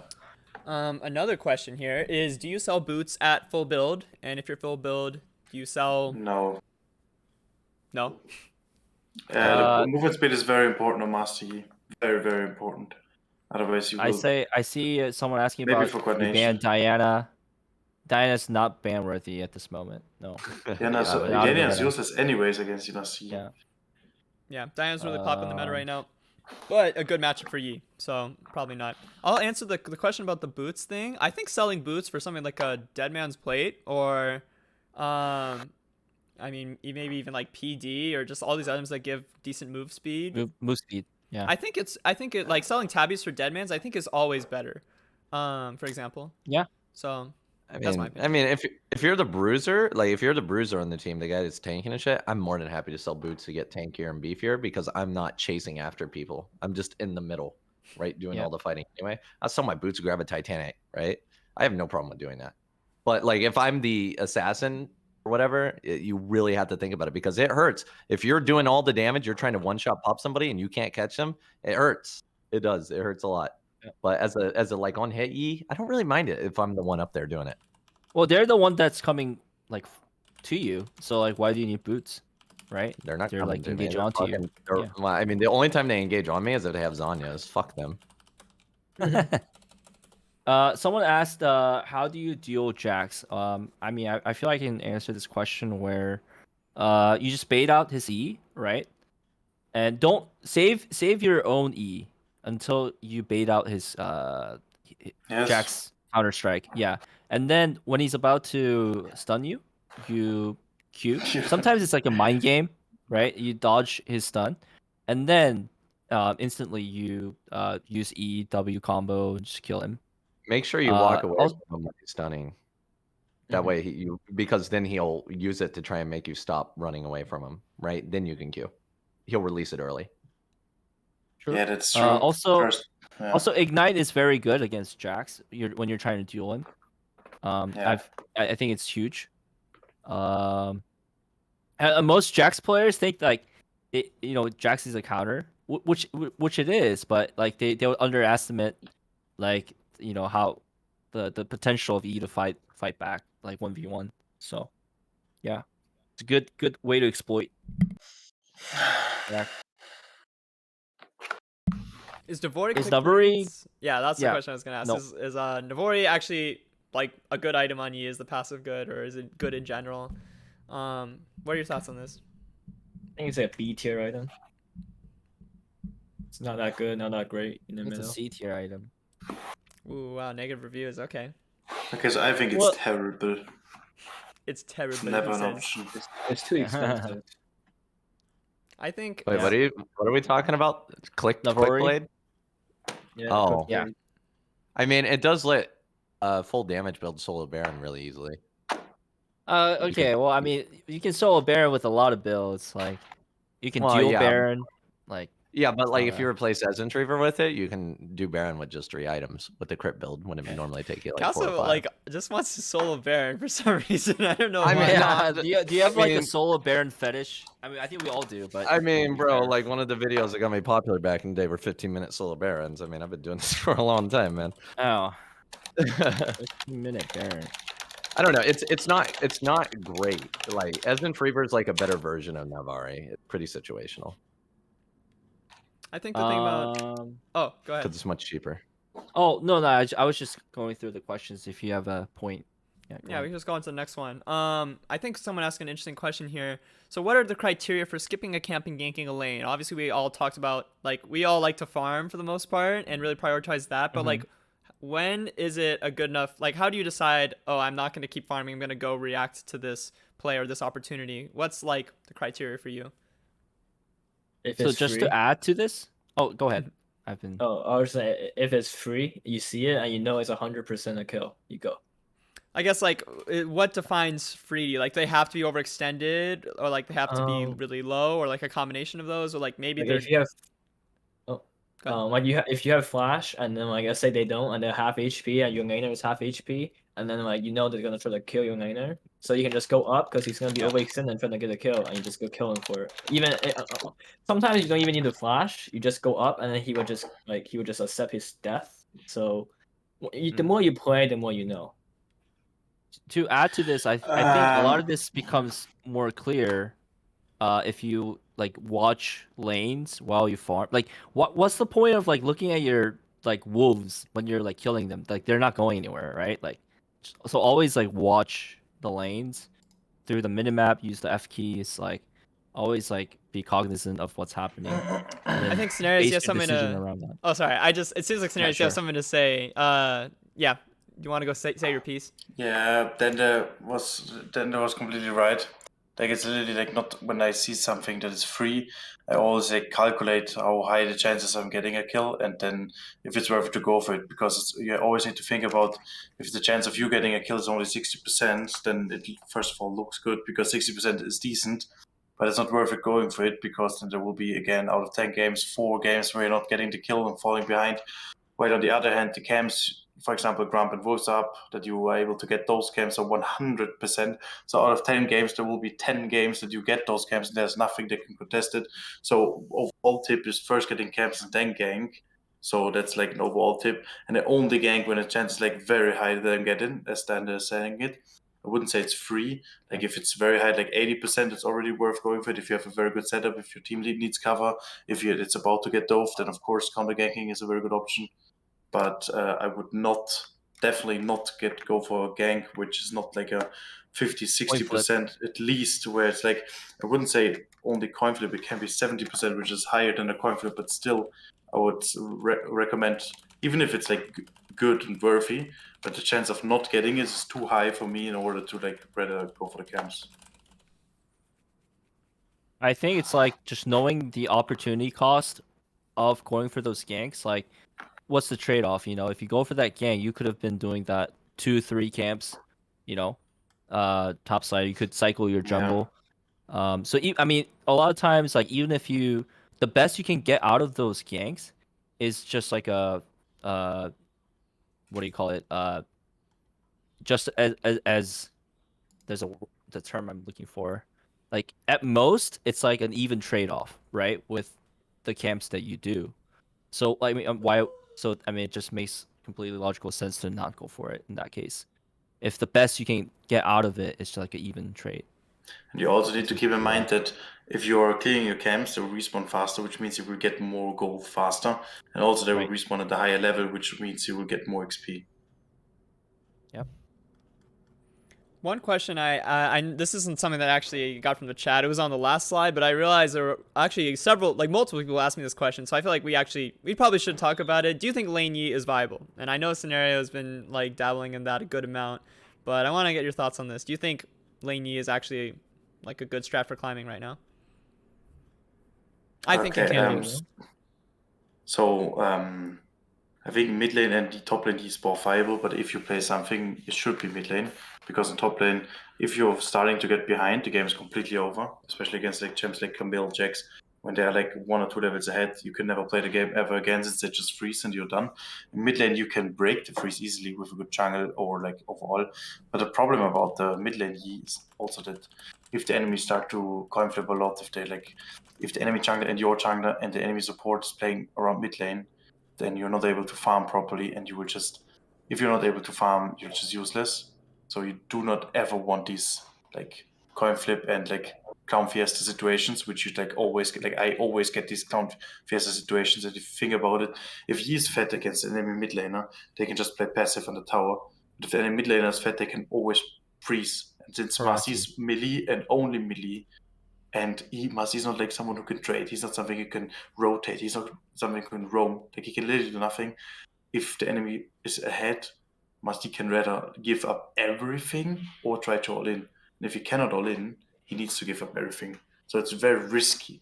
But if on the other hand you have a good jungler and the mid lane is looking decent, then it can be good.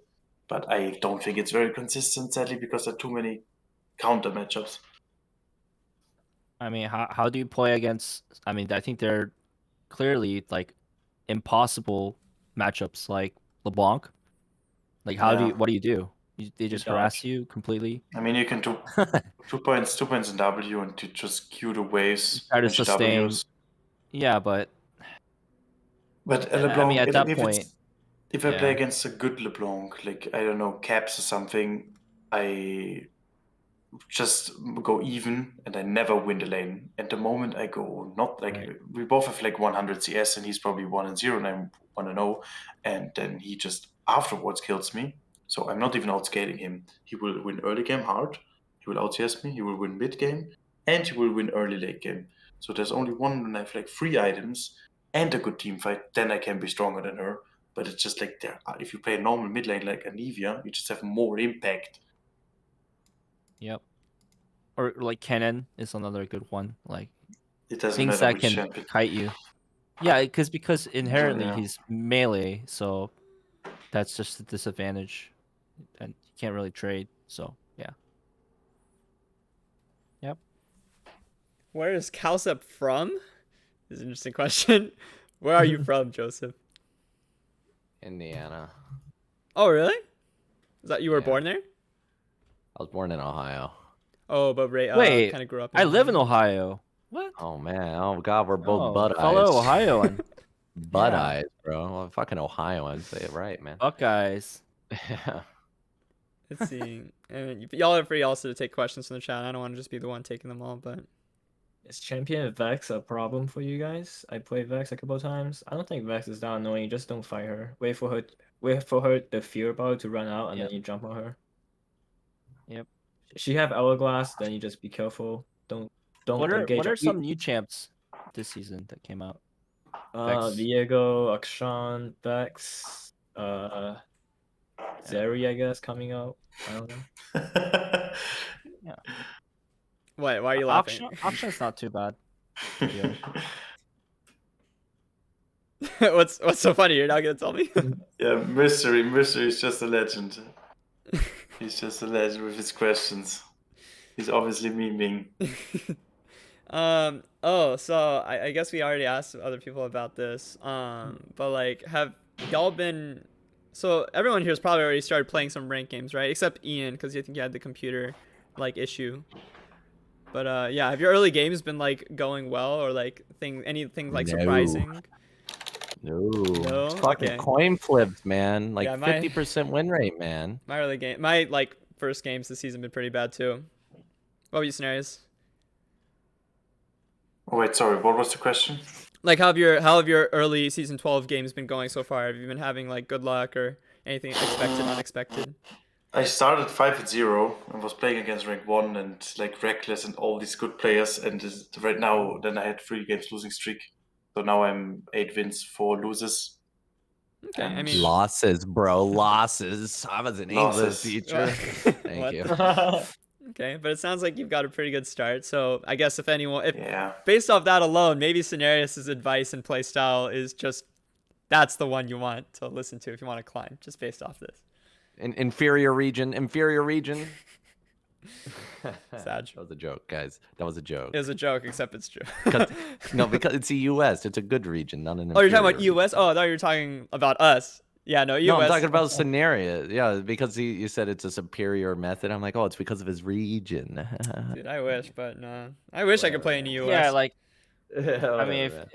if we were playing, if Senshi and I were playing in fucking Korea, we could even at least be like, yeah, Korea's a harder region, so I mean, maybe like That's why our, we you know, can't climb. Yeah. there isn't as much like gap between us and Scenario, but the dude literally plays in a better region and it's higher yellow, so like, you know, my ego just drops down to the ground.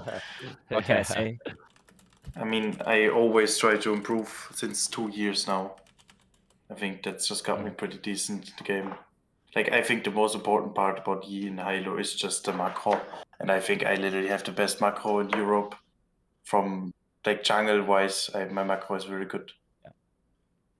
That is important to I mean- make you work. Yeah. Yes, it's very, like, I always know where the enemy jungler is. Even if he doesn't show, I know where he is. Just from the tracking and from...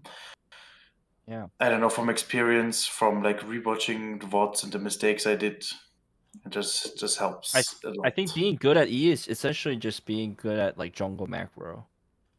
I think so as literally. well, yeah. Yeah. I mean, of course, mechanics make a lot of as well. But since I know my mechanics, I know it's a good thing about being a one trick. If you know your mechanics insanely well, you can fully focus about your macro, and you always know which damage you do in which situations, and from that you can decide your macro pretty well. True. Also, don't int.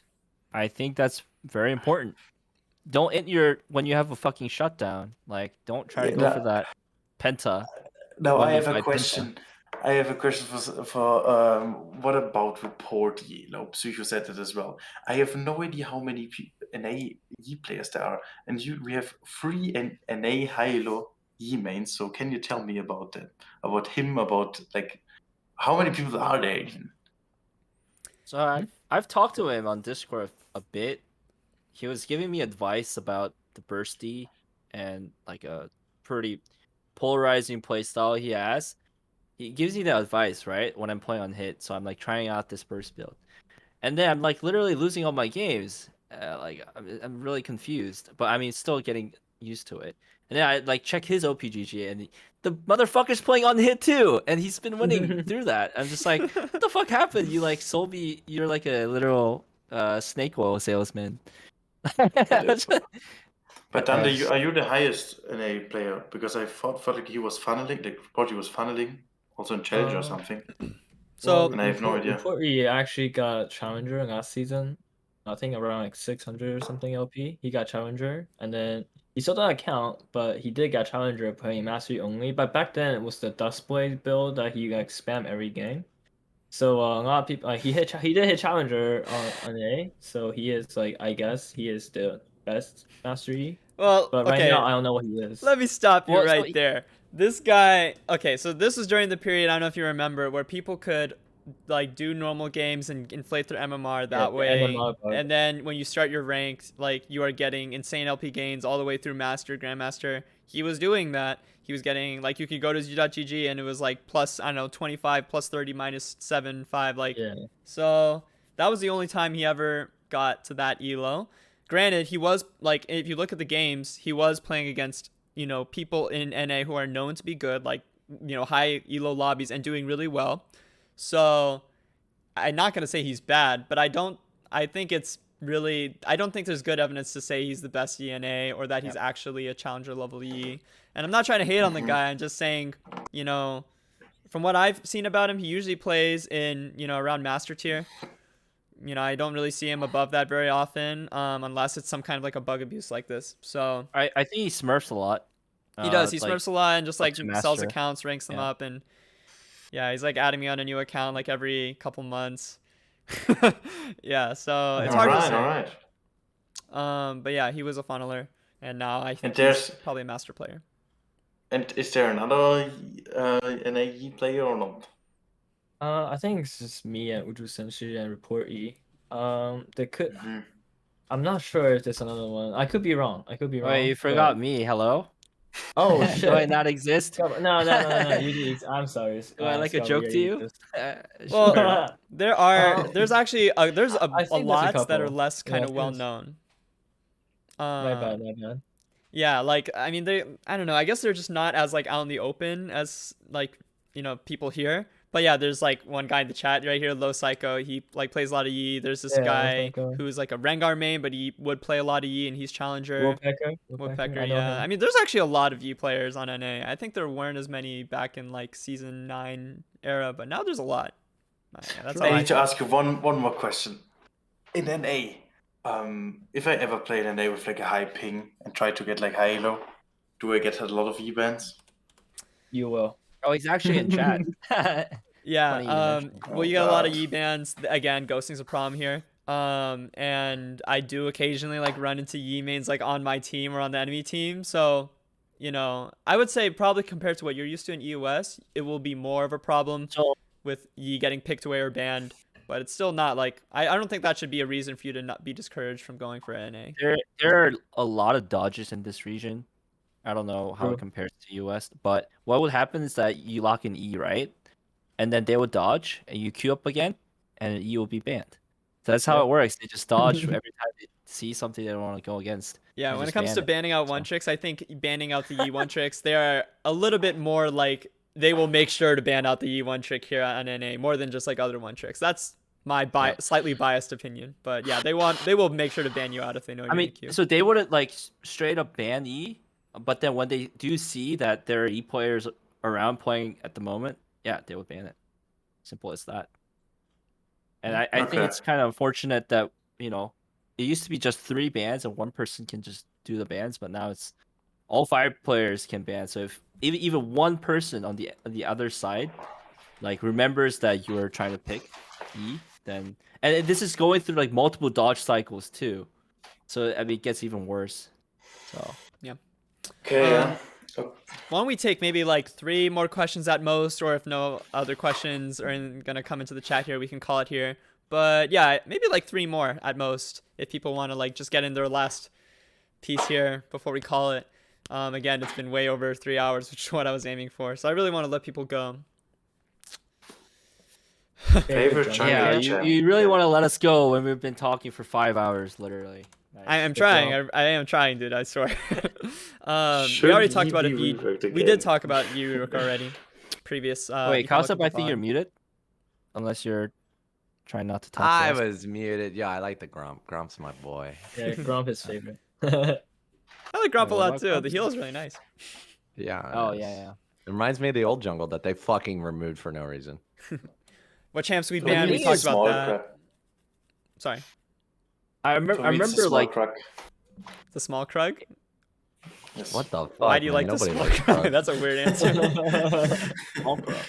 oh. No, I'm just memeing. I really don't care which one. Everybody skips Um, Krugs. That's why support Smite E works so well. You get free Krugs every game. Yeah, You're helping out the jungler by leveling up. Yeah, you right? level them up and you take the Krugs and you level yourself up and your AD carry gets everything. I'm telling you, try support Yi. All right, just try it. Bring Smite. I promise you, it's not troll. Dude, everyone's asking what actually champs we banned. Just go back in the VOD. I'm sorry, you're gonna have to fish for it, Vayne. but we talked about it already. Yeah, Vayne and Vayne, Kiana. Lulu, Bang, Kiana. bang, bang. These are Yeah, some of the yeah, ones. yeah, well.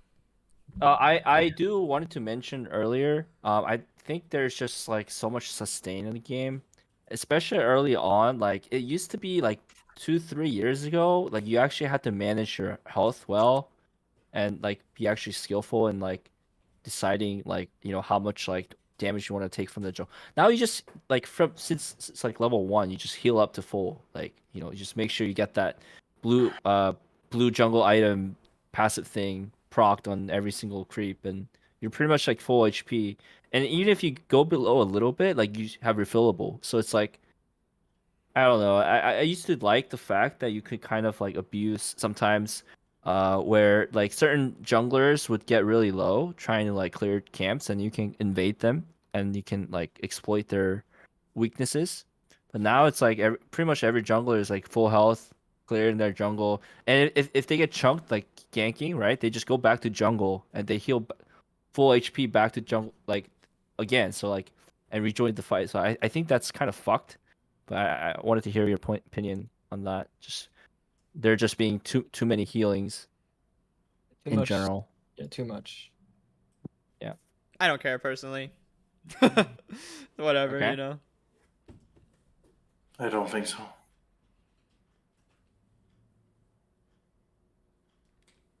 All right, no one really seems eager to talk about that. Two more questions before we call it. Ooh, this is one that I want to talk about, or like I had on the slide previous, so someone asked me, might as well. What are the best synergy champs for duo ranks with Yi? Do you think it's good to play duo and ranked? Okay, well I'll focus on this question. There's Who do you no like fucking having? duo Master Plus. Yeah, that's so true. sad. But I want to focus on this question. Basically, like, what champs do you like having on your team as Yi? What really synergizes with him? Okay, I have a lot of experience with duo queuing with Master Yi, a lot of, and I've did many stuff. So the best is for sure hard engage, like Rakan, Leona, and it can be on every role. For example, top lane it's tzIKT, or like anything that can engage pretty Ion well. is good. So it doesn't matter. It's Zion needs to hit his ult. Anything that has an engage for Master Yi is good. And for Peel, it's definitely like Lulu is for sure the best. Peel and Zillion is also like right now I'm doing with a Zillion. Zillion is very good because he dies a lot of times in the fight and he just gets a good ult off. Like it just needs setup for Yi, and that's rather a good engage tank like Malphite or like a good Peel champ. But the most Peel champs like Yumi is for example very bad because Yumi is made for long fights. And he needs to get a short fight off. Instant engage or instant peel. I actually disagree about Yumi, but I want to hear other people's thoughts. I pretty much agree with what Sinerias just said. I really think more than like Peel, I think hard engage is so much better for Yi. I hate when I lock in Yi and they're just they're doing like, you know, Lulu, Yumi, just like all these like, you know, the buffing Give me enchanter champs. Leona. Yeah, like just give me Please, something Leona. that'll just give me a free reset to start the fight and then I'll carry. But don't like, yeah, because then they'll just, yeah, I mean, it doesn't work that way if you just add all these buff Yi champs, you know. Someone said Taric. I don't think Taric. I always felt like under impressed. Yeah. Yeah, it's hard to playing coordinate Taric. with random Tarics and solo queues. So. And they always like waste their ult, like it's too premature or they're too late. Like, yeah, it's always a nightmare trying to play with Taric. But if they're good, then it's really good. But Okay, now Taric is probably fine, but not insane. And when Funnel was still like when they didn't nerf the interaction, it was the best duo ever. yeah, that's true. When A lot of people coordinated. ask about like Cassandra. I used to play with Cassandra, and Cassandra is really good. It's just she does have a couple of losing lanes, but I love Cassandra. Pretty good champion. Me too. Good engage, good wave clear. Yeah, why not? Cowsep, what about you? I was. Oh yeah, go ahead. It's like staring Hello? at something. Cowsep, you there? What? Oh, I was just curious. What are your favorite champs to like have on your team? Or do you not care? Bro, I like half the time I don't even know who's on my team until the game's almost over. Why am I not surprised? Why was I expecting an answer like that? Of course. Yeah. Fair enough. He doesn't really have an opinion. All right, maybe one final question. Well, I wanted to speak about the Yumi thing because I actually Sure. like Yumi when they're on my team. I just feel like super busted. Like the move speed buff, the heal, the ult engage. I feel like it's you. If you have Yumi, it's like the perfect champ to 2v8 in the game, like literally. But Okay, the bad thing about Yumi is that you probably have a losing bot lane, and then it can get exploited that way. But yeah, go ahead. I mean, Yumi is for sure nice to have, but the problem is that you still get bursted down. You in a team fight where like Kiana Kha'Zix one-shot you, Yumi doesn't do anything for you, and she just gets one heal off, and her heal is like I don't know how much seconds, but it has some time cooldown, and Yumi is made for like fights where you can engage, disengage, engage, disengage. For example, like Nidalee, Kiana, we can do like a lot of stuff over a long time. Back in the days, probably yes. But right now, I don't think Yumi can be good if you play against long fight champions like Sejuani, Dr. Mundo. but then you don't need a Yumi to win it. You can also have it with Lulu. But right now, I think like everyone one-shots everyone all the time. So Yumi will not help you.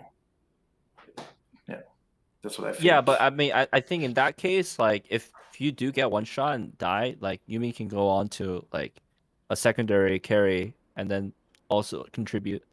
But then you're Whereas- dead. I mean, then your team is fed. If your team is not fed, only you are fed, then it doesn't do anything.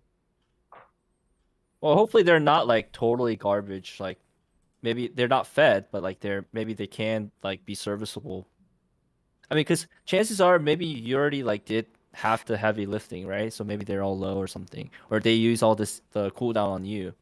So that'll be like the prime time for the Kaisa on your team or other AD carry to like go ham because they use because the thing about Yi is like people will actually like save all the CC for you, so that actually opens up window for your teammates to like hopefully do stuff later. The problem about Yumi also is it does not give any pressure.